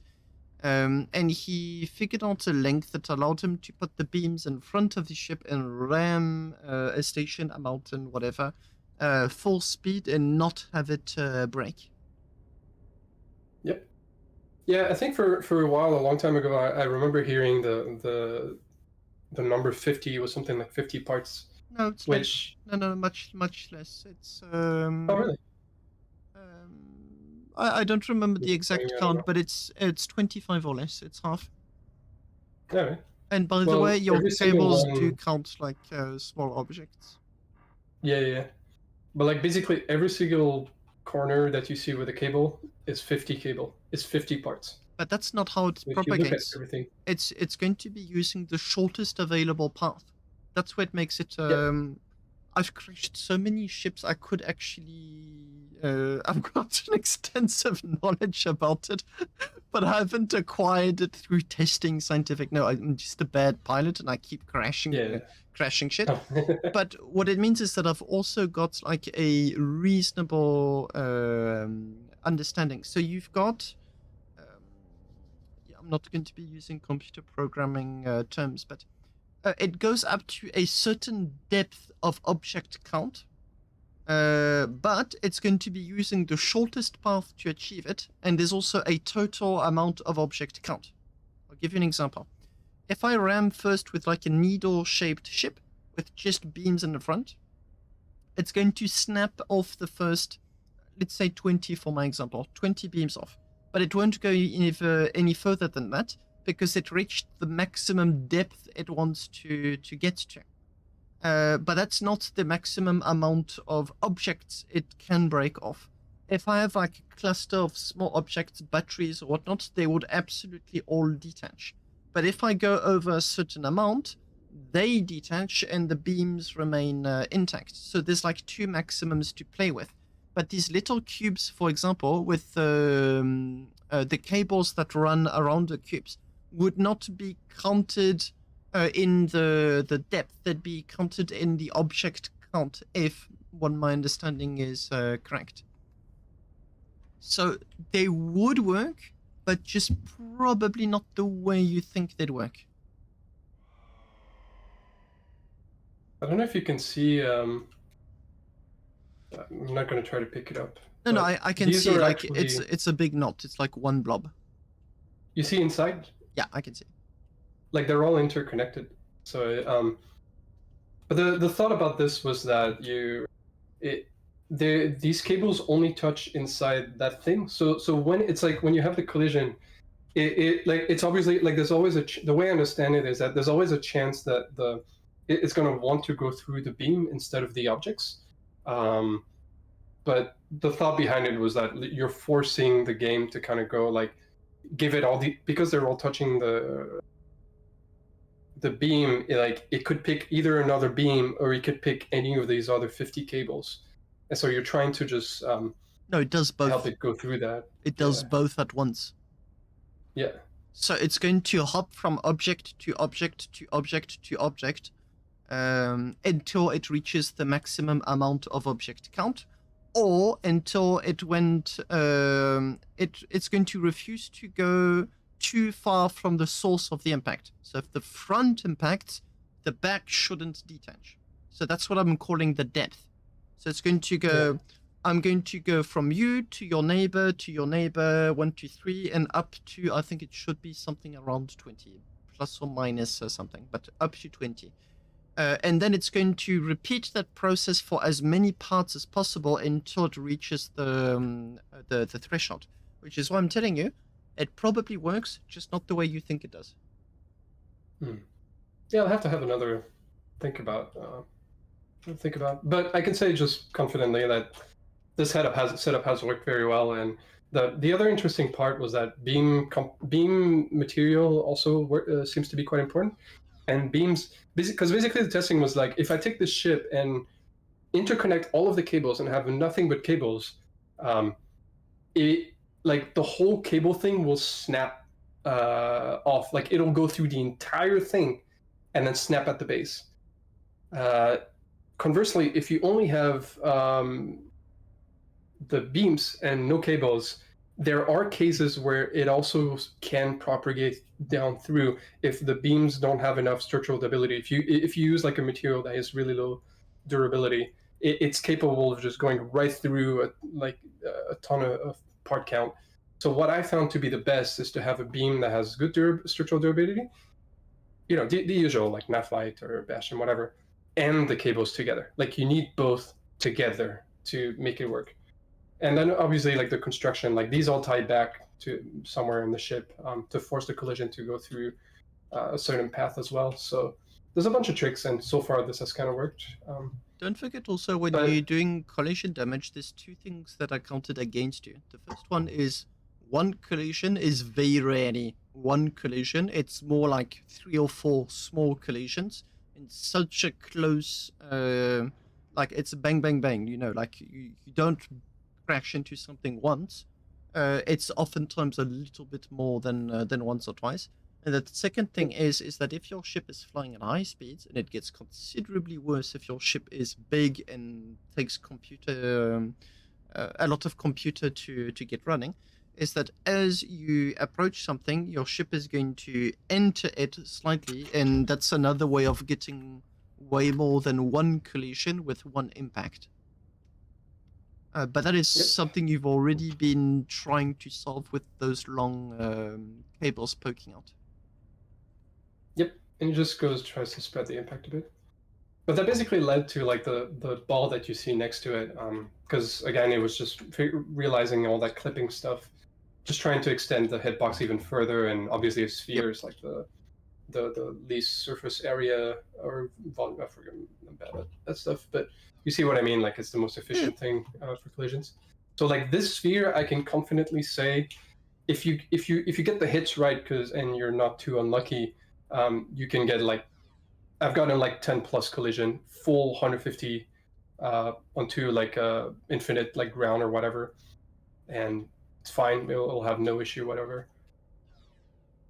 There's obviously like if you grind down against the surface, that becomes a bit more of an issue. Yeah, but because grind... you end up like you say, it's continuous. Like exactly. It's continuous, and it'll keep like clack, taking stuff off in the same spot, which is more dangerous. It's more like 10, 20 consecutive impacts.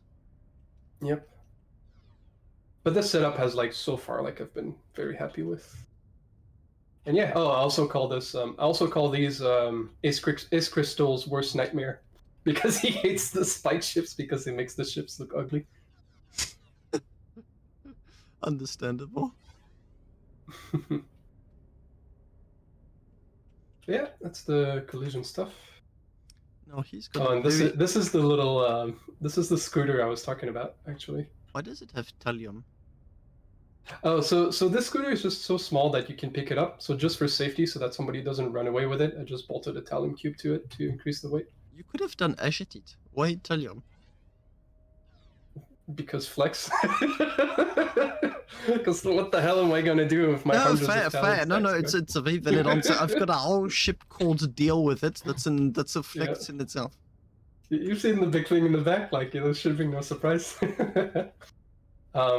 But yeah, this was what this started as was I remember that somebody in Icarus Projects has done these tiny little scooters, and they had these 4 maneuvers in the back which are angled slightly, and when you do it like this, it allows you to roll. So it's a bit of like an all-in-one solution. And this started as basically somebody saying like, "Oh, those little scooters go 150," and I was like, "No, they don't." And this turned into 10 hours of strenuous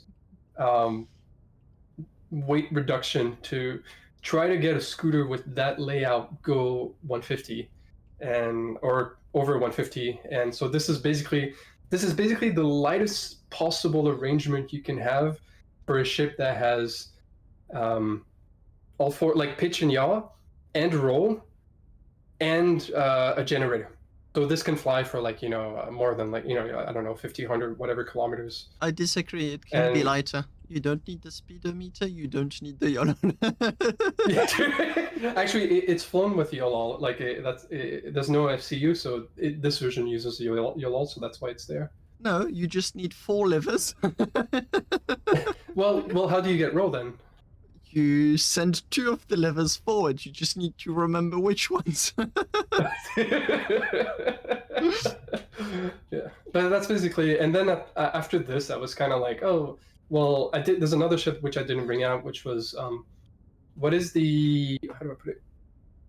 What is the max amount of thrusters that it can use?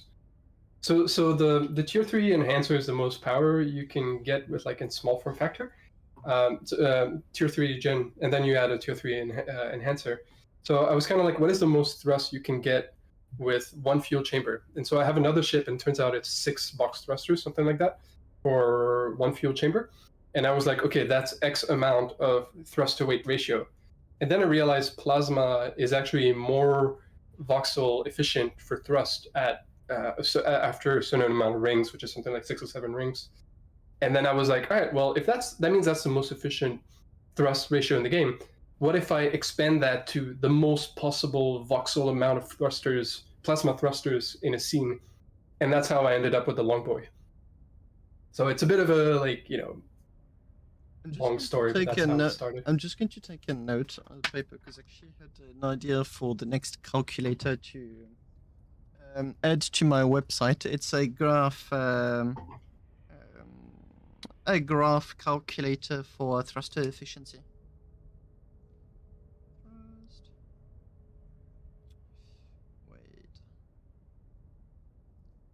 Ratio.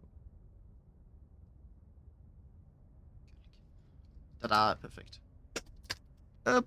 So I can give myself an absolutely huge headache in a few days.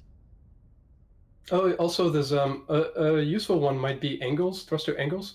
There's somebody in Icarus Project who made a chart that shows the thruster loss of efficiency based on angle, and you can use that to calculate, you know, how many thrusters you need for swim speed when you have angle thrusters. If you've got a name, I'm interested. There's a lot of free information on the Icarus project, like free stuff or data. I'll see if I can send you the screenshot. It's like an image somebody posted there. Which kind of leads to this one actually, which has angle maneuver. This actually kind of made me laugh because you kind of did a ship very similar to this recently. And I was like, oh, happy you got inspired. But this is a ship that's about it's almost a year old now. I used this during the. I wasn't event. aware of your design at all, but I do have a member in my corporation that has good usage of the little my little one. Yeah, again, there's many people I've done. Like I got inspired for this by Pingu because he's got a scooter that has a bit of like similar angle stuff, and one day he put a railgun on it, and I was like, oh, you piece of you've got a stealth railgun. That's brilliant. I want one now. So I was like, I'm gonna make a stealth one rail, but it's gonna have plates. So this has large plates that might allow you to survive a hit or two. I had to make them tangium, unfortunately, to get it to still go 150. But this is basically like a chaser. This is made to go 150 stealth with the smallest front section that I could. And Just it's railgun, so inspired go one behind. of my viewers to do the exact same. Lingen, could you please be careful also? You kind of just went through my lot. Well, I don't know where the little... Last EOS Con, I had a griefer try to ram ships. He gave up on Ouroboros plot. Yep, that's not the first time that happened. Yeah. But yeah, this has yeah, I mean, it's pretty self-explanatory. It's what I've been using in some of my more recent videos to like chase stuff around. I haven't seen your very latest video, by the way. I'm still catching up with everything. Oh, highly recommend it. I think it's some of my best work. I've got some really nice. I had to reshoot a lot of footage. Like the first half is a lot of like it's actually shot after the fact, so to speak, because I had deleted all the files because it took so long to get the other ones. But there's some really nice like space footage. Oh, I see you've moved on to this boy. So this is also an older design. This is from the second tournament. So this was just over a year old now. This was actually field. So we ended up placing second on that tournament, but we had a lot of issues. So this is 3 kilotons. We had a lot of issues because only me and Faraway made ships, and we both did stuff at the very last minute. So this is a bit of an unfinished ship, and it's also, it's a concept that's a bit too how do I put it? It potentially tried to do a bit too many things at once. Le cul coincé entre deux chaises. Sitting on multiple seats all at once, but phrased a little bit less elegantly for my English viewers. Yeah, but this is the goal of this was, can I make a ship that can tank rails from all directions, and have 6 railguns and be under 3 KT?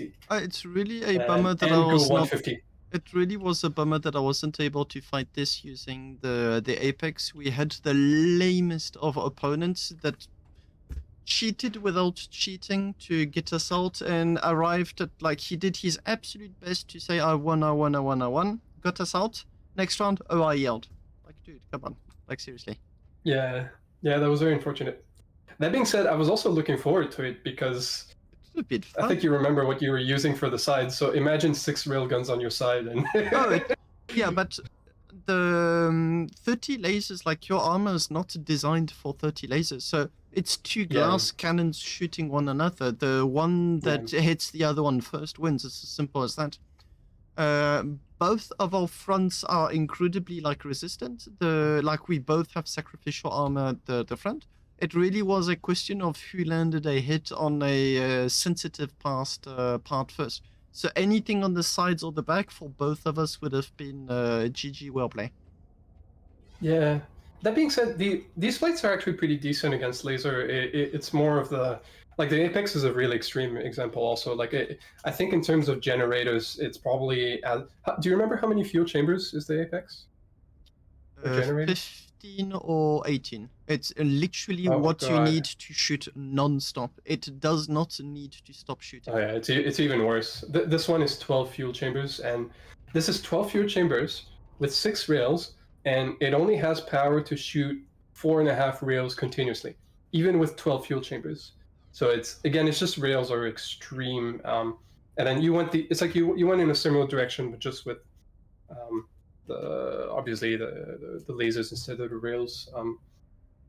So yeah, but the other big issue with this one is just that because I wanted this try to cover. So the thing is that this was made to fight other ships that were using rails, but in the end of the day, nobody else really went mass rails. So this was a ship that wasn't really like that. We didn't end up fighting anybody that the ship was meant to counter. And because that led to like a more, like, the goal was to have more of a pyramid or half dome, half spear, whatever shape to have a more efficient armor coverage. But the problem with that is that gives you a much larger front section. And with 2v2, and especially with larger ships, you have it's the threshold where you have so much inertia that you lose too much speed when you try to turn around. So basically, at that size, you're a large target that can't move very quickly, can't reposition very quickly. And having a shape like that makes it very easy for you to receive hits. So that just kind of ended up being making it like a, those are lessons that efficient. really got learned for the next tournament. All of the points that you just mentioned, I was thinking of the ship with which we fought, because Armor Mercenaries won and Ouroboros arrived second. Well, I was playing also with good praxis, but yeah, I remember it was 3 or 4 railguns, and all of the points you mentioned were addressed for that tournament. Yeah. The fun thing though is, like, this will kill those tournament 3 ships because it's meant to tank that. So it's you could say ahead of its time, so to speak, in some ways. But yeah, I still quite enjoy it, and it flies like it flies beautifully because it's like more like symmetrical everywhere and so on. But yeah, very fun. Oh, I got caught in lag bubble. Which one do you want to see next? Well, considering the one behind me seems to be giving me a bear hug, why not that one? Sure, yeah. Oh, there you go. I can move again. So this is technically my first mining ship ever. It's also technically my first plasma ship ever. And it was done a bit, quote unquote, quickly. this the plasma modules were based off free modules from Arconus. But the overall look was inspired more by there's a hauler by JP Tech called the Behemoth, which I thought looked really clean and was extremely voxel efficient. So I kind of inspired myself a little bit with that. So this is a plasma surface miner with 980 crates and 28 plasma rings. The design goal here was, when I use most of the surface miners, quite often you start in orbit, you're 100 kilometers away. You have to fly down 100 kilometers, mine, and then eventually bring that ore back another 100 kilometers. And most of the, what most people ended up doing is either you slow boat or you have a separate hauler that you use to bring ores back. But or the thing you is, forgot the third option. You use a ship like the Giga tugboat and you yank True, it at yeah, okay, 150 there is that, yeah. meters per second. Yeah, there's that. There's also, you have to deal with towing, and it becomes a bit risky and all. Fair. But that is totally a good option. Yeah, but the Giga tugboat is absolutely brilliant at that role. It just goes. Yeah, but it also started with the fact that because I've mostly played as a solo player for most of my Starbase time, and I don't need that many ores. Like there's no reason for me to get ores because there's just no fighting that happens in general. So it's like I don't even need to farm that much stuff. So if I needed a bit of oninum, it's like, well, just go do a run or two, and I have enough oninum for like 10 combat ships, which I'm never going to use anyway. So in the context of I just want to go in one place, do 1 or 2 mining runs, and then get out the next day. That's what I ended up with.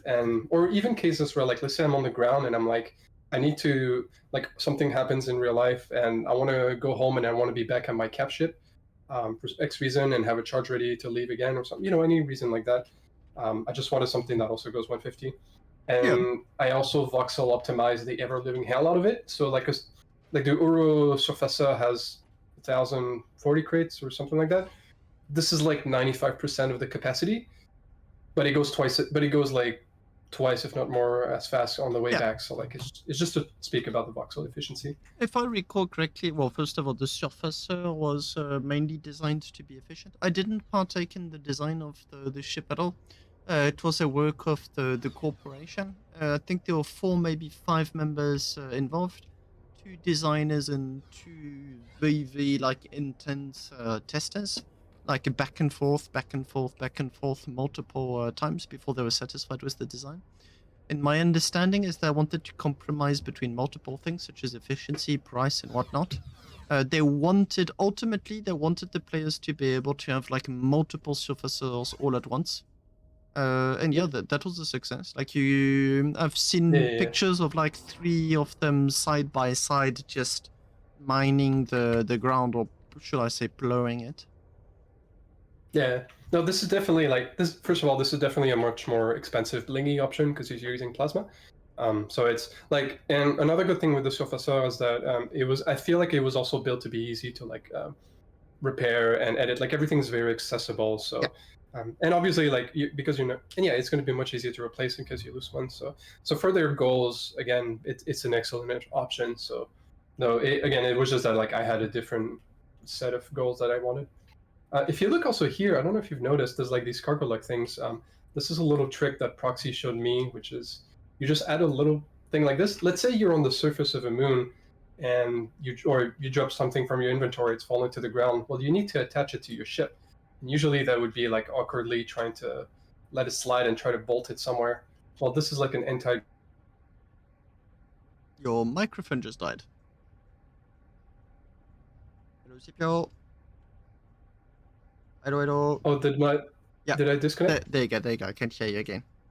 So it's just sorry, did you miss? Yeah, no, it's the last thing you heard? Yeah, but I understood it was an anti. It fell off, just put it back kind of module.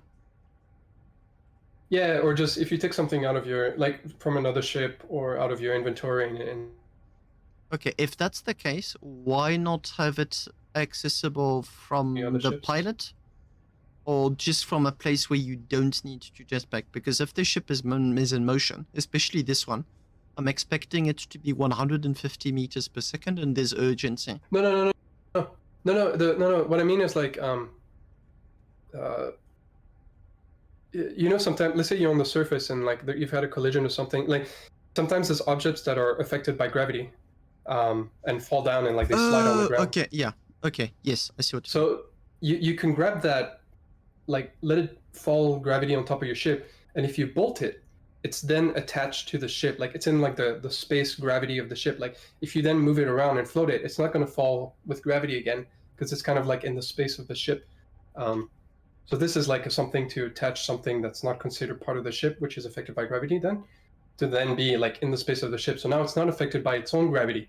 It's affected by, quote unquote, the gravity of the ship, you know, with the ship itself, which means that it's floating if you're just hovering over the surface. And then it's going to stay around the ship even if you move the ship a bit? Yeah. Huh. Like if you're on a moon surface and your ship is like just on the ground, like, you know, it's just like the safe hover zone. If you unbolt something from your ship and then just leave it there, it's not going to continue falling. It's going to stay where it is relative to the ship because it's like in the parent space of the ship. It's like constrained to the ship. If you have an object like that, which is not considered as part of like that ship ID thing, it'll just fall down on its own because it's now affected by the actual gravity. And that leads to cases where like it's just sliding all over the surface and then it disappears. So that's the whole goal. It's like you want it to kind of like attach it to constrain it to the space of your ship, like be part of like the ship ID thing instead of just being on its own. But I guess it's just stuff that happens when you live on. Is the ship Elysium, so close Perla. to the building budget that this little signpost sent it over? Oh, that could be, yeah. That could very well be. And the endo kit, I guess. Yeah. It's not because, yeah, it's not supposed to be. It's just shy of the voxel budget normally. And what's this weird handrail on the side? I don't grasp the. Oh, so this was actually inspired by Silent in a way, but just to be in terms of efficiency. But the goal is like, so when I'm sitting here in the pilot seat, got a nice view. I like to have a completely clean view. But the thing is, when I get off the seat, I don't know if you see what happened. Like the graph boots, I like to have my graph boots kick in so that they attach to something. Because now when I move around, I don't have to worry about flying off the ship. Yeah, that's the plate underneath. That's why I have this scrape. But what about that handrail? So now I want to go from this space to that space. So this is just a little walkway. Admittedly, And that's it's the lined up weirdest. just properly that you can walk up. That is the weirdest walkway I've ever seen. And by the way, if you aren't cautious, there is a gap. Oh yeah, I know. This is also, I was very low on the voxel budget at that point, so that's why I'm using grates also, because they have less voxel. And then just a very, very simple, like... Fair, but I do see plates that seem to be using a lot of your voxel budget. Yeah. So this is the same thing that you saw on the Stag, which had the decal. So this is a counterweight. Yeah. Okay, pro tip, your counterweight doesn't need to be flush against the ship. You can elevate it. Yep. And then you doesn't need to be... Fair. Yeah, I just wanted it to be like pretty flush flat because the rest of the ship was completely flat. But so wait, you just contradicted yourself. You said this doesn't look ugly. How is that handrail not? I think it looks alright. Oh, come on, mate. Beauty is in the eye of the beholder. But yeah, there's the same handrail at the back for the back cockpit, which looks like the mining lasers also. Then yeah, just the usual. You can look down. It's got like a bit of a So here you actually float a bit, but I can just like quickly walk up and bam, I'm just attached to the ship. It's got a tow beam. It's got the usual stuff. There's a bit of like beams with a roll cage thing in front of the lasers, just in case for some reason you decide to go forward and something happens. This also has the suspension cube technology, which I have on the roll cage ship, just in case. Which I haven't tested too much on this ship, but just as like a safety net, just in case. And yeah, that's just my surface miner. Nice. Oh, and the way I calculated this was, it has the thrust to go 150 with a total weight of 32 kilotons. I made the calculation that most max Voxel ships are about 20 kilotons at max Voxel, which is about the 2000 like mega Voxel, something like that. So it's about 19.5 kiloton dry. And I calculated that the average crater load for, like, if you just mine until it's full, the average weight of the ship with that load ends up being at 32 kilotons. And so the 28 plasma rings are exactly so the balance of 28 plasma rings and 980 crates is exactly to be able to go at 150 at 32 kiloton, which is the exact weight you're going to have after a full run of 980 ores in a crater. And most moons, it's like the average load. So this is the average surface load in general. So like this was all mathed out, basically. You had fun. Yeah, that's why I say I tend to design my ships with like specific function, and yeah, the math ends up being very nice, important. And yeah, if you want to look at the next one, so this is a tow ship, and this is an idea I had for a while, and I only finished this ship very recently. So the point of the reason why this ship is like this is, well, I want to go fast, but basically, if I sit in the pilot seat, I want to have perfect visibility at the front, like usual, but I want to be able to look back and see what I'm towing, and I want a good, clear view of what I'm towing. So obviously, it's not the most perfect view, but you've got an excellent view at the back. You can see, you can line yourself up. It's all good, and then you can fly it completely normally afterwards in the front. So that's why the ship is like in this V shape. How about a ship like the Big Tug, which is currently, as a matter of fact, on my plot? It has a seat that's under the ship, and it just rotates. Yeah, I saw that, and that was fun, but then you can't look up because you're under the ship. You can see up-ish because you're reasonably at the front of the... Yeah, it just ends up, it's like, oh, I think your audio spiked a bit for me. No, I just have a kitten that wants attention. But I mean, that can be solved by pushing the chair forwards. Yeah. Oh, I just figured out why the cat wants attention. He's wet. Oh, uh-oh. That's why. Come on, mate. Well, conveniently, I think this is the last ship I have. So if you need to go to, actually, there's one more tiny ship, but that we can look at. But yeah, this was just the engine components were kind of just the usual, done efficiently, and it's about 6 kiloton, and in a version like this can tow 32 kilotons as well. So like this could tow my surface miner with the average max load that I'm supposed to be carrying with it. Now, obviously, because it doesn't have plasma, it's not going to be as fast. So it can tow 32 kilotons at 85 meters per second, I think is what I calculated, which is still decent for like just regular thrusters. And that's like a pretty extreme load to pull also.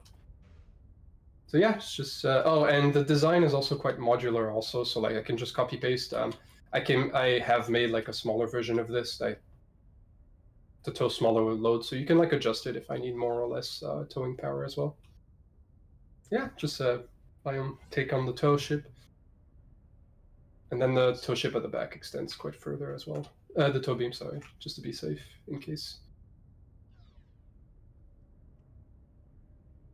It's a fun little Oh, design. and then this little guy, this is a pretty old design. So this is actually a ship that was, this is a variation on the ship by somebody else. So if you know Rukia from Rukia's Cafe, yeah, I know. He did a free BP like a year ago, which is, the thing is that I looked at his blueprint and I was like, this is basically 4 individual fighters stitched together. And when I looked at them, I was like, well, those like little pods would actually work great as a 2 laser chaser. So it was a 1.5 kiloton 8 laser ship. And I was like, I'm going to divide this up and make a 2 laser ship with one of those little pods. And that's basically what it is. This is, So with a couple of tweaks, like I ended up basically redoing everything in a way. But this is just like a 2-laser single line chaser. That's every gen everything is all in line to have a really small front section. And yeah, it was just like, oh, this is better than my old 2-laser chaser, which I had 2 years ago. So and then I just kept the decals and added a couple on the side just to make it look nice. Yeah, just felt like showing it. Since this was originally a free blueprint, I need to have a look at the blueprint and clean it up, but I'll probably release this one for free for people. Nice. But yeah, I think that basically covers it for our lot then. Yeah, thanks a lot. I'm just going to show the map to my viewers. So for the cat I currently have in my hand. So in this stream, I did all of Ark Spark's stuff, and I just now finished Sion Club right now. So I honestly did not do much. So opening ceremony, opening tour, Ark Sparks, which took me 2 hours, I think. And then it was a Sion Club, which is Proxy Mine and Scipion. And I did a very small amount of Ouroboros, like a really, really small amount. That was what we did, and I'm going to be like visiting the plots one by one. I already have a presentation lined up with Angel Wings Empire tomorrow afternoon. And Stuin also. There's Stuin and Drawings Empire. This cat wants all of the attention for him. Honestly, I don't think anybody in a Twitch stream is going to be against seeing cats on stream. Yeah, well, the problem is I can't turn my camera at all. He's good. Thank you for the follow, Ken Saber. Much appreciated. I'm supposed to have Twitch alerts, but for whatever reason, they are just not working. I'm going to have to figure that one out for next stream. I'm going to have to end the stream here, because it's getting late, and tomorrow's stream is going to be way longer than this one, and I need some energy to prepare for it. So yeah, thanks a lot for watching the stream. And Scipion, thanks a lot. My pleasure. Always a pleasure. So yeah, tomorrow lined up for sure. I have it's going to be Wing Industries, the Stuin, and is it going to be? Let me see. I'm just going to check mine a bit. Mazes at C3. So there's maybe a bit of mine about tomorrow. It's going to depend on the availabilities. Thank you for the follow, Dr. Bala. Maybe a little bit of mine about mazes, and for the rest we will see in actually quite most certainly freelancers stuff. And depending on who's there, I'm going to be going. There's no order. My priority is to see, can I interview people? Can I have the designer with me either in the game, on Twitch, or on Discord, just to describe what am I looking at? What's the ship? What's the purpose? What's the features? It makes looking at the ships so much more interesting, although it does take a whole lot more time. So yeah, thanks a lot for watching, and I'll see you all tomorrow. Bye bye.